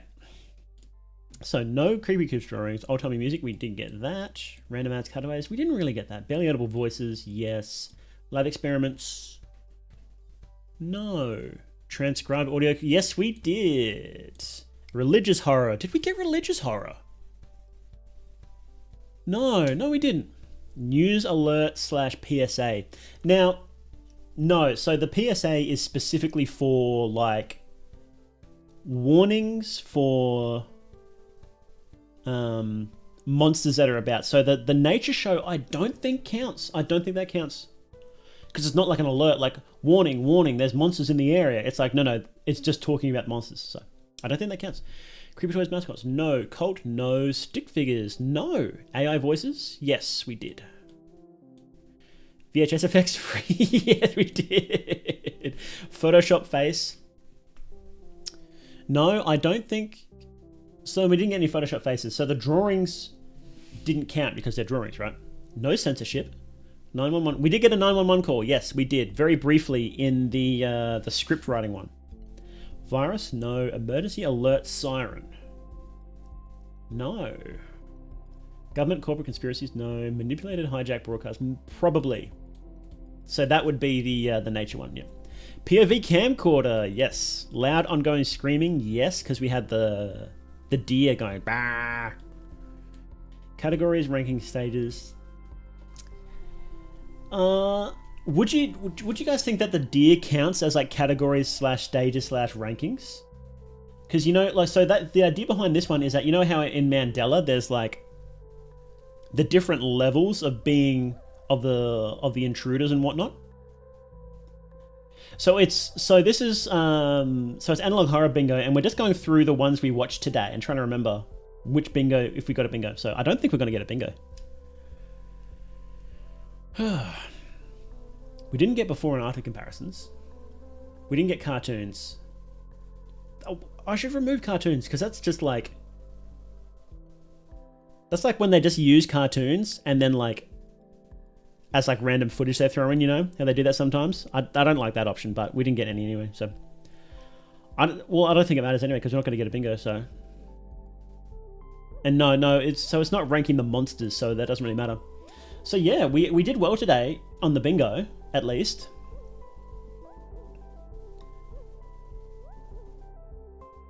Yeah, EAS and hijack broadcast were quite literally the only things people use ever. It was every single time, wasn't it? It really was. And it's like, it works most of the time, but guys, come on. You know, like smile tapes. I'm shocking for that. I hated smile tapes. Sorry if smile tapes Dev is here. I didn't like it very much.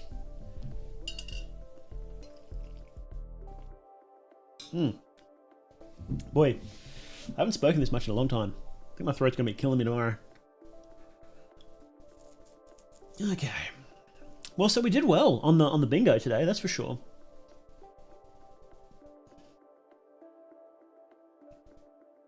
We might need to update the bingo a little bit, I think. What were the old ones? Oh, no, I did. I did change it. Yeah, here it is.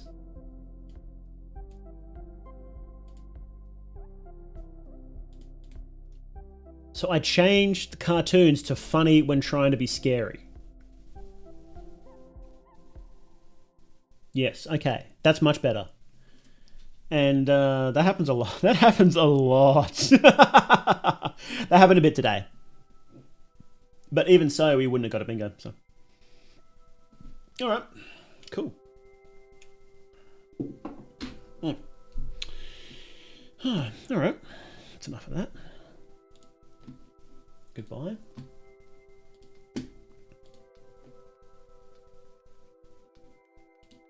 Get rid of that, get rid of that, get rid of that, get rid of that.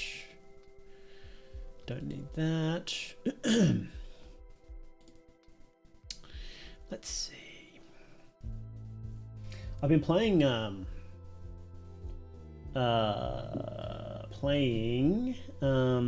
what's it called again? Realm of the Demon King? Is that what it's called?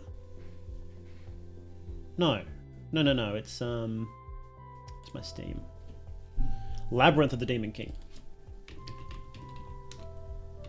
Of the Demon King. And it's sick, right? Channel 7 was my first analog horror, then came like a 58. Labyrinth of the Demon King. Sick game. One really big issue though. Hang on, I'll pull it up so maybe you guys can tell. Oh, whoops. Here. Labyrinth of the Demon King. Sick game. Absolutely sick game, right? One big issue, and maybe you can tell by looking at the screenshots, right? Maybe. It requires a little video editing knowledge, so maybe you can't tell. But it's a big issue, right? You see how heavy these visual effects are?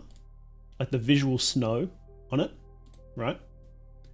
Looks great in game, but when you actually record the footage, because those sort of visual effects, it puts more information into each frame, right? And because there's so much more information in each frame, it forces it to, the file sizes are straight up bigger, but because when you record something, you basically say, this is a level of quality I want it at, which is called the bitrate. So I wanted it like this level, right? When you force that much more data into it, it forces it to use certain algorithms that lower the quality right down in order to fit in that level that you want. And so when you add in visual noise, so it's like if you're familiar with how the JPEG file type works, that's what that does. It picks algorithms to pick what pixels are on screen, right? And when you add more noise on it, more visual noise, then it needs to use up, because it's trying to fit more data into the same space, and so it just ends up with much lower quality, and it looks dog shit when you record it. And I imagine when you stream it too. So actually, you know what? I can try now. We'll see if it looks crap or not. Do I have the demo? Look, I can't stream. I have. They gave me a key, but I can't stream it because I don't have the demo. So I have the full game. I have the key for a full game, but I can't stream that yet. I imagine people are... Oops, sorry, I bumped my mic. I imagine there's going to be some issues with the streamers, with the bitrate, because it does look bad when you try and record it. You'll just have to take my word for it because of the visual effects, But when you're actually playing it, it looks really good. Like when I was playing it, I was like, wow, this is awesome. And then in the preview window in my recording software, it still looked good. But when I checked the recordings later, oh man, it looked awful. And that was why I was having issues when I started stream today, because I had to change the quality settings to allow it to record at a much higher quality. And then when I tried to stream, my internet was like, whoa, buddy, That's too high a quality. I can't do that. And that's why my stream kept shutting down, because I was trying to push too much data through the internet. So I had to stop stream, fix that up, and then start stream again, and it was fine. But yeah, so it's a damn shame, because this game is awesome and it looks good too. So can't open a stream that has a transparent camera. They get jump scared in FNAF 1. Mao, can you look in general in Discord later? I sure can.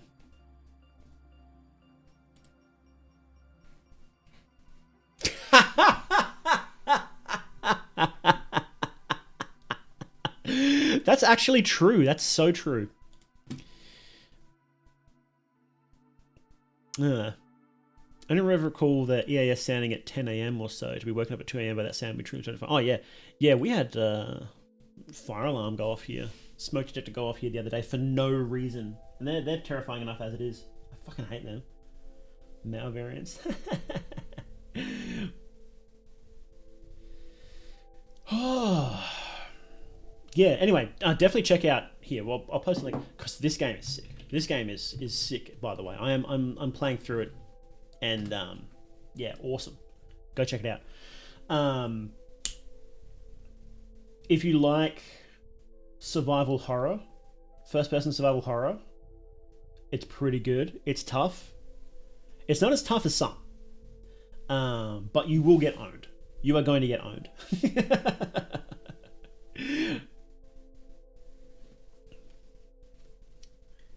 But no, I'm really enjoying it. And I do like the visual effects. When you can actually watch it, it looks good. It looks good when you can actually play it. But, yeah. Rogue Mansion, what's this? An unexplained tragedy brings together the fate of a group of strangers inside an ever-shifting mansion of horrors. Rogue Mansion is a classic survival horror revival you've been waiting for, combined with roguelike mechanics for endless replayability. Interesting. That's interesting.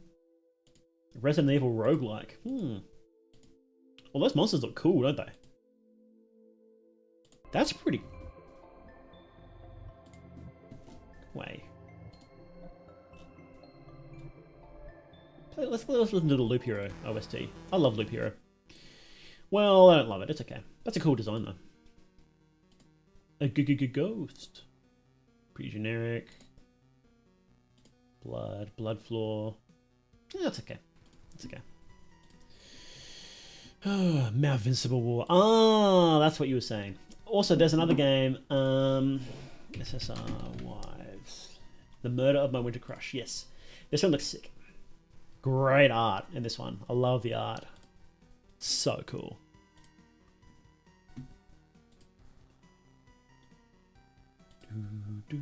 Cute dog girl. Do they have the animated ones here? I don't know. Yeah, really keen for this one. I might be streaming this one too before it comes out. I think. I'm not. I don't remember if they're doing like early access or how that works exactly, but I will be streaming it sometime before the end of this month. Oh, there we go. Here's the animated stuff. Cute dog girl. Yeah, I follow this artist on Twitter because I just love their art. Like, it's awesome. The only issue is I'm not great at tank controls. I'll have to use my controller for that one, I think. Yeah, looks sick. Pretty keen for that. Assassin's Creed Shadows for $100? No way, bro. Not happening. Anyway, that's enough of that. Karen coded? Am I Karen coded? Do I complain to the manager? What was that game I've been playing? There's something else I was playing. Oh, yeah. Yeah. I've been playing a bit of Death Stranding. That's fun. You know, Kojima doesn't make bad games. Oh, sorry, I bumped you guys. I think it's got some big issues, but it's not a bad game for sure. What did I say on Twitter? It's like Kojima made the first game designed to be played on a second screen while you watch a movie.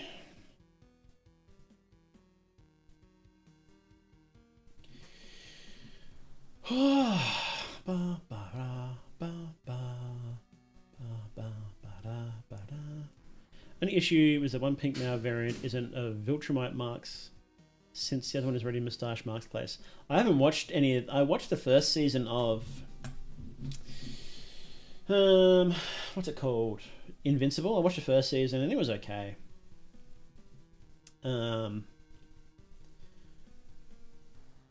But I just wasn't interested enough to watch the rest of it. You know.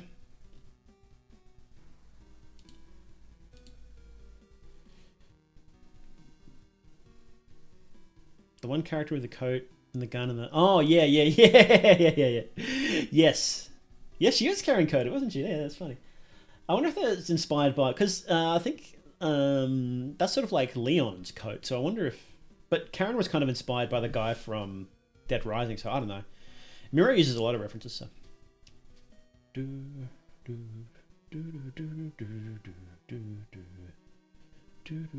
I need to go back and play some of those... early Resident Evils. I played the first one.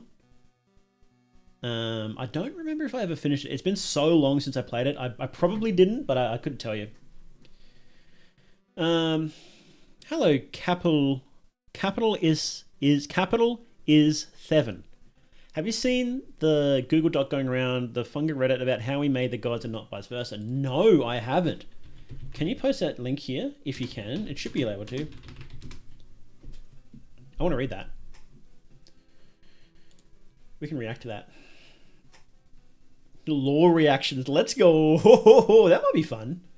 Oh man, my throat's starting to give out, isn't it? Let's see.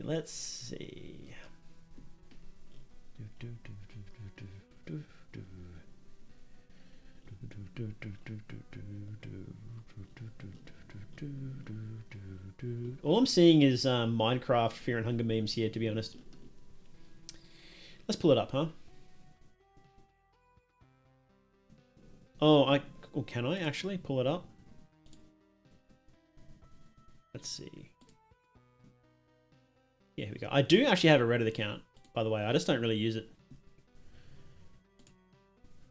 Who got that cookie? What are you saying? I don't know what these references are. Oh, Lord, don't put her in the jar. Funga Yuri, what's this? That's cool. This is like a 3D model. Oh, that's kind of sick. That's rad. I want to play Death Stranding 2 when it comes out purely for clown makeup Troy Baker wielding a lightning shooting a guitar axe. I haven't watched any of the trailers or anything like that, but that sounds like exactly like something he'd do. Doppelganger Legato, that's sick.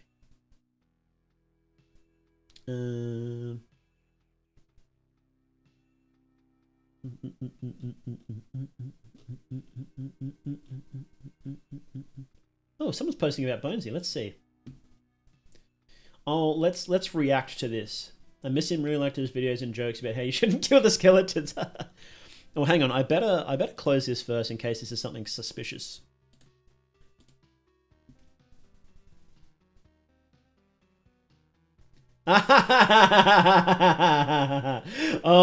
Before the images even loaded, because I knew their placement, I knew what it was going to be.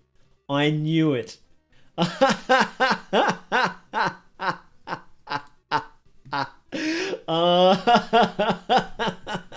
When you see this Hugo, you know you're in for a treat. You are in for a treat. Oh lordy. Okay, this is going to be a good one. What are the gods? An extensive analysis. Death of an older god. What does that mean? Why does Should I record this and post this? Yeah, you know what? Let's make this a YouTube video. This would be fun. If I can't play video games today, we can react to this. Welcome back, YouTube. Hey everybody, what's up? It's me here, More They Critical. Today we're going to be talking about the old gods in Fear and Hunger, an extensive analysis by Mr. Hugo. Who came first, the stinky humans or the poo-poo butt older gods? Okay. I could do that the whole time, but I don't think anybody would like that. So we're not going to do that the whole time. Depths influenced in Termina. Didn't his traces die? Weren't they used for Gopher's Ascension? Okay, so the issue here is that we don't exactly know what the the old god situation is. Crazy. The Depths traces has appeared, even though it should be dead. There seems to be multiple traces of Grogoroth in the. Am I covering that? Hang on, I'm covering that. Let me just scooch this over a little bit and maybe just, can I like zoom out in here? 90% there. Oh, that's kind of shit, isn't it? Can I do like 95, 100? 125. That'll do. That'll do. Death of an older god. What does that mean? Why does Venushka still have influence in Termina if this is true? So yeah, the question is, what is a trace? How can a god die? What does that even mean that a god dies, right? And these are legitimate questions that we still have unclear answers about. It'll probably be addressed here, but see, who came first, the humans or the older gods? Are their physical forms shaped in our own image? So who came first, I think we have an answer to, but I won't talk about it just yet because this will probably answer it, right? Okay, next page. Are the Elder Gods' physical forms shaped according to our image? The Elder Gods' true forms are conceptual, like Grogoroth's true form is literally destruction. Yes, that is the easy thing to answer, since Grogoroth literally tells us in its ending B he's a primary source, but what is up with their physical forms traces? Yeah, so, you know, you've got Grogoroth. It's like, yes, he's the god of destruction. He is literally destruction. Sylvian is literally love. So what does that mean? Like, how can we go and hit him with a sword if he is literally destruction? Like, what does that even... Like, that doesn't make any sense, does it, right? Not too sold on Nashrar's stand being a trace of Grogoroth. Love to hear your opinion. I have a different... Should I say my... Oh, we'll get to it. We'll get to it when I get there. I feel like multiple traces of an old god makes sense because it's how, when a meteor descends to Earth, it sometimes breaks into smaller chunks. That's a really interesting way of looking at it, to be honest. Especially since the older gods are said to have come from space, but they'll probably talk about this. Here's a really interesting tweet from Miro. I've been trying to drive the point that all the lore you read about the gods in the game are human-written knowledge. Whether they're accurate or not is another question. So how much the gods interact with living beings, or what even classifies as a god, are all left somewhat open. Yes, so it's worth remembering that everything in the games is written from a person's perspective, from someone's perspective, right? Sometimes we know who that is, sometimes we don't. But the way it works is that you have to assume that it's true until you find out something that proves that it isn't, right? And even then, that is pretty rare that something gets explicitly proven wrong. Probably the biggest thing is the Fellowship saying that they went and killed the old gods and took over Mahab, right? That's explicitly not true, and we have ample evidence to prove that they didn't do that. But other things, like, like Ulmir is a divine, he's an ascended god, right? Ulmir. Is that true? Well, people keep saying it's true, and we haven't seen anybody say that it isn't. So it's like, well, he's probably an ascended god, similar to the god of fear and hunger, right? That probably happened, right? And when you start questioning those things that the game itself doesn't question, then, you know, you've got no basis to stand on whatsoever when you're doing any sort of lore stuff, right? Even when it's things like Hugo, how he wrote the God Manifesto, that was like, yeah, gods can't die, but everybody else is like, no, Venushka's... But then there's the Enki is like, yeah, Venushka's dead. It's like, well, that's a bit of a mess, but then when you look at their arguments exactly and what they're actually saying, they're not contradictory. They think they are, but they aren't. And that's often the case, is when some new information gets revealed, it doesn't contradict old things, it adds to it, is what happens most of the time. So it's actually very rare in the games that you get something that explicitly contradicts previous evidence. It's actually very rare. Father Freako followed us on the second page. Oh, you're going to be seeing him a lot, don't worry. just going to cheat and use God mode so I can lore max and read all the in-game info. Just can't comment intelligently on the game board at this point. Yeah. Look, it's a very, very complex situation. And honestly, you do have to spend a lot of time just reading, asking questions, following threads, whatever, you know. A really good way to start is there's a guy who does YouTube videos. His name is, oh no, he just changed his name. It's Mythonics, I think. He does good videos about the lore of Fear and Hunger. So you can use that to get a good basis on it. He's all right, you know, there's better, you know, but I think he's got a good introduction to it. But what I do, so how I do it, right? I know I'm probably objectively one of the people who knows the most about the lore in the world, right? Just because I just spend so much time on it, right? And I wouldn't be the person who knows the most about the lore, that's for sure. Even discounting Mirror, there's probably people in the Discord that know more than I do.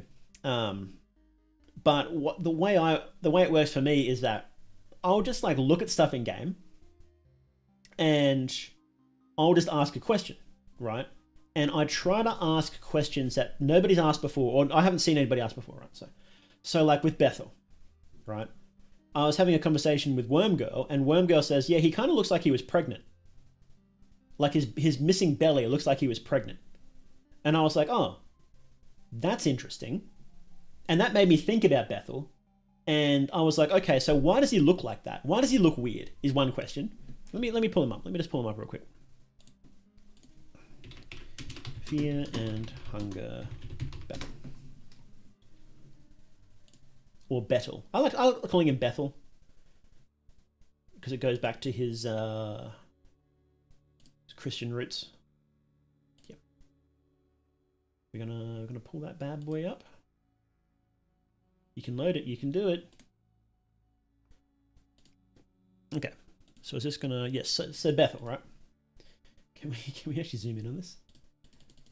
So Bethel, right? This is a statue of him we find in the first game outside the libraries of Mahab. And the question is, okay, why does he look like that? And then, so you pull that thread. Okay, what does he look like? Well, it looks like his skin is all merged together and he's got really deep wrinkles on his face. Oh, that kind of looks like a marriage. Is Bethel a marriage? Maybe. And look, you can even see like the lines coming down here as well, which marriages tend to do. And then you ask, okay, well, if he's pregnant, what would that mean for the marriage? Did he perform a marriage with a woman and then get pregnant? Okay, that's interesting. We'll just note that down and we'll write that down in our theories, and then we'll, maybe we'll find more information about that. Maybe we won't, right? And then, we kind of do. Yes, the name Bethel has Christian roots. Bethel was a stone that one of the early prophets found, and it was a place where God came down to meet the people. So it was a sacred site, and it was spelled Bethel. So, hey, Cogsmith, good to see you again. Yeah, you're in a different world this time. And so then we go, okay, so what else do we know about Bethel then, right? So we've got this interesting theory, right? Can we prove it? Can we not prove it? Well, let's look at other things about Bethel, right? What is his most famous trinket, right? It's called the Beetle Stone, right? Or Bethel Stone, Beetle Stone. And in the first game, that's what it's called in the second game. In the first game, what's it called? It's called the Sorcerer's Stone, which is one of the names for the alchemist, alchemist stone, right? And what was one of the core concepts in alchemy was the Red King and White Queen, or White King and Red Queen, merging together to create a theoretical perfect human. Oh, that's a really interesting idea, because marriage is basically an alchemical union, and that was made to. And the original idea of that is, making a perfect human. Thank you so much, Cogsmith. Wow, 10. Oh, it's awesome. Wow, you didn't have to do that, but thank you very much, Cogsmith. I really appreciate that. It's good to be back. Glad to have such a loving fan base. Yes, I finally live again. I'm just gonna have a sip. Exactly, Vitruvia, a rebus. Right? So, that's really interesting. This guy that looks like a marriage is an alchemist, and one of the core concepts in alchemy is a rebus, right? A marriage between a theoretical marriage between merger between a man and a woman, right? To create a perfect human. And then we go, okay, well, that's really interesting. Do we know any perfect humans in the lore? In fact, we do. There's only one, isn't there? And that's Olmir. Okay, so Bethel, the first known new god that... So there's a strange link here between Bethel and Olmir, right? So can we find out any more about this link between Bethel and Olmir? Well, actually, yes, we can. Because we don't know who Olmir's father was. We know it was a new god father and a human mother, which is explicitly different from the girl, which had a new god mother and a human father. So we know for a fact that Olmir had a divine or a false god father, and the false gods, of course, are the new gods. So that's looking a lot more like Bethel might actually be Olmir's father, right? That's an odd link. Is there any more to bolster that up, right? Thank you again, Cogsmith. Really appreciate it. Speaking, it hasn't been the same with that. Yes, I've been chomping at the bit to come back, so I'm glad to come back. So is there any more? And yeah, and yeah, exactly. There's like alchemy labs all over the place, right? And so is there any more that links Bethel and Olmir? Well, actually, yes, there is. Bethel explicitly built the libraries of Mahab to collect the knowledge of the old gods, right? And so the timeline is, right, so we had Bethel, and then we had Nashra killed Bethel by trickery. We don't know exactly what. And then the Fellowship came and killed Nashra, right? And Olmir, before Bethel came, Olmir took over Mahab and killed all the false gods, like the new gods at the time. He killed them all.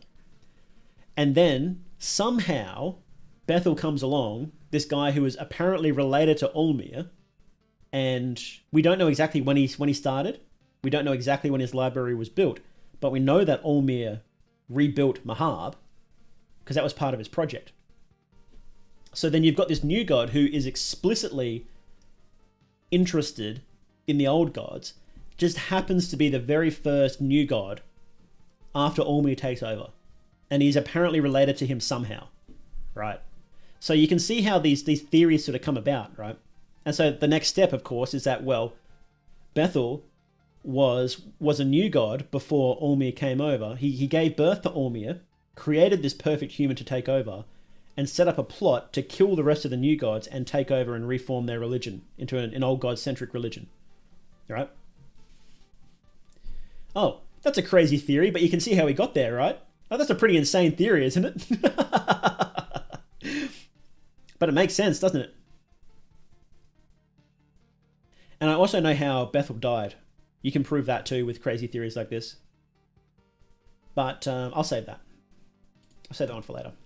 Oh, whoops, zoomed in. Yeah, and look, here's the other statue of Bethel. He looks even more like a marriage here, and the whole is emphasized here. So, like the God of the Depths still technically exists after dying, as shown by the post, but because of Gofar took a chunk of its attributes and abilities, ended up being reborn. That's what it seems to be, yes. Perkler has some serious theories going. I got drunk the other day and was just reading through his cut dialogue like, yes, you're so right, Queen!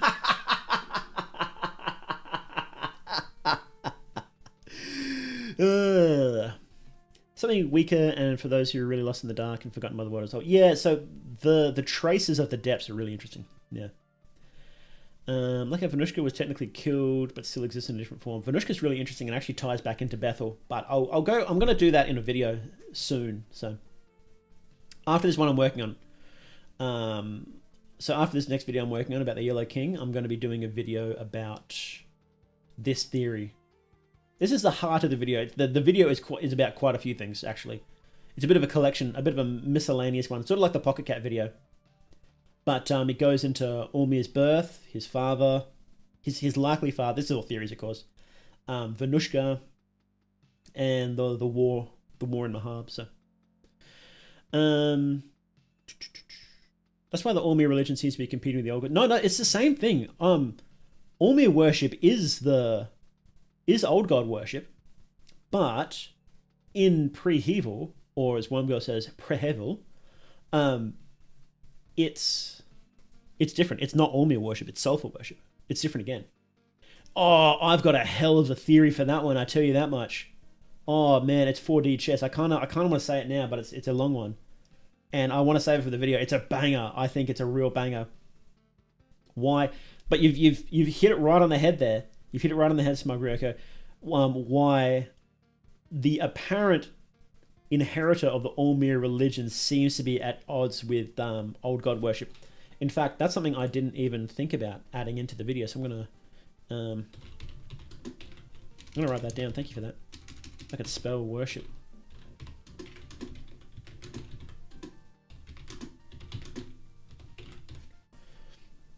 Sulfmere. Okay.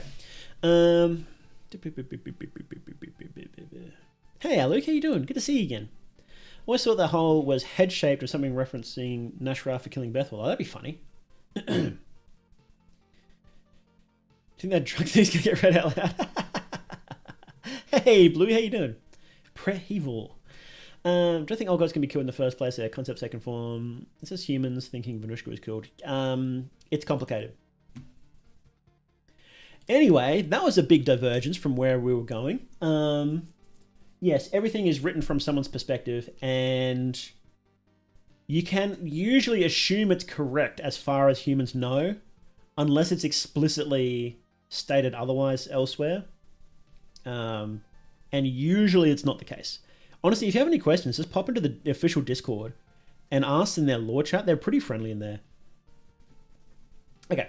Studies of Sylvian 1 and Skin Bible of Ormir imply Sylvian created us according to her own image, but that is human written knowledge. As such, the idea of who came first is a literal question, frequently debated by various humans within the actual lore of the game. For instance, Lagarde directly questions this. Did Sylvan truly create us, or were we the ones who materialized her physical form according to our image? That's right, I forgot about that dialogue. That's interesting dialogue. I'm actually remembering bits here. This is good. So Lagarde says, I found something. They say Sylvian created us according to her own image, but what if there was a god only in abstract? Yo, Davis, thank you so much. I really appreciate it. I can heart it and I can like it. There we go. Thank you very much, Davis. I really appreciate it. What if there is only a god in abstract, whom we have made physical according to our own image? That would reverse our roles, essentially. Or is there a god at all? This basically follows directly onto the Yellow Mage philosophy that Osar talks about, how he says that the old gods aren't gods as we think they are. So, very Warhammer coded that we make gods and deny gods from the power of human beliefs. It is similar to how that works. How belief and the gods are tightly entwined. Before I go on another 10-minute rant, we'll keep reading this. But yes, it is similar. Yes, there are definitely some notes that are shared between them. So, where are we? And in Father Hugo's God Manifesto, the best book in the series, by the way, seconded, upvote that, Reddit gold, guild that post. He also directly questions this as well. The idea of what spawned in first, the physical forms or the concept our consciousness gave birth to.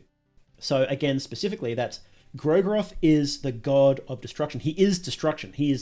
Grogoroth is destruction. He is the idea of things dying, breaking apart, that sort of thing, right? But he also has a physical form. So, which came first? Oh, I'm going to sneeze. Excuse me.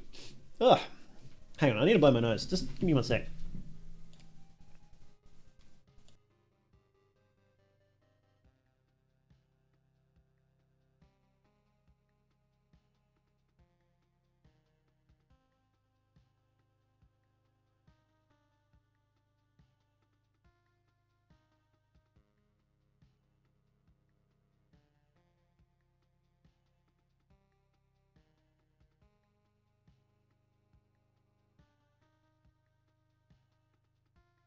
All right.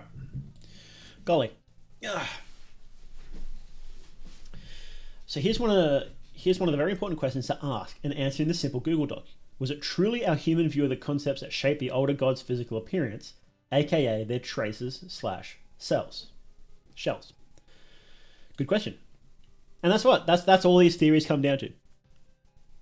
Every single one of my videos has been from a simple theory.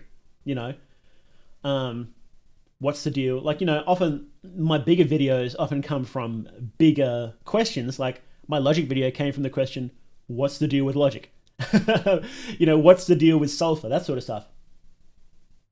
But sometimes it's just a core idea. And like my Pocket Cat video was like, okay, what's the deal with Pocket Cat? And that one ended up being a bit more eclectic, because to understand Pocket Cat, you've got to, according to my theories, you've got to understand rare, you've got to understand this and that and what have you. So, and it became more of a theory of how these ideas work, actually. And this that Pocket Cat video might tie in with this, so we'll see. So,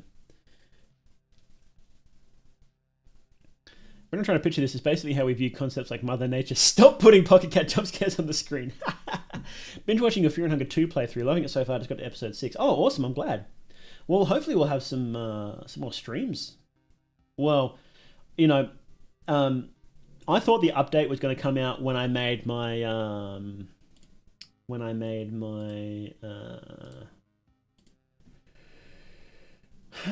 my sulfur video, Mythonics. What is it? Sulfur God. Yeah, this one. So I rushed this video because I thought the update was coming out. And that was April, 2 years ago. 2 years ago and 1 month. Yeah, so that's funny. Where are we? Yep. So yes, we'll have to rush this next video in case it comes out in case the update comes out first. What if the gods originated as conscious concepts within their powers, then used it to give themselves true physical forms with, it could be. So we're going to find out who the weirdo who wants the joy mask in the god. Yeah, I don't know if we're ever getting that answer, to be honest. Where did the time go now? Good question. Essentially the same as Berserk, how the icon of evil is the embodiment of human need for purpose taken shape, is a living embodiment of suffering justifying existence. Interesting. Okay. Grogroth ending B talk. This one's great. Let's look what Grogroth directly tells us in ending B. Since he's literally one of the older gods, he's a primary source. He tells us what the older gods are. He speaks in caps lock, get used to it. I am nothing but a shell, a fraction of the traces that is left of Grogroth. The older gods, they do not even exist in this world anymore. The older gods are too pure for this world. They are the true forms of the feelings and ideas that linger in men. But humans, they are too tainted by their own mind and ambition to understand purity. Think of the perfect shape of fear and destruction. Now take a look at the world you delve. Do you see that shape? A shape could never exist among men, because the shape varies between every human. If you could truly see the shape everyone shares, it would shatter the individual mind and existence. Humans are weak. I can reveal the true form, glimpses of it. The old god's true forms are abstract and conceptual. Grogroth's true form is literally destruction, and the traces are the physical shell left behind. This appears to directly link back to what Lagarde speculated on. They are too pure for this world, too abstract and conceptual, and the human view of the shape of destruction varied too much, and as such, they left. They left whether out of their own volition or were forcibly pushed out. Which I think is the same thing, but we'll get to that. But is Lagarde really right about this idea? The idea that the traces are indeed shaped according to our own image, a human image. If we want an answer to this, then perhaps by investigating the physical designs of the old gods, we can get our answer. For instance, if their designs would make the most sense in a way that fits a more human view, in other words, a more mythological way, then perhaps the physical forms they truly were shaped according to our own image after all, as opposed to something that isn't a more human view, such as a scientific way. However, looking at one specific line, a fraction of the traces, what does it mean in context to what Grogroth says about his origins? He isn't just a trace, but a fraction of the traces, multiple traces. So there's two ways to take that, right? A fraction of the traces means that this trace we see here in the top right corner, which I'm kind of blocking. Can we just scooch that up? You see it. You know what it is, right? You know what it is, this one. You've seen it before, guys. So what it's saying, here's a fraction of the traces, right? Which means that there are more traces other than this, right? Makes sense. This is only part of the traces. That could mean multiple things, right? It could mean that there are more traces roaming around. It could also mean that the traces have faded over time. I personally take that view, that the traces have faded over time. Why do I keep shaking around like that? But we'll see. We shall see. Sense of a shape implies semi-physicality from what can be perceived. Exactly, yes. Yo, Alu, really good to see you again. Your videos, including your live streams that you've done in the past, have been a help. Life's been really tough for me this past month. They're kind of strange, but your videos achieve me. Oh, I'm glad, Alu. Thank you very much. I really appreciate that. I'm glad if my videos can help you out in any way. You sickos watching crazy horror things about people getting murdered and, well, you know what happens in Fear and Hunger. No. Thank you very much. I really appreciate it. I'm glad I can entertain you guys and help you guys out a little bit. So,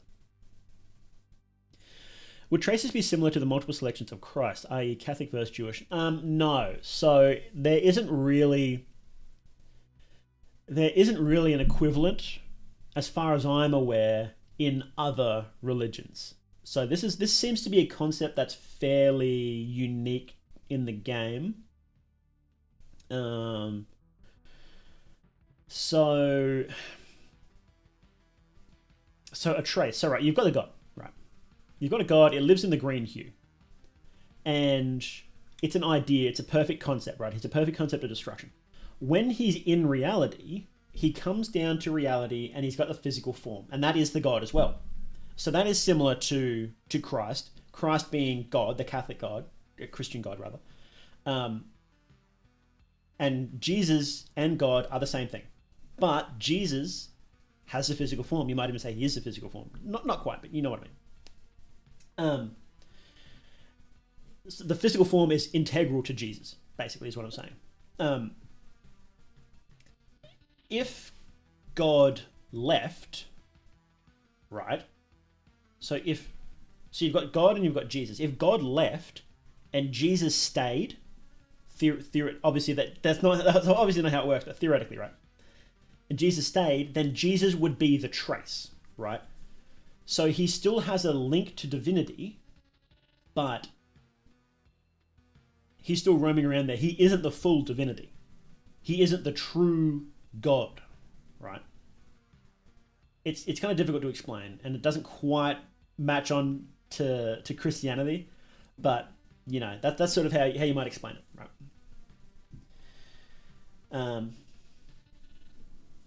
A way some people explain it is that if you imagine reality as a pond and you get a stick and the stick is the god and you jam it into a pond and the ripples come out and then you pull the stick out and the ripples are the trace. So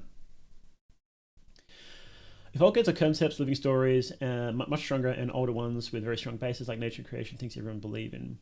Yes, so it does seem to be the more people believe in a certain thing, the stronger it is, the trace is. So. And gods, when they have a connection to the green hue, are very, very strong.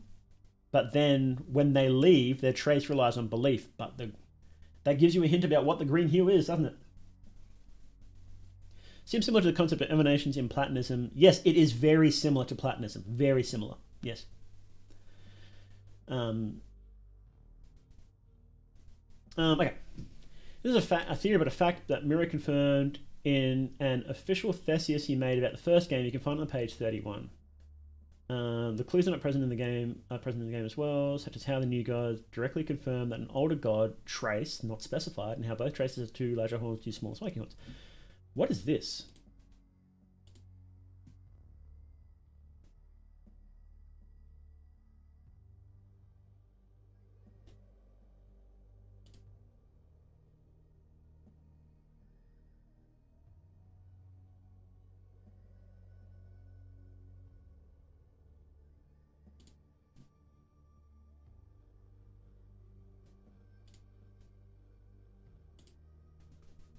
Let's see.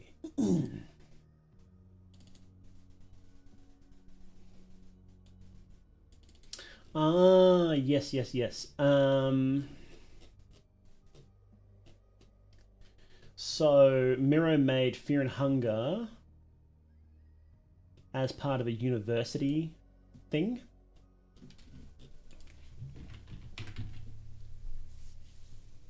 Good lord, why is PDF reader so bad? I can't read this. It's written in some sort of nonsense language. No, it's written in Finnish. We'll have to check that out later. Okay.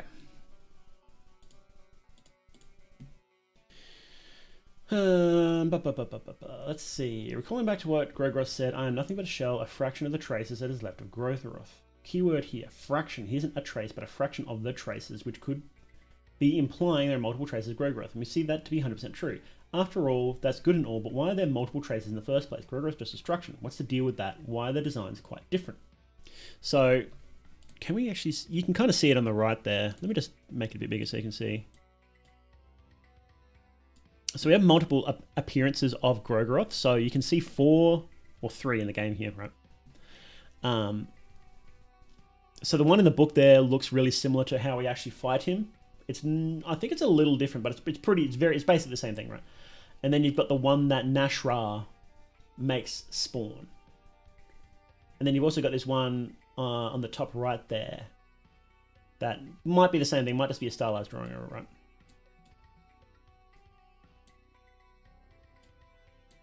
Okay. Have you seen the shadow of Axolotl's take on Olmir's Sulfur? Kind of blew my mind. I did. I don't recall it off the top of my head, though. I said it earlier, we want to answer Lagarde's theory. Then let's investigate the traces, what we already know. It makes sense. It can be explained in a way according to our own image. Creation and destruction aren't necessarily just gendered concepts, right? Yet we see their physical forms bearing such traits. Ooh, excuse me. So yeah, Grothroth depictions almost always have peepee horns, or a Sylvian usually always has many breasts. That's true. Destruction and creation are just concepts that aren't gendered good or evil, they just exist, right? They're forces of nature, yet look at their physical forms. Specifically, the moon has... Hang on. This particular view has gotten so widely popular that almost all occultists believe that Venushka is the offspring of Grothroth and Sylvian. However, wouldn't that just be considered as human written knowledge? Who's to say that's actually the truth, instead of something that was considered the popular belief?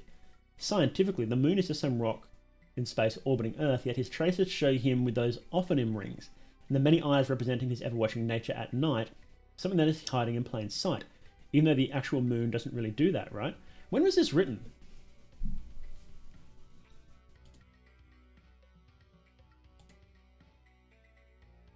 Oh, that's pretty recent.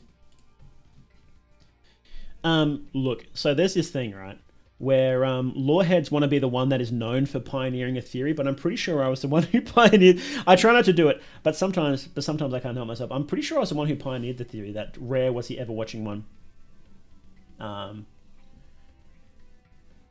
that we see in the first game too, because we see there's the ever watching talisman, and he's like an Eastern god. Maybe, I don't know, probably not. You don't want to be too stuck on that, because someone will dig up an old Discord tweet and say, no, you actually got pipped by that by like years on it. It's like, oh, okay, so I came up with a theory without recognizing that anybody else had done it first. Basically, what I'm saying. And he's actually good. His ever watching nature is actually good, because he heals your mental afflictions. So, even an implied equal dualism between the sun and the moon through order and chaos, as seen in the Truth Under the Moonlight text. But in reality, the moon is significantly smaller than the sun, and there are many moons in the solar system alone. It makes no sense scientifically. As such, it appears as if the views of the shape of destruction, creation, moon, and sun appear to be more mythological and more human. Yes. No arguments there. We got more Hugos. Let's go. Death of an older god Venushka, the change in the human view of nature. As stated in the unedited skin Bible of Venushka, he used to be named Nanush, but is now Venushka, meaning guilt, due to humans killing nature. Axolotl video followed the idea of Olmir and Sulfur representing Jung's ego and shadow, etc. Yes, no, I do remember that vaguely. I'll need to go back and rewatch it because it's been a minute. I remember liking it though. Human view on nature is now something for them to capitalize on as resources. They took from nature due to being tainted by their mind and ambition to triumph over others. Yes, yes, yes. Does it say the theory? You know why? You know what the difference there is? You know what god Venushka is opposed to then?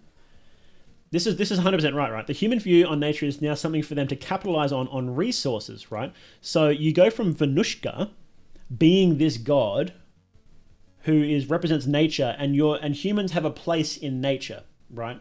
They are beholden to the seasons. They are beholden to the nice breeze. They're beholden to the rains, to the fire, the brush fires and volcanoes and everything else like that, right? But then humans killed Venushka or Nanush and then renamed them Venushka because they realized they kind of fucked up. But what was that replaced with? Do you guys know? What was the human view of nature replaced with? I'm gonna have a sip. What do you guys think about it?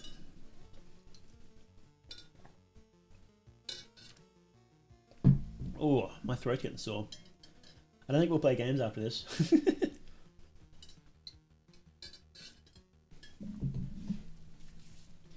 It was replaced with a human dominance of the world. And what god represents human dominance? It's Olmir. Right?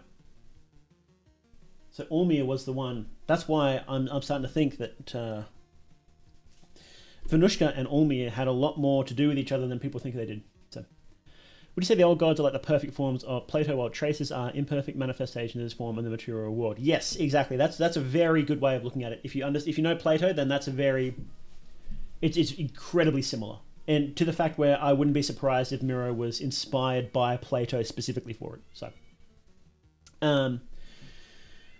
So yes, as Enki describes, ancient tribes and men used to live in symbiosis with nature with its cycles of destruction and creation. This effectively caused the death of the Nanush, in a more conceptual idea, the death of nature itself. And what manifested as a result was a guilt of humans for killing nature in the form of totems, aka half-gods known as Ikitorsos, presumably manifestations of that guilt. So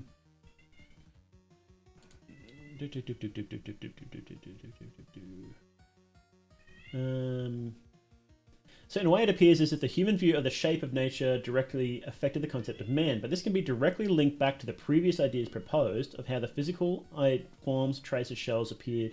Hang on, I'm going to be right back 1 second.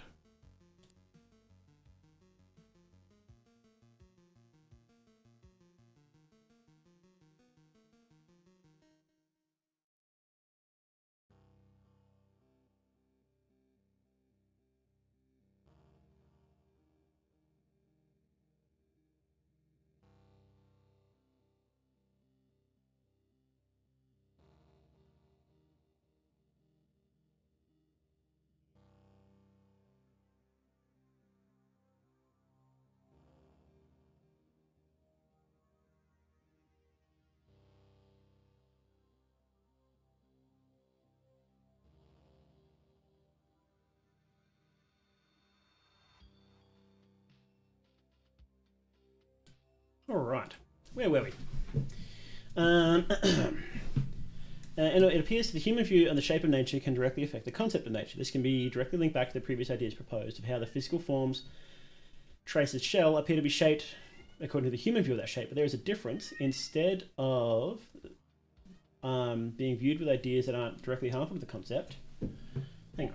Instead of being viewed with ideas that aren't directly harmful to the concept, such as how Grogroth and Sylvan have assigned gender roles, hang on, my brain is breaking here. There is a difference. Instead of being viewed with ideas that aren't inherently harmful to the concept, such as how Grogroth and Sylvan had assigned gender roles, which are humans' attempt at comprehending such concepts, the view of nature humans had completely flipped directions in a negative, unsustainable way. Though this does raise a question, if this is true, why do they still have influence today? Yes, that is a really good question, right? So what that's saying is that, okay, so assuming that humans' view of destruction is that it's male and masculine, right? So we view Grogroth as male. And humans' view of love and life is feminine, so we view Sylvian in a feminine way, right? If we viewed nature as something that we were part of and beholden to, so with Venushka, it was this god that we actually had to be beholden to and was like meditative and whatnot. What happens when our view completely changes on that god? What happens then?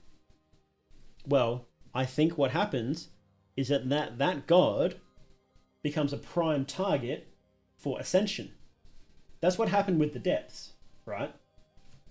Is that, so the depths was a god that represented the unknown, being a thing of fear and hunger. You know, it's bad.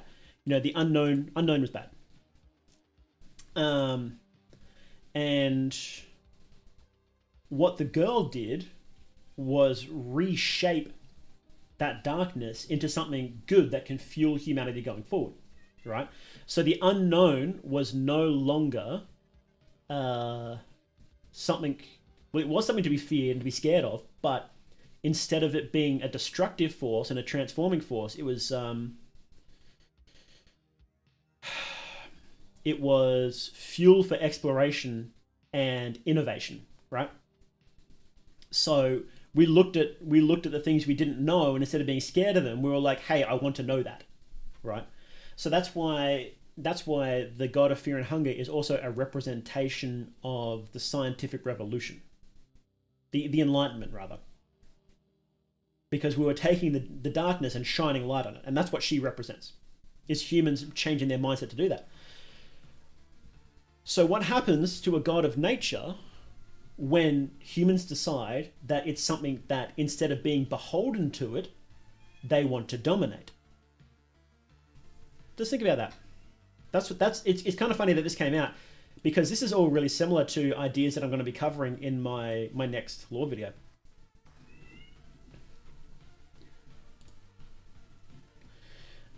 God symbols, a mythological view. Grogroth's symbol is the eclipse, as shown by the eclipse talisman bearing the sigil.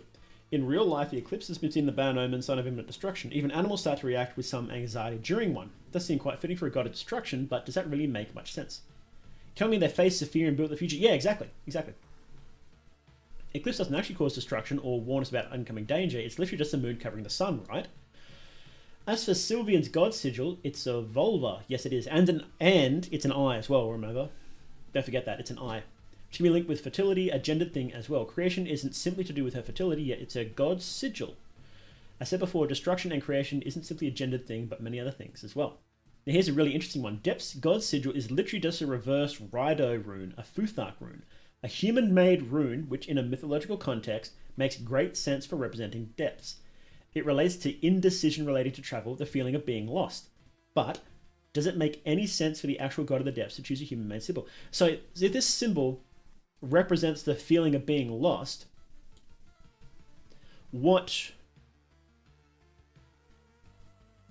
so if that's what the depths sort of feels like, being lost in the darkness, the god of fear and hunger is people wanting to be lost in the darkness so they can find their way through.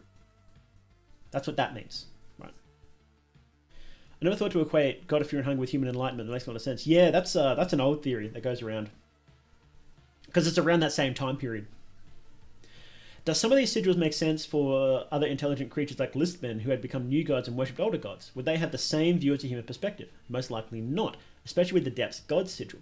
Perhaps this is because the god sigils appear to be in line with a more mythological view, a human perspective. Recalling back to the theory that the physical forms / traces of the older gods are shaped with the human view of the shape, perhaps this idea applies to god sigils as well. Yes, I would 100% believe that, especially since Sylvian's sigil changes over time. And Rare has multiple sigils. So I wouldn't be surprised at all if that was just how humans interacted with them. And you can see that too in the ritual circles as well. Can we pull that up? Jamie, pull that shit up.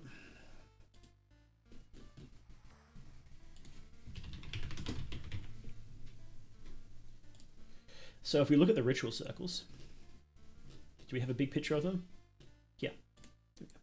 So, ritual circle for the old gods, ritual circle for the new gods, ritual circle for the ascended gods. We didn't need a ritual circle for the ascended gods in the first game. Olmir was literally just called an old god. He was Olmir, the ascended one. The category didn't exist. So how these work is it's literally just how humans interact with this magic. That's it. Rare technically has another sigil. I don't know if it's like a sigil, but there's another symbol that represents him. Skin Bible Rare. Can we see it? Boop, boop, boop, boop, boop. Yeah. So this one here. If it's going to load, there we go. That one there is another symbol for Rare. I shouldn't have said sigil, right? Can we see the other ones? Skin Bible, Go Far. Because all the other ones, I'm pretty sure, just straight up show their sigil there. So most of them show their sigil there, but then Rare's only has this one for some reason. You know? And I believe Miro straight up said that, yeah, he should have used that as a sigil. He likes it more. So I was wondering, I know he was other symbols like the crescent moon and the 5-pointed star. Yeah, he's got some other sigils as well. So, okay, where are we? Do some of these sigils make sense? Oh no, we read that. Okay, where were we? Basis of magic. Here we go. The spell descriptions of Grogroth spells give details how they function. Hurting. Create a devastating vortex out of your concentrated feelings of hurting and hatred. Black smog. Crystallized man-made darkness born from the industrial age to blind and suffocate your opponents. Black orb. Concentrated negative energy that can be hurled at your opponent. It's got ill will. Okay. Why do they care then? Why care about which circle their sigil is placed? It's because you care. And I have a feeling I'll talk about this now. But in general, it's not about aligning the universe how you want. It's about aligning yourself with the universe. That's generally how modern magic is viewed. So, and that seems to be what's happening in the games as well. You're basically tricking yourself into thinking that you're more like Grogroth, so you get Grogroth magic. So, clearly some of Grogroth's magic... Oh, wait. Moon Eye situation is interesting. Good chance Rare may not have had a reason to have the current sigil until Self-Occultist needed one to easily access his realm. Maybe. We do know that the church knows his sigil, though, because Marina knows his sigil, and she can learn it in school. Clearly some of Grogroth's magic channels negative emotions to carry destruction magic, but destruction isn't inherently evil, good, positive, or negative. Skin Bible calls out how viewing destruction as something evil is a foolish thought. It's very strange. Perhaps the domains and such spells of older gods themselves may also be from our own image as well. For some domains it makes sense, like plants for Venushka. Lunar meteorite storm for Rare fits, but the mind-related abilities for the moon. It's just some rock in space, right? Osar delves more into the way magic works. The forces you call older gods, they are just that, forces of nature. A blacksmith doesn't pray for Venushka to bend his iron, he harnesses the flame and does it himself. According to a conversation at the train with Osar, when you ask how magic works, he talks about how it all comes down to willpower. However, you need blind, unconditional faith in yourself. Religion is a way to bypass this by having that blind, unconditional faith towards higher powers instead, so you create these simple tricks by manipulating the world known as magic. So it appears that if the way Grogroth's spells hurting, black smog, black orb appear to align with his very idea that Osar explains, you are using your own negative feelings to manipulate the magic itself, not Grogroth's. You are the one who bends the forces of nature to your own will. Yeah, so basically what you're saying is that I am Grogroth, I am a force of destruction, and you're tricking yourself into doing it. You know? That seems to be the way it works. Okay, next one. Sorry, 1 second. The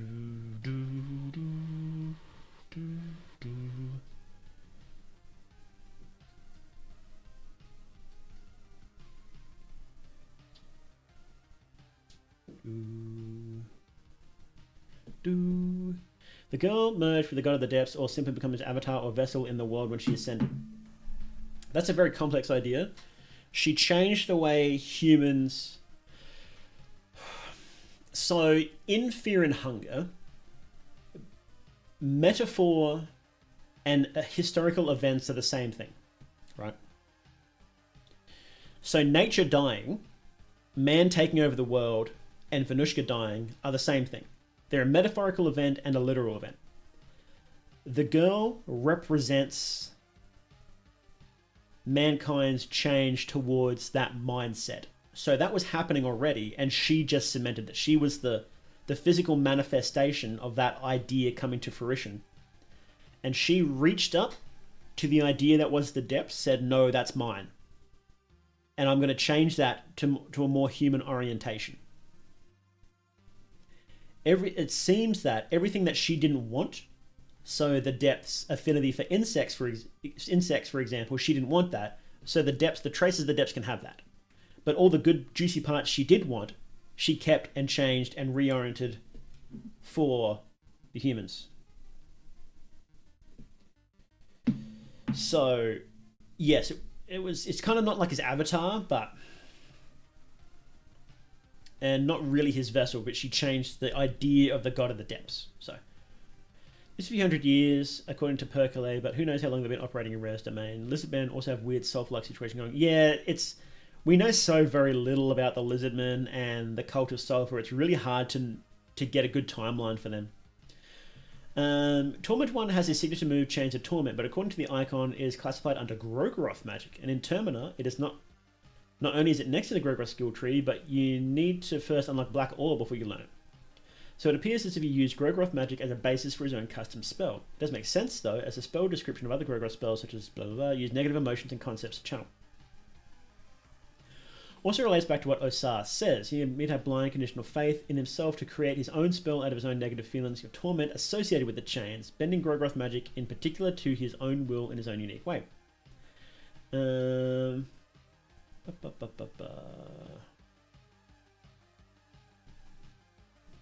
we get the idea. Commenting about how sulfur during the stream feels like a dueling in class when I should be paying attention to the document. Machine God Logic Artificial Green here. Here we go. So it appears as if Lagarde may be right after all. The idea that the traces are shaped by our own image, or in Grogroth's words, our view of the shape. However, I wouldn't necessarily say that he's 100% right, but instead 95% right. For example, what about lizardmen, Sergals, or even ratkin? They also have their own unique views of the shapes, right? Wouldn't they have contributed to the shapes like creation, destruction, etc.? For example, Sylvian's traces look like a squid with many tentacles. Perhaps it's a lizardman view of creation.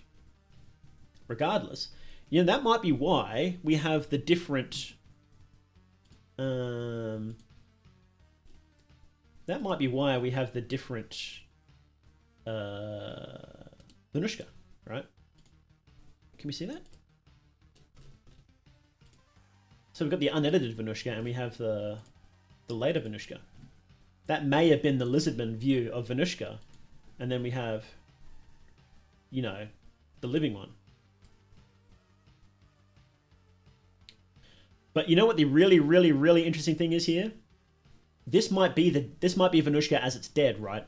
It's a pine cone that's opened and released its seeds. Holy shit, I'm writing that down. That's awesome.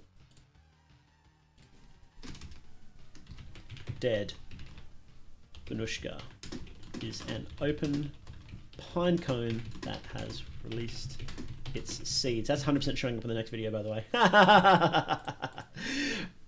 Playable Lizardman character win. That'd be sick. I think they're all dead by now, though. If I get X Jurassic Park crossover. Yeah. Regardless, it appears as if Lagarde applied this very idea to the machine god logic, creation of a new god not relying upon other powers, but something made by humans purely for humans. One such thing would be the artificial green hue, which he refers to as a stream of consciousness. Note that Hugo refers to how old gods spawned from the green stream, aka the green hue. So in other words, the natural green hue could be considered as such. You could say that, applying this theory, the regular green hue / stream of consciousness collects the information from the consciousness of sapient species like humans, spawns in these physical manifestations of the old gods, materializing them according to our own image. Yes. Satisfied with that? Logic aims to solve the issue Grogoroth states in ending B about how the shape between every human varies. Logic collects information from all the humans about varying views on the shape, and only humans, not lizardmen, ratkin, etc., from their consciousness using teleelectroscopes, and calculates what the shape is meant to be instead for us. That's a really interesting theory, and I really like that. I actually really like that. Please find a way to connect this to the pig statue. Could I find the course of Venushka, stick some sticks into it, make a pinecone pig? You could, yeah. No longer will the shape need to vary between every human if logic does the job, coming to a consensus on the collective consciousness. As such, no reliance on the older gods and the green hue / stream of consciousness. Okay, that's really interesting. And that makes a lot of sense. And I'm mad I didn't come up with that when I did my logic video. I'm really mad. This is officially co-signed now, by the way. Officially co-signed by More They Do. You can write that down if you want. If the Ratman survived, Lizardman should be fine, then exploring Lizardman civilization would be very interesting. Well, we know that most of them were wiped out, and only the stragglers have survived by the grace of the God of the Depths. So it makes sense that the God of Fear and Hunger has her own ratkin if the God of the Depths had the Lizardman. In comparison, the Ascended Gods weren't perfect, as the human view of Ascended Gods varied as well. For instance, the view of what Ormir is had essentially watered down in a way that was less barbaric. For instance, sacrificing people on Ormir crucifixes started to die out over 200 years ago, according to Osam. As for Gopher, people weren't even acknowledging her as a true god, but as some obscure deity. Instead, it appears as if it's mostly ratkin worshipping her nowadays.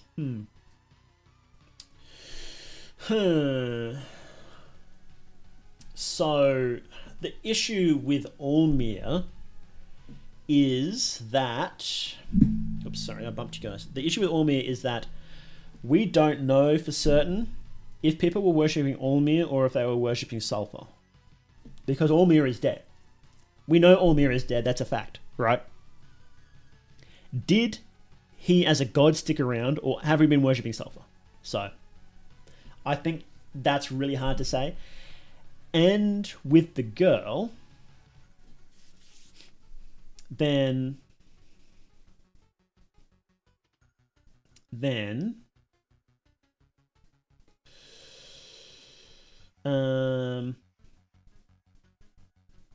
crucifixes started to die out over 200 years ago. Okay, I need to write that down too. Ormir crucifixes started to die out about 200 years ago. If that truly was sulfur worship, why did it die out? Question mark. Okay. I have fever dreams about Pinecone Pig being a somewhat powerful deity akin to Vitruvia or Sylvian. And the girl, does she get power by being worshipped, or is she, because she represents that stage of enlightenment, does she get power just from humans doing cool shit, you know, being industrious, right? What counts as believing in the God of Fear and Hunger? Does it, because if people believe in what she represents, right, then, so if they believe in that enlightenment and industriousness, then would she need to be a true god, is the thing, right? So does Grogoroth need to be considered a real god in order to have that trace? Yes. because that's how we view it, right? So if we view Grogroth as this big, angry demon man with big penis horns, then that's how he'll appear. So we need to conceptualize the Enlightenment as a thing in order for her to appear as a thing. But if we don't do that, she will still exist, but her traces would be weak or non-existent. Or her traces will just appear like the rat men think she appears. Okay, yeah, that checks out. That checks out. Okay. Theory on why there are multiple traces of the same older god. I have an interesting theory about this too, but we'll have a look-see. What if the different physical forms, traces of the same older god, represent the different popular views of the same shape that an older god represents? This would essentially be combining both Lagarde's theory on the physical forms of the older gods as well as what Grogroth says. Because the shape varies between every human. What if the different traces of the same older gods, such as for Grogroth, are the direct consequence of that? Starting to believe more the old gods are just ascended blights. Venushka maybe, I don't know about the rest. Same process that Ormir and the Lagor went through, but for blights, they're an old generation to ascended gods. I think the issue with that is there's like no evidence of it, right? I think that's where we get to the stage in theory where it's like, is it possible? Yes. Is there evidence? No, right? Maybe the same as the old gods getting power from inherent human truths, like humans experiencing fear and hunger to fuel their existence, refuse those concepts in turn. Maybe. So curious about the blights in general, no so willers. Yeah, we do. So, well, let's just read this one. So, what if the differences between the traits of the same older gods, such as Grogroth, are direct consequences of that? Now, if it was just a small amount of humans having a same view of destruction in a unique way, that's nothing, right? Perhaps several different smaller views can be shown on a single trace. The Gauntlet version of Grogroth appears to have multiple design elements to it related to destruction. For instance, some kind of carrion bird necklace or the demonic wings, giant claws, bandaged face, etc.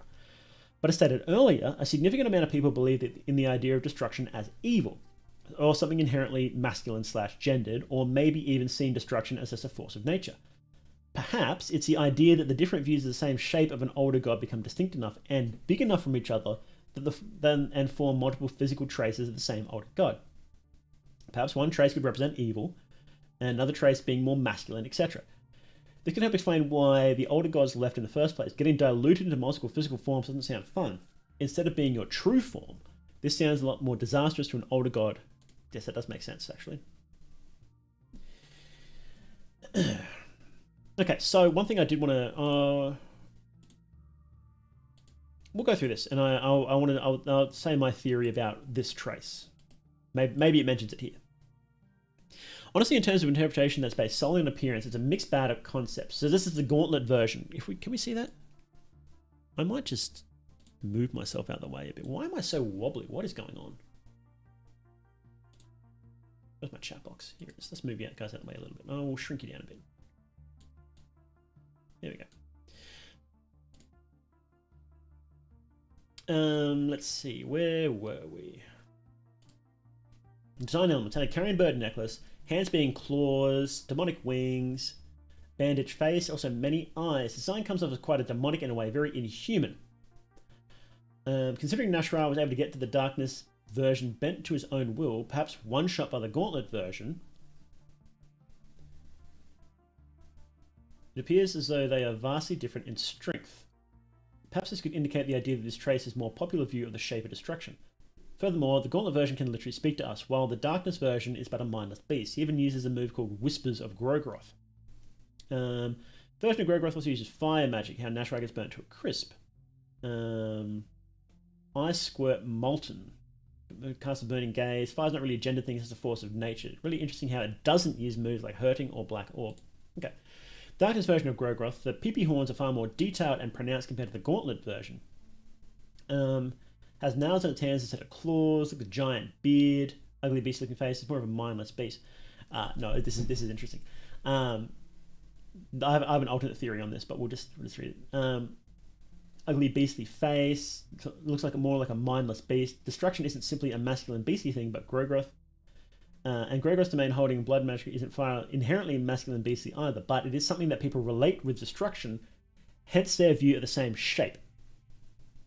So perhaps the Darkness version of the trace of Grogroth is a representation of the masculine/beastly view.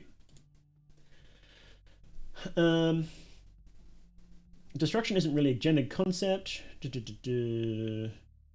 So as I conclude, what I think this interpretation of Grogroth is, I believe that the Gauntlet version, so this lower version here, this is the one we find in the Gauntlet, represents destruction as a force of nature, the view of destruction that is not good or bad, it just exists. Whereas this top one represents it as more beastly or masculine. Now, that's an interesting interpretation, and it might be right, but what I think is something a little similar. Multiple traces theory is the main reason I share this. Love to hear you taking it. So, I don't know if I believe in multiple traces of the god, not in that sense. So if we consider a trace as the leftover remains of a god, right? So if we consider this trace here, so this was literally the shell of Grogroth when he left. So this was a shell filled with the essence of Grogroth, right? And now the spirit of Grogroth has left, and just this empty shell has remained there. This thing, consider what it is and who has it, right? So it is something that appears like Grogroth. It has massive pee-pee horns. It's got a beard. And it's a slave to Nashra. All right.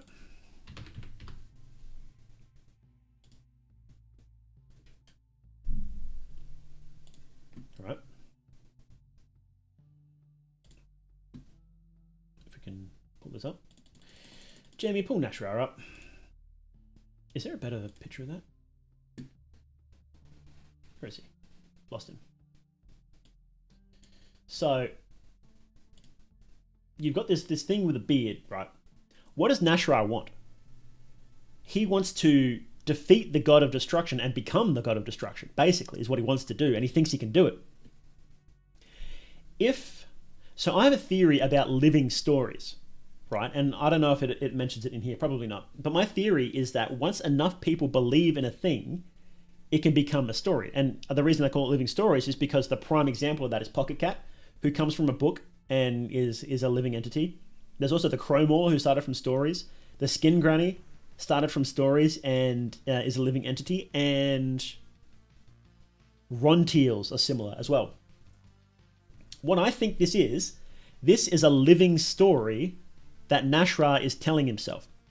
He fervently believes, because he's crazy, that he can become the god of destruction, that he can become stronger than it.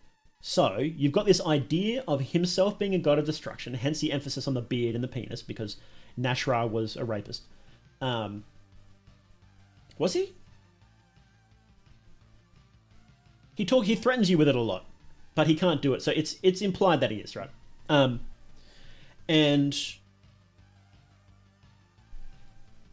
And he also views himself as better than the god of destruction. So this one is his slave.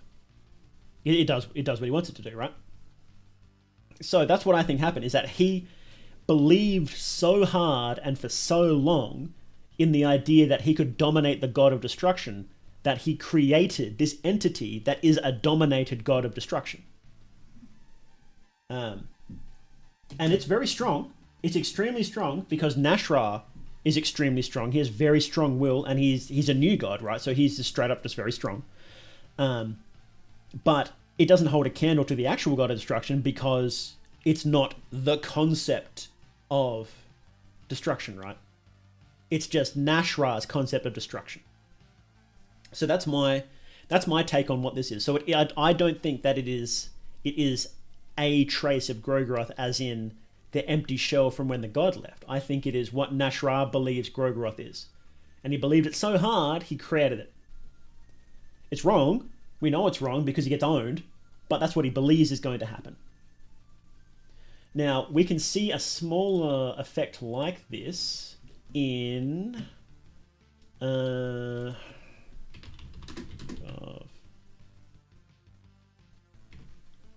memories? Forgotten memories. Book of Forgotten Memories.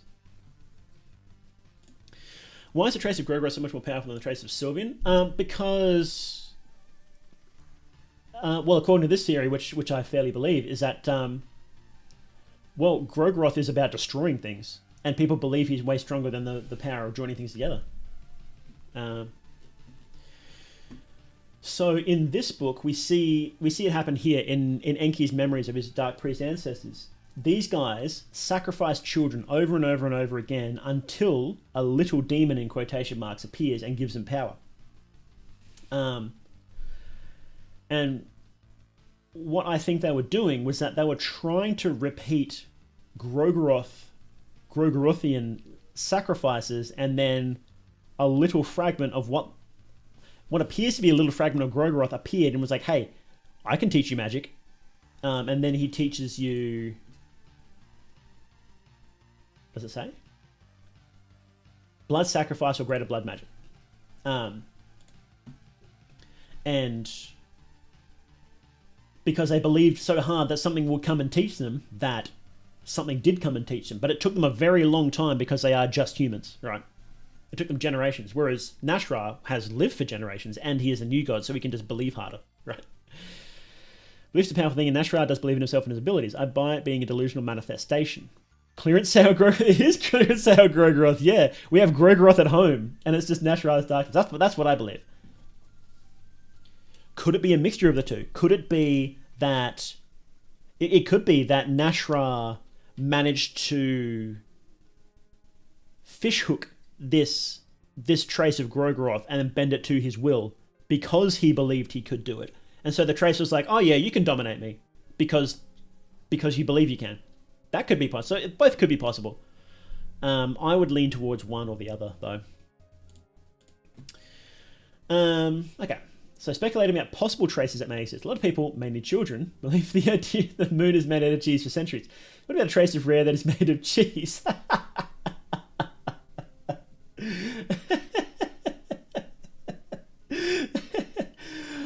What if there is a notable trace of the depths in Vinland? That's something that pops up interestingly because Vinland is so unknown and it's a land of darkness, right? So people think there might be a trace of the depths still remaining in Vinland, which is very likely, I think so. Because yeah, the very soil itself has rejected warmth and sunlight. Like I believe that if there's likely a trace there, but as humans sort of progress, you know, they might boot it out again. Oceans being uncharted territories. There's a trace of depths representing the ocean. I could believe them being the same thing, yeah. Yeah. If that multiple trace theory is correct, then yeah, I could believe that. Speculating other gods that may exist. For example, what about a sun god? There's 100% a sun god, right? What about a star god? There's almost certainly a star god as well, right?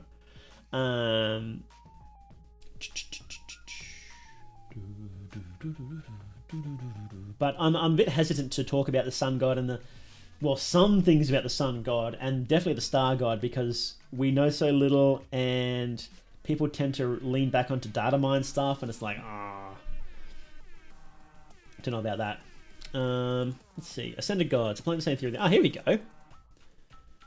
As soon as you start to think the document is locked in, cheese me. No, that was great. I loved that. I love that. Girl ascends using the trace of the depths along having an ancient one's soul is set to radiate the light of an older god. As stated by the Grogoroth traces here, but a shell. So it appears that if a soul is a necessary core, according to properly fill that shell left behind the depths for the ascension to happen. Oh, interesting. Here we go. Notice how similar in concept the idea of fear and hunger is with the god of the depths. Ascended gods appear to be taking of this. As speculated earlier, the reason why there seems to be multiple traces of the same older god could be tied to what Grogoroth says about how different traces represent different view of the same shape of that concept. Here, fear and hunger is something that could be perceived as a different view to the shape of the depths, right? Yes. Considering the concepts are somewhat similar. You could say it's like depths forming another trace / physical body / shell, representing another view of the shape of the depths as concept of fear and hunger, but since the depths left the world, there's only a shell left. As such, the Ancient One's soul was necessary as a vessel to fill that shell in order to create a new concept as a god, right? Yeah, yeah.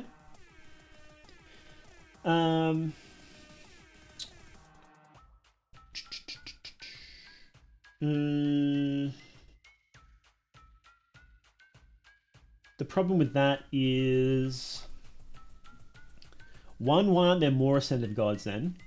If they can do that with any trace. Maybe there are. Well, maybe that's what Pocket Cat does, right?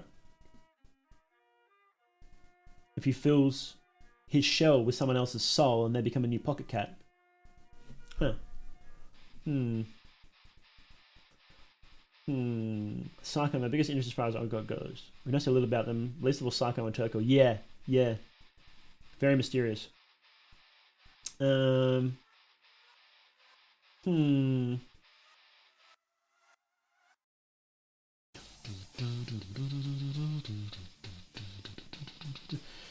might not be completely right to say go for as another shape of the depths. I need to think about that.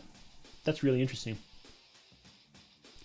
So if you get the shell and then you put a new soul into it, and that the soul uses that as a ladder to jam itself, to short circuit the old god's soul and make a new thing. That's what I think's happening.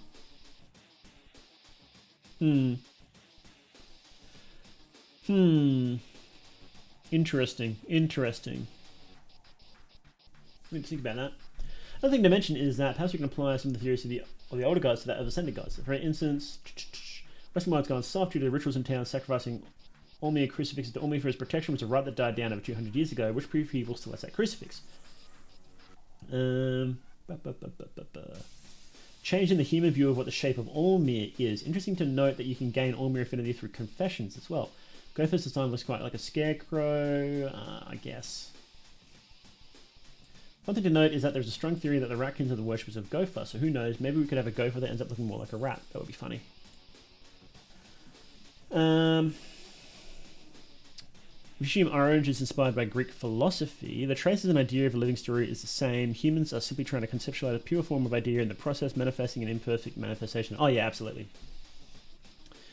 Both Gopher and Depths are distinct. Take a look at Gopher's spells. Mastery over insects to mastery over vermin, locust swarm to mischief of rats, similar, not the same. Yes, exactly. See the images, beekeepers are caused by the depths. Yes, so the depths explicitly shows up. Well, influence of the depths explicitly shows up in Termina, which really is an odd thing to happen, isn't it? Leechmonger ring, created by more depth influence. In other words, it's not like Gopher took over the domain of depths in its entirety. Instead, it appears as if the depths kept its own domains while Gopher copies it, slightly changing it to better suit fear and hunger, seeming to have her own domain. No, so what I think happened is that she took most of it, reshaped what she wanted, and then left the depths with just what she didn't want. And that seems to be insects. Because all we see of the depths is just the wasp men. That's it. That's all we see. Maybe some of the darkness in the mayor's basement, but that's super. We know basically nothing about that.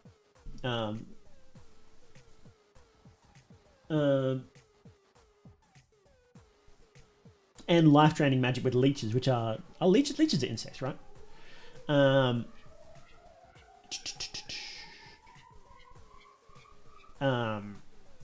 So it's sort of really hard to know exactly, but that's what I think happened is that,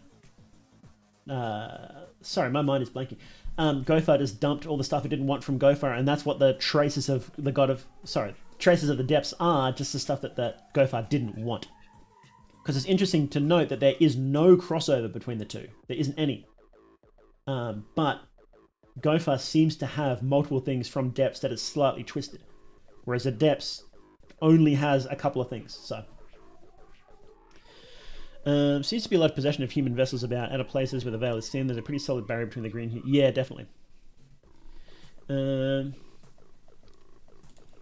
Olmir's ascension is split. This is something that Olmir is a unique one.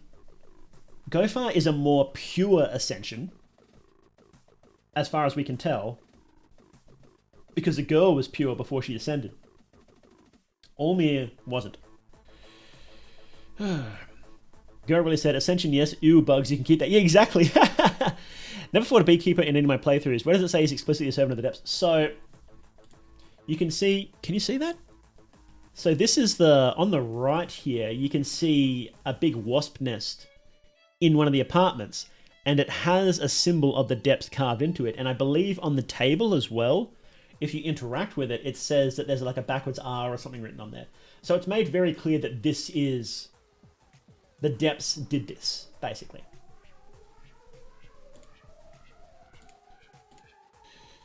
So how did Olmir ascend? If we're going to apply previous theories, well, one theory is that he ascended just how the girl did, using the traces of an older god. The sun god is a candidate for this, considering how when the Olmir died, he stayed in Mahab 3 days, and how there's a sun in Mahab, which is now gone in present Mahab. Also appears to be some sun symbolism related to how Olmir... related to Olmir, like how Bloodsword and Longinus have sun cross on their crossguard, how the matches depict Olmir with text saying "Let there be light," that was me, ding, and the skin Bible depicting Olmir on a solar monstrance, like how the church depicts him having a solar crown, the same crown that Sol Invictus, the Roman god of the sun, wears.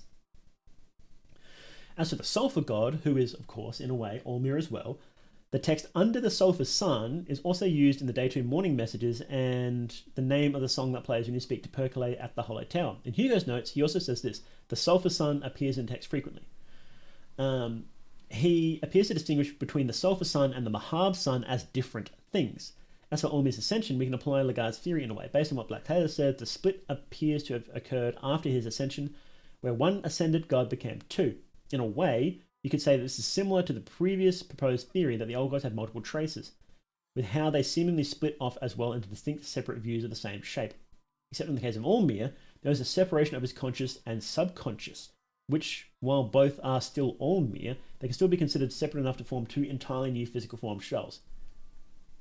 Now, how that happened is, I believe...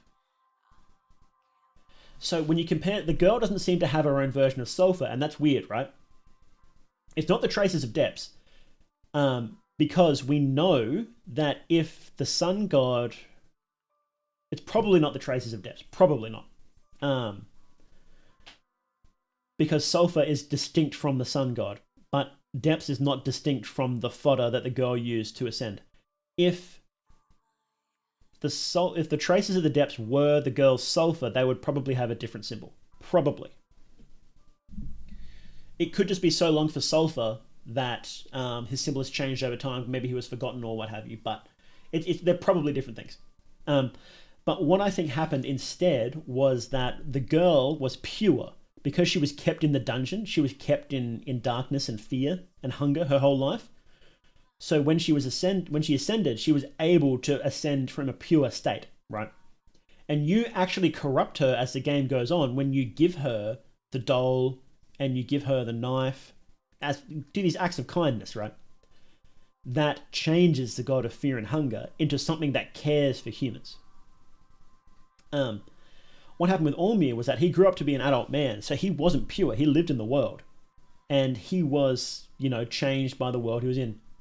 So the negative emotions that he no longer wanted to represent as a god, he pushed down into his subconscious. He carved idols in his subconscious in order to get rid of them. And then when he ascended, that split off into sulfur. That's the standard view of what happened. I don't know if that's the full story, but that seems to be what Black Caleb tells us. So, don't have energy to elaborate. There's a strong connection between sulfur and the dungeons, many separate instances. Oh, 100% there is. Oh boy, is there. My theory is that Gro is generally the father of Olmir and sulfur may be related. My theory has slightly changed now.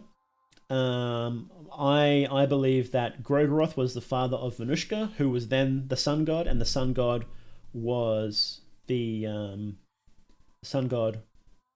Venushka was then killed by Olmir and used to ascend. Because the idea of a strict hierarchy in the world that Venushka represents and humans are lower down on that hierarchy, that idea is slightly twisted by the ascension of Olmir, becomes the world has a strict hierarchy but humans are on top, right? And that's what Ascension does, is it takes an idea from the old god and it slightly twists it. The girl took the darkness as a place of fear to the darkness as a place of exploration and ingenuity. It's the same thing, but slightly different. It changes your mindset, changes how you look at it. And that's what the difference between Ormir and Venushka are.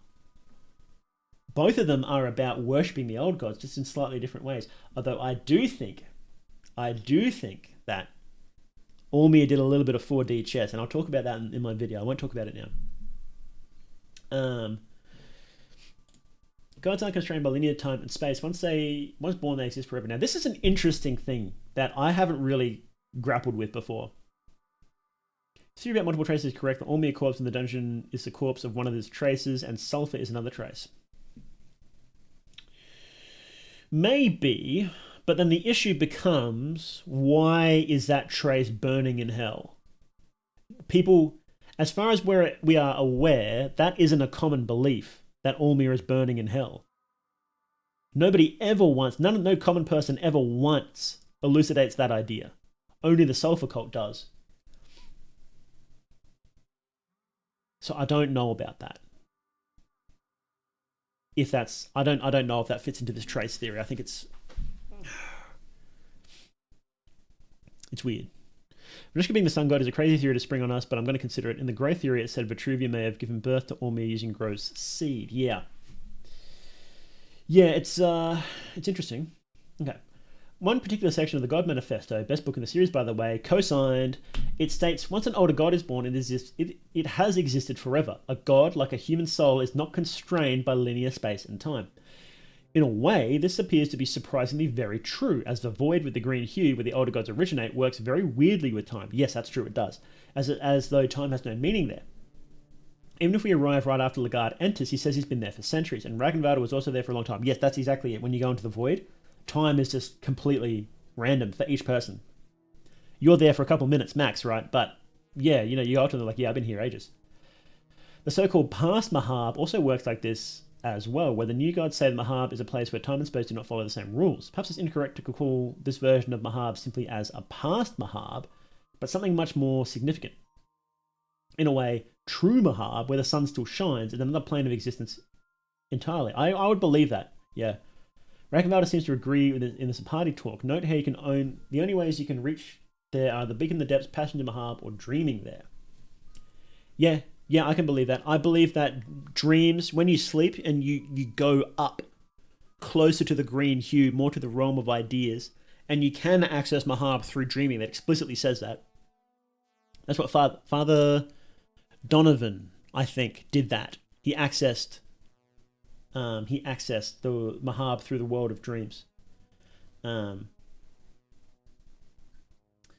Perhaps they explain both the God of the Depths and Venushka's states in Termina. Once an older god is born, it is forever. Their influence on this world persists regardless of death/traces being used for ascension, as they now exist forever. You could say that this is why we even use their magic in the first place, as once they are born, they exist forever, unconstrained. Yeah. Hugo says, the forgotten and long dormant God of the Depths perished that night. Only an older god never truly perishes. You also explain why both the sun in true Mahab and Ormir are still physically present there, as they still exist forever in a way, despite the fact that in present Mahab both are gone. Ormir may have seemingly left our world, considering he's literally a skeleton, but in true Mahab he now exists forever. In fact, Ragnvaldr says he is still alive in this plane of existence, having incredible presence. Interesting. Well, they clearly instead in a dormant state. Applying this idea further, new gods embody the ways older gods to some extent as well, like how they embody their soul type to the point they are defined by it, like the tormented one. If the new gods are also unconstrained by linear space and time, to explain why in the Hall of the Gods they are able to answer questions in both versions of Mahab, or even about things in Termina like the Woodsman. That's true. Once a new god is born, they are now forever existing in the city of the gods, Mahab, just like the older gods, explaining how the fellowship can be found in Mahab in their prime states, just like the sun in Mahab or even Ormir in the tomb. Once they retire, they now forever exist instead in the Hall of the Gods, which could be the new gods equivalent to the void, the older gods' resting place. Time has no meaning for them either as well. So the only issue with that,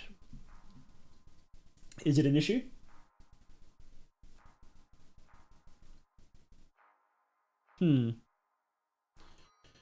Maybe. I was going to say, well, why don't we see the fellowship in the Hall of the Gods? Well, because we don't need you, because they're still in Mahab, right? So they're still existing on that sort of tier, right? And we, as far as we are aware, there are no new gods born after the dungeon. Maybe Lagarde, that's up for debate. But even if he was there, he's still running around as a human, so he probably wouldn't show up in the hall anyway. Okay. Yeah. Yeah, I don't really see any contradictions. Although, the thing would be, what does it mean if a god leaves then? So maybe they only stay there, so they only stay in Mahab if they still have influence. But if they sort of leave and fade away, then they can go. Because otherwise we would see Grogoroth there, we'd see Sylvian there. We see their traces in the Void and the Gauntlet. We'd see Rare. Do we see Rare? Well, no, Rare's still floating around. Is that a contradiction?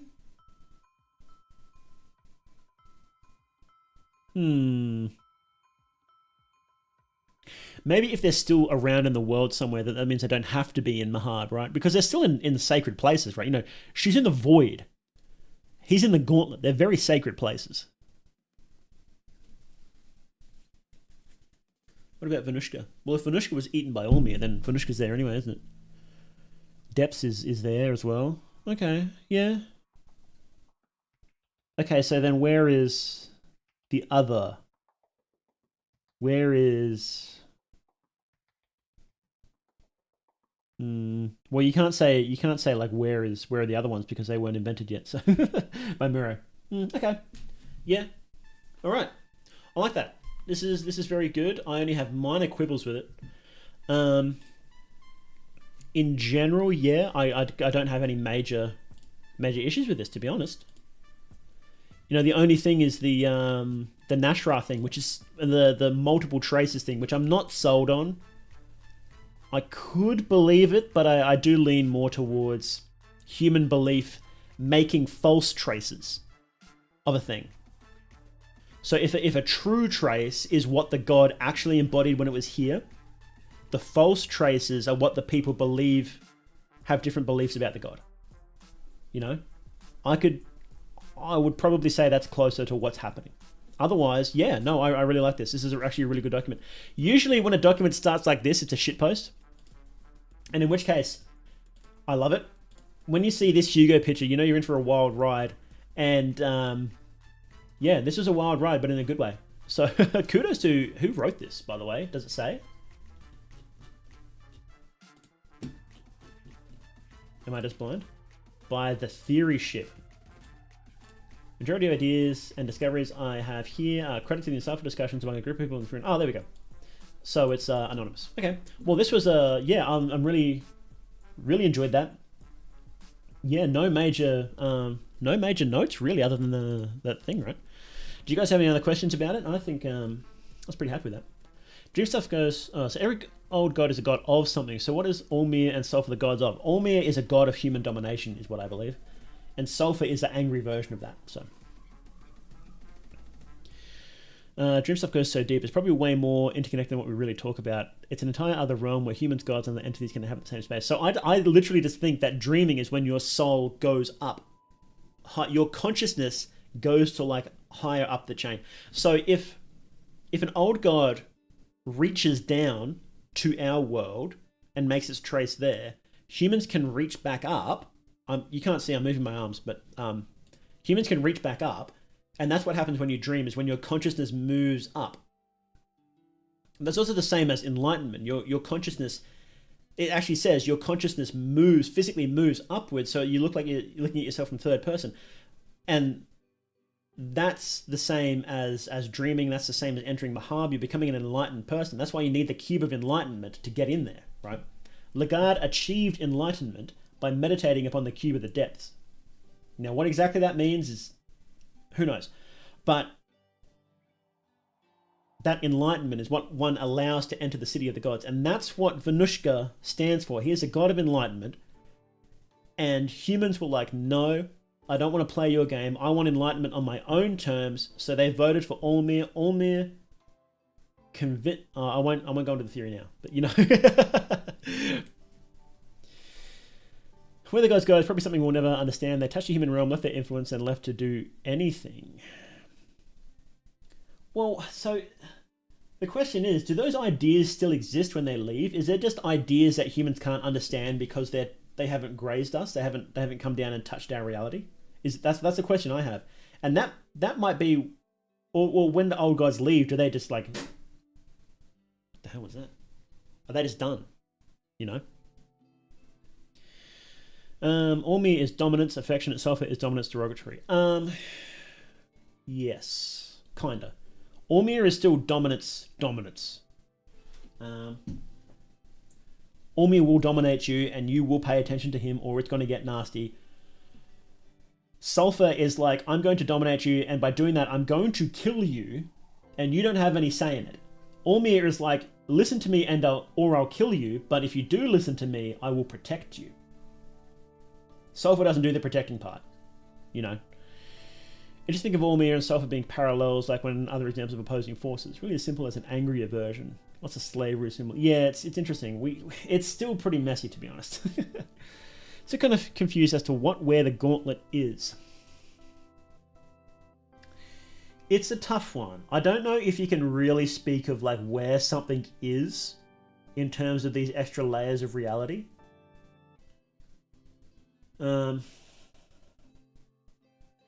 There's something I'm still trying to figure out.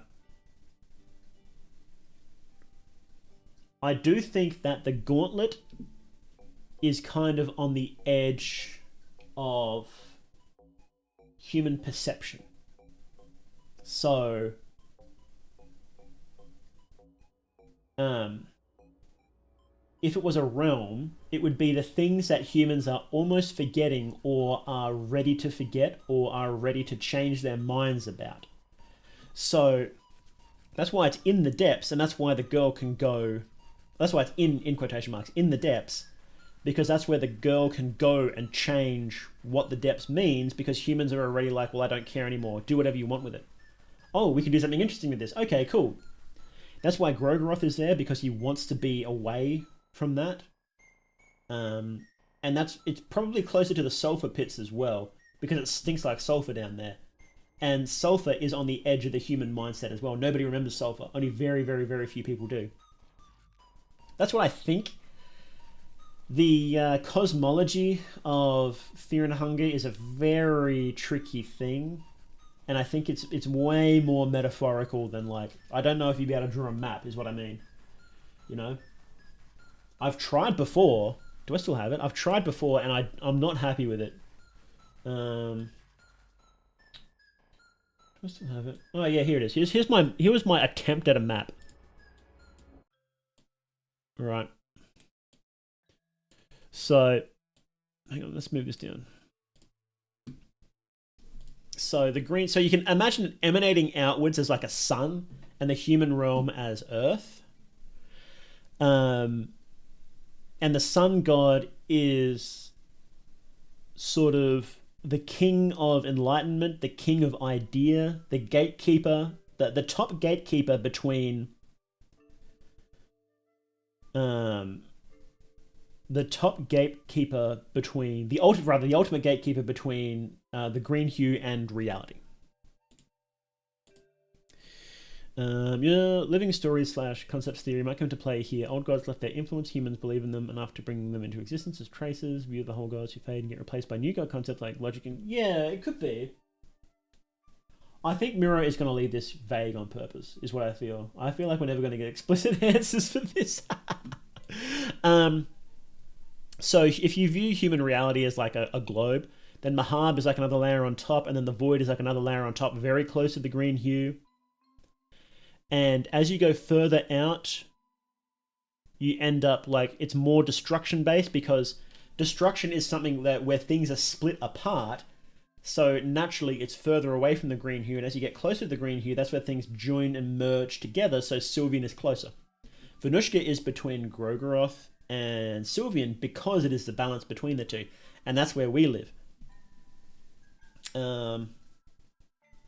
Depths is like a lesser god between Grogoroth and Venushka because it represents that edge of reality.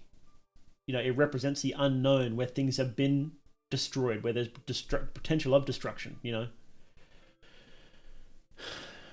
That's what I think. I don't know. I'm not happy with this, but it's such a hard thing to really wrap your head around, you know.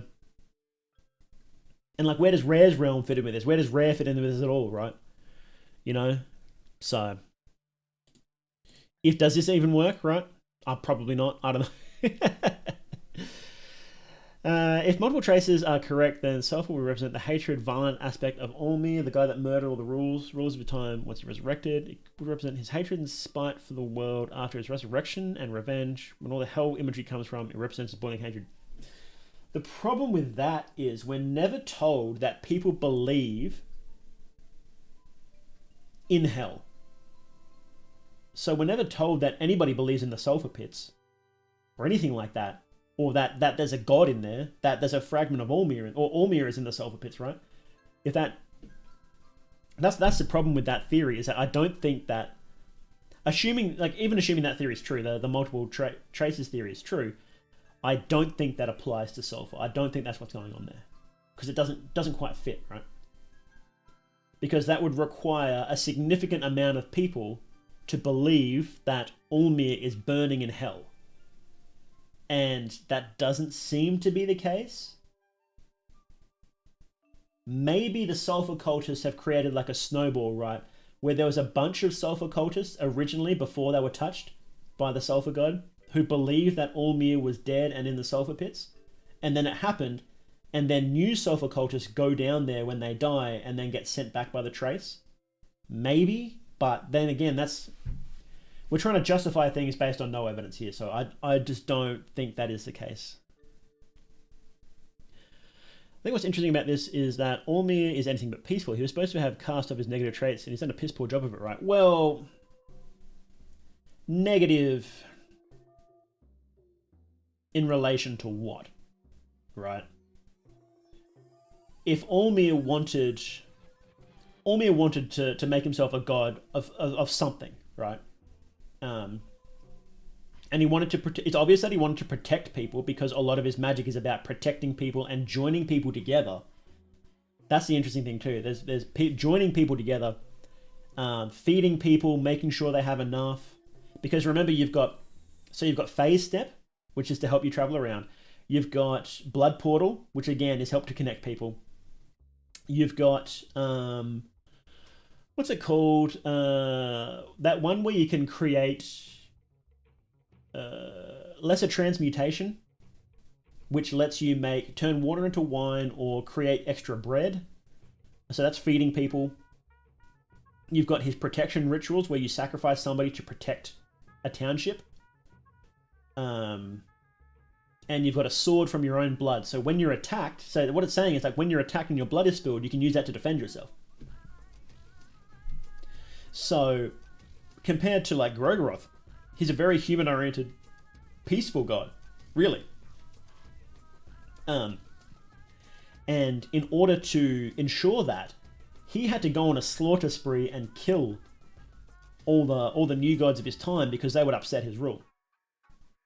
So, you know, Jesus said, "I am not come to bring peace but a sword." He brought a sword, right? Yeah, transmutation, that's one. And he's a protector of humanity. You need to listen to his rules, but if you do, you are well looked after, is the idea of Olmir. But that's faded over time, since he's dead, and he can't enforce his own rule for some reason. But yes. He's the sword of humanity is basically what he is. And you don't want to find yourself on the other end of it. But yes, let's get rid of this new cosmology nonsense. Yes, I really like this. Why is that so big? There we go. I really like this. Yeah, in general, I agreed with quite a lot of it. I hope you guys liked us taking a quick look at this. A quick look, he says, an hour and 3/4 later. But no, yeah. Very, very solid, very well thought out. You know, even my objections, I had to really think about them, right? So, yeah, no, this is... if you subscribe to this, everything written here, then you would have a very thorough understanding of the lore. even the parts we're not entirely sure about, you would still have a very thorough understanding of the lore here. So, no, this is good. Very, very, yes, extensive analysis is definitely correct. So, good job, whoever wrote this, and Theory Ship. Good job, guys. Good job. I'm giving my thumbs up. You can't see it.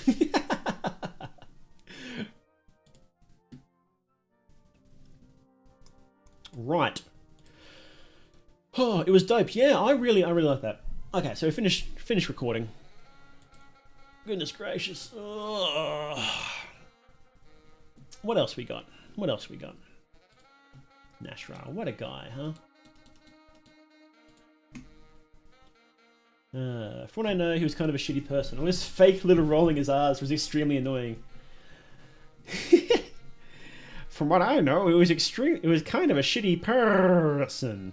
Well, that fake little rolling his R's thing you did was extremely annoying. Go to someone cool like Apollo.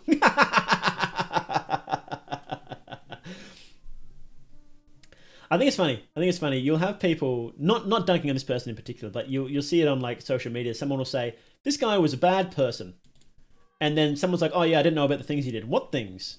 They don't say. Okay. Ormi is certainly an interesting being. I do wonder if Ormi worship is being funneled to the sulfur by the church, the way the cult hijacked the festival for similar purposes. I think it's very likely that sulfur worship is restricted to Preheval. For a couple of reasons. One, Samarie doesn't seem to know what the hell's going on. And she was part of, what was it, like the 9th Circle or something like that? She was deep in the church. If they were doing sulfur worship, she would know about it, and she didn't mention it one bit, right? Another thing is that there are inquisitors that have been sent into Preheval for some reason. And it's likely because... it's very likely because they knew there was sulfur worship there. So... Still mad, more they changed his name. Oh, my camera's going to die. How did that die? It's plugged in. I'm going to change back to... oh. Well, I can't look around, but you can still see my mouth move, so that works. That's annoying. I'll have to keep that in mind then. My camera will just die after a couple of hours. Oops. Let's see. Too strong, yeah. His guys were helpful, but Frapolo and... How do you pronounce that? Malther. No, weird. I'm gonna do the sad face. His voice fucking killed me so he can stay in the poop pit. Before he left the Fear and Hunger, yeah. It was... I don't know. It was weird. Anyway, could deal with his goofy voice he does. Both big content creators for this game were out of this terrible. That sucks. Oh,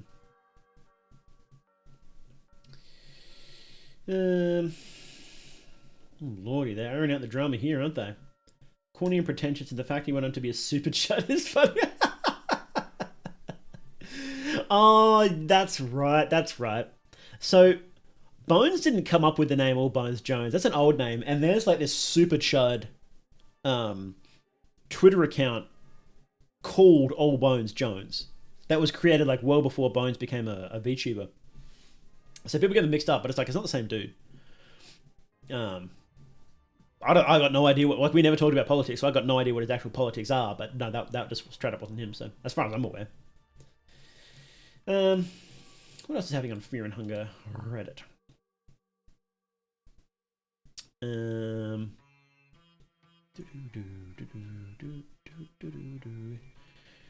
Anything happening? Not really. Oh, lordy. Things heating up in the fungi community? Yeah. That's pretty cool.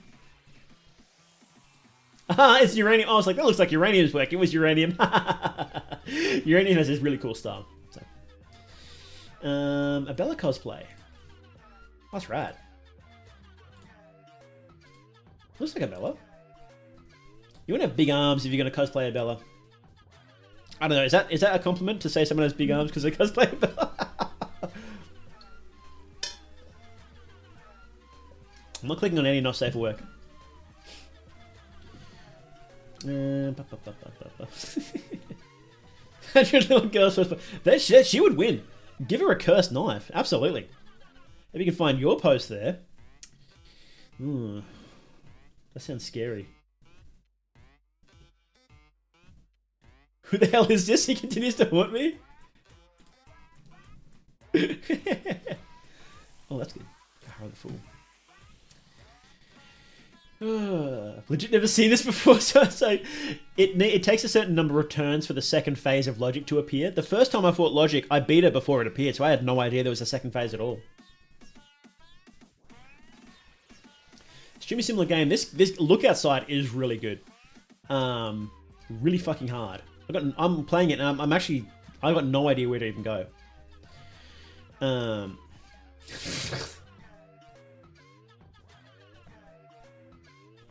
Can we see your tweets? Your what do they call them? What do they call Reddits? Reddit posts. Can we see your Reddits?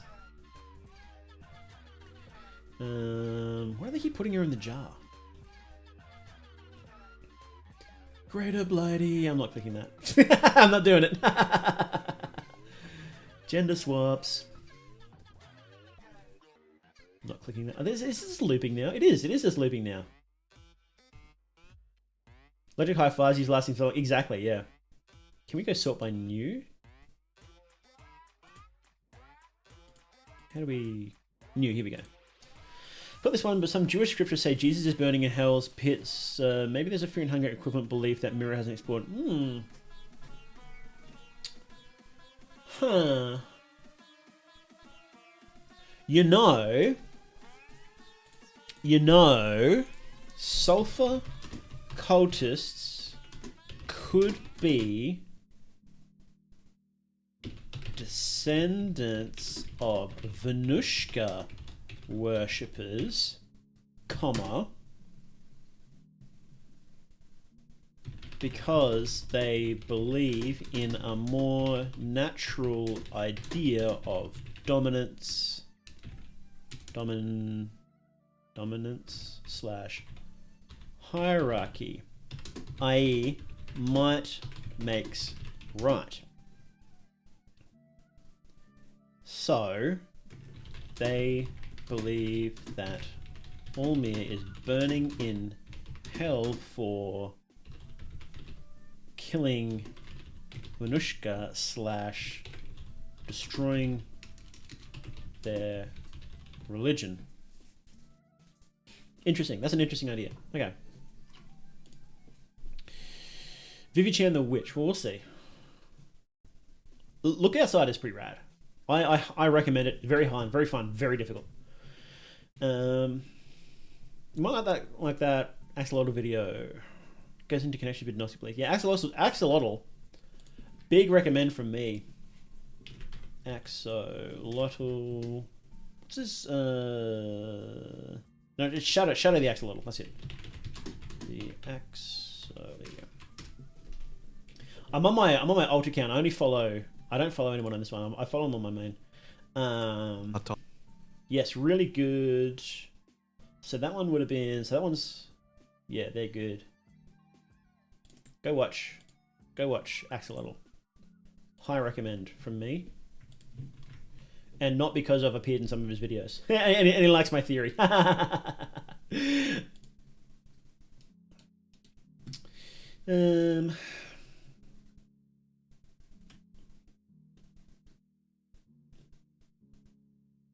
This looks... What is this? This looks cool.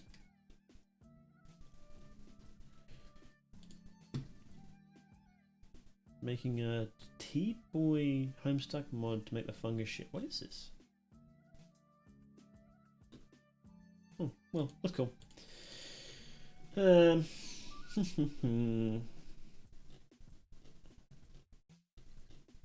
can't see you. When did you...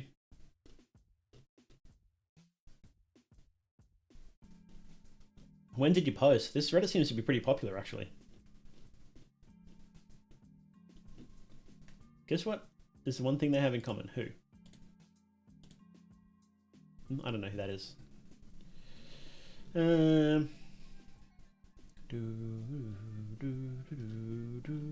This cool. This is sick. I'll give that an upvote. I'll give that my Reddit gold. I don't know anything from Reddit. The Binding of Isaac. Oh, that makes sense, yeah.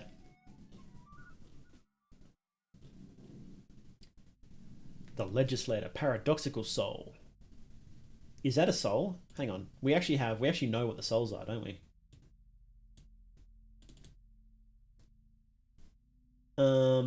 Actually, the Paradoxical Soul isn't one of the souls, but actually, More They Do, host of Mythonics, there are more souls that aren't on the soul chart because they exist on special occasions like meteor showers and comets and whatnot. So yes, a paradoxical soul can exist. Okay.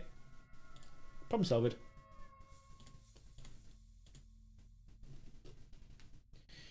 A few days ago. Look, I don't know. There's a lot of posts here. This place is popular, isn't it?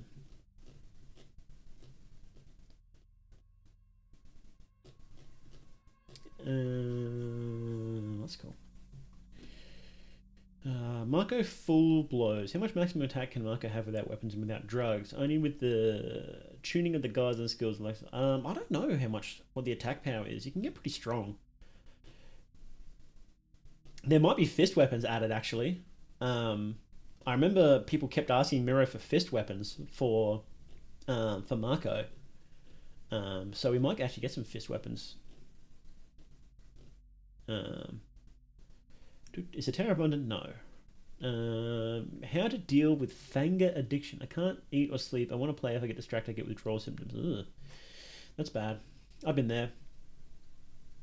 Get obsessed with stuff. Sometimes I do. Get so obsessed with stuff that I literally can't think of anything else. Is that you? No. I'm not looking at the names. I need to look at the names. It's not good. It's cute. Not canon. Not canon. I hate fan art that isn't canon. No, I'm joking.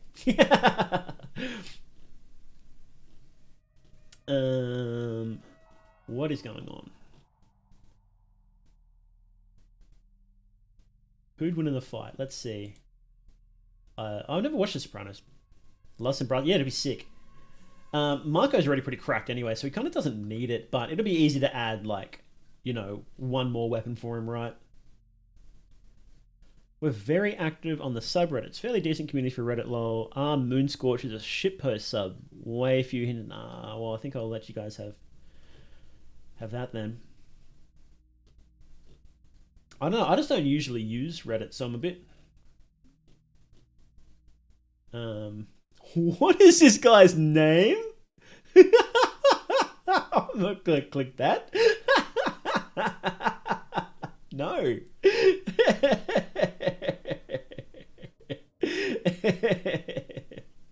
Oh, that's so funny.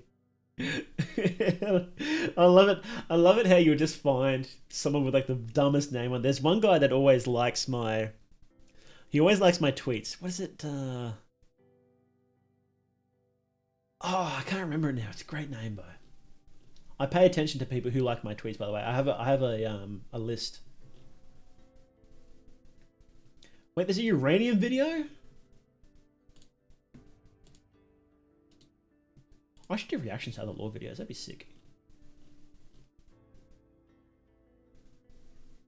What is that name? I know, right?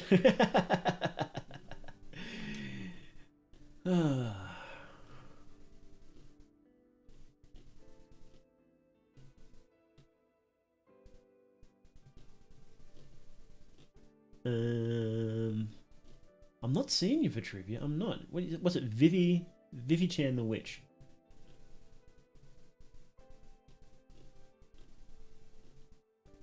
I'm looking. I'm excited about it.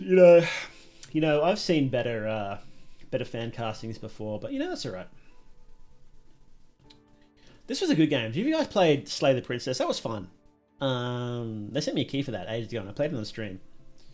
But VNs are weird to stream, especially when it's voiced, right? Because it was just 90% of the time with me sitting there listening, which, you know, I didn't mind talking less for a stream, right? But This felt a bit odd. It was a fun game though, really good. So, clarification and oh lordy. Let's have a look at that one later.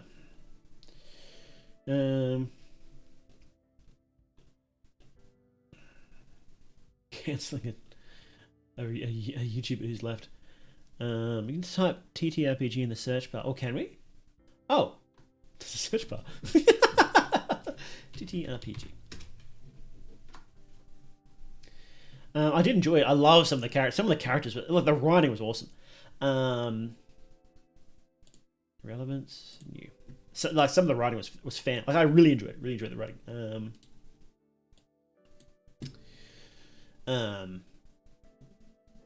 Yeah, yeah. The voice acting was great. This is so slow. What's going on?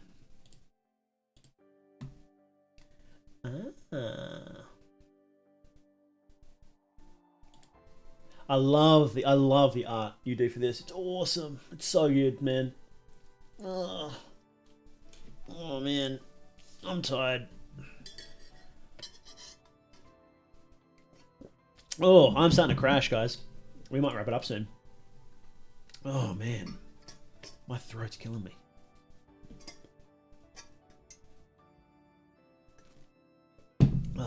I haven't talked this much in like, is that depths? But no, this art is so sick. That mouth. It's not that kind of moan. No, the art you do is awesome. This other Funga post too. Your art really is amazing. Yeah. Because you did a bunch of icons for a Dark Souls mod project, right? It was Dark Souls 3. It was like Arch Thrones or something. Sylvian. Okay, that makes sense. So I remember seeing those, and that was what that was the one thing I was like, wow, I gotta get this artist. Send the Tebetali in Fear and Hunger off topic. Okay, let's have a look see.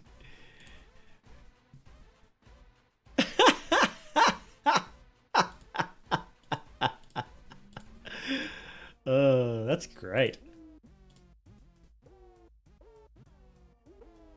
Do you mind if I show that on stream? That's funny as. Decrepit soul, immoral soul. That's awesome. You did models as well. You do 3D modeling?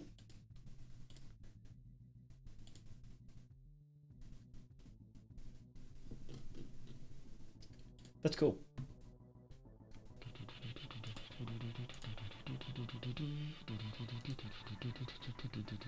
Oh, we're back to the top? No. Oh. TD's jump scare. Ah! Check the miss. Oh. Check the submissive soul. Where is it? No. No, I've lost it. What is the drama between Bones and Raccoon? Oh, look. It's old news now, but, yeah. Yeah, you know.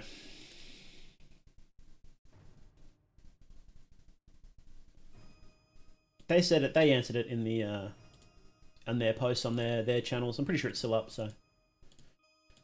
So you want submissive soul. Gladiatorial, solitary, submissive. That looks cool. Is that... What is that? Is that like an Aurora Borealis? At this time of year? At this time of day?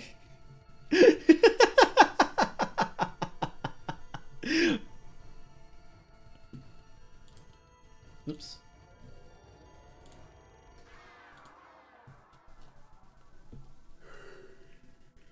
Ooh, geez, that must take ages to do this art though. Look how detailed it is. That's awesome.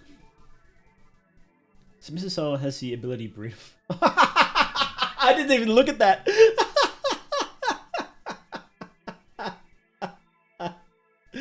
Oh man. Oh.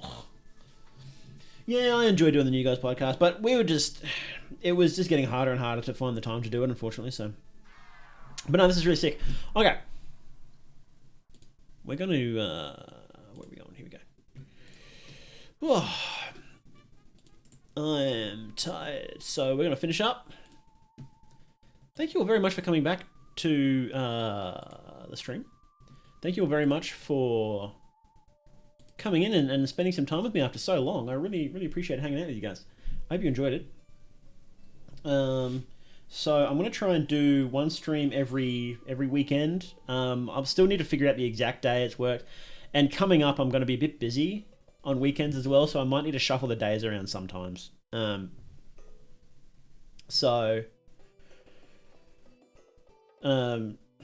Yeah, in future it might not be the same. I'll try and book it as early as I can instead of doing it last minute like this time. But yes, I will try to stream once a week, and I'll probably throw in a couple of guerrilla streams as well. Just do some fun collabs or whatever, or appear on other people's streams and whatnot. So yes, thank you all very much for coming in. I really appreciate it. Thank you to all the new people. Thank you to all the donations and the subscribers on Twitch and YouTube. Remember, okay, so let me just grab this link so we can... If you're on Twitch, please consider subscribing to the channel. If you are on YouTube, you can check me out on Twitch too if you like. Yes, but yes, thank you all very much for coming in. Really appreciate it. I really love hanging out with you guys. And I will see you guys next week. And remember, guys, you're never alone.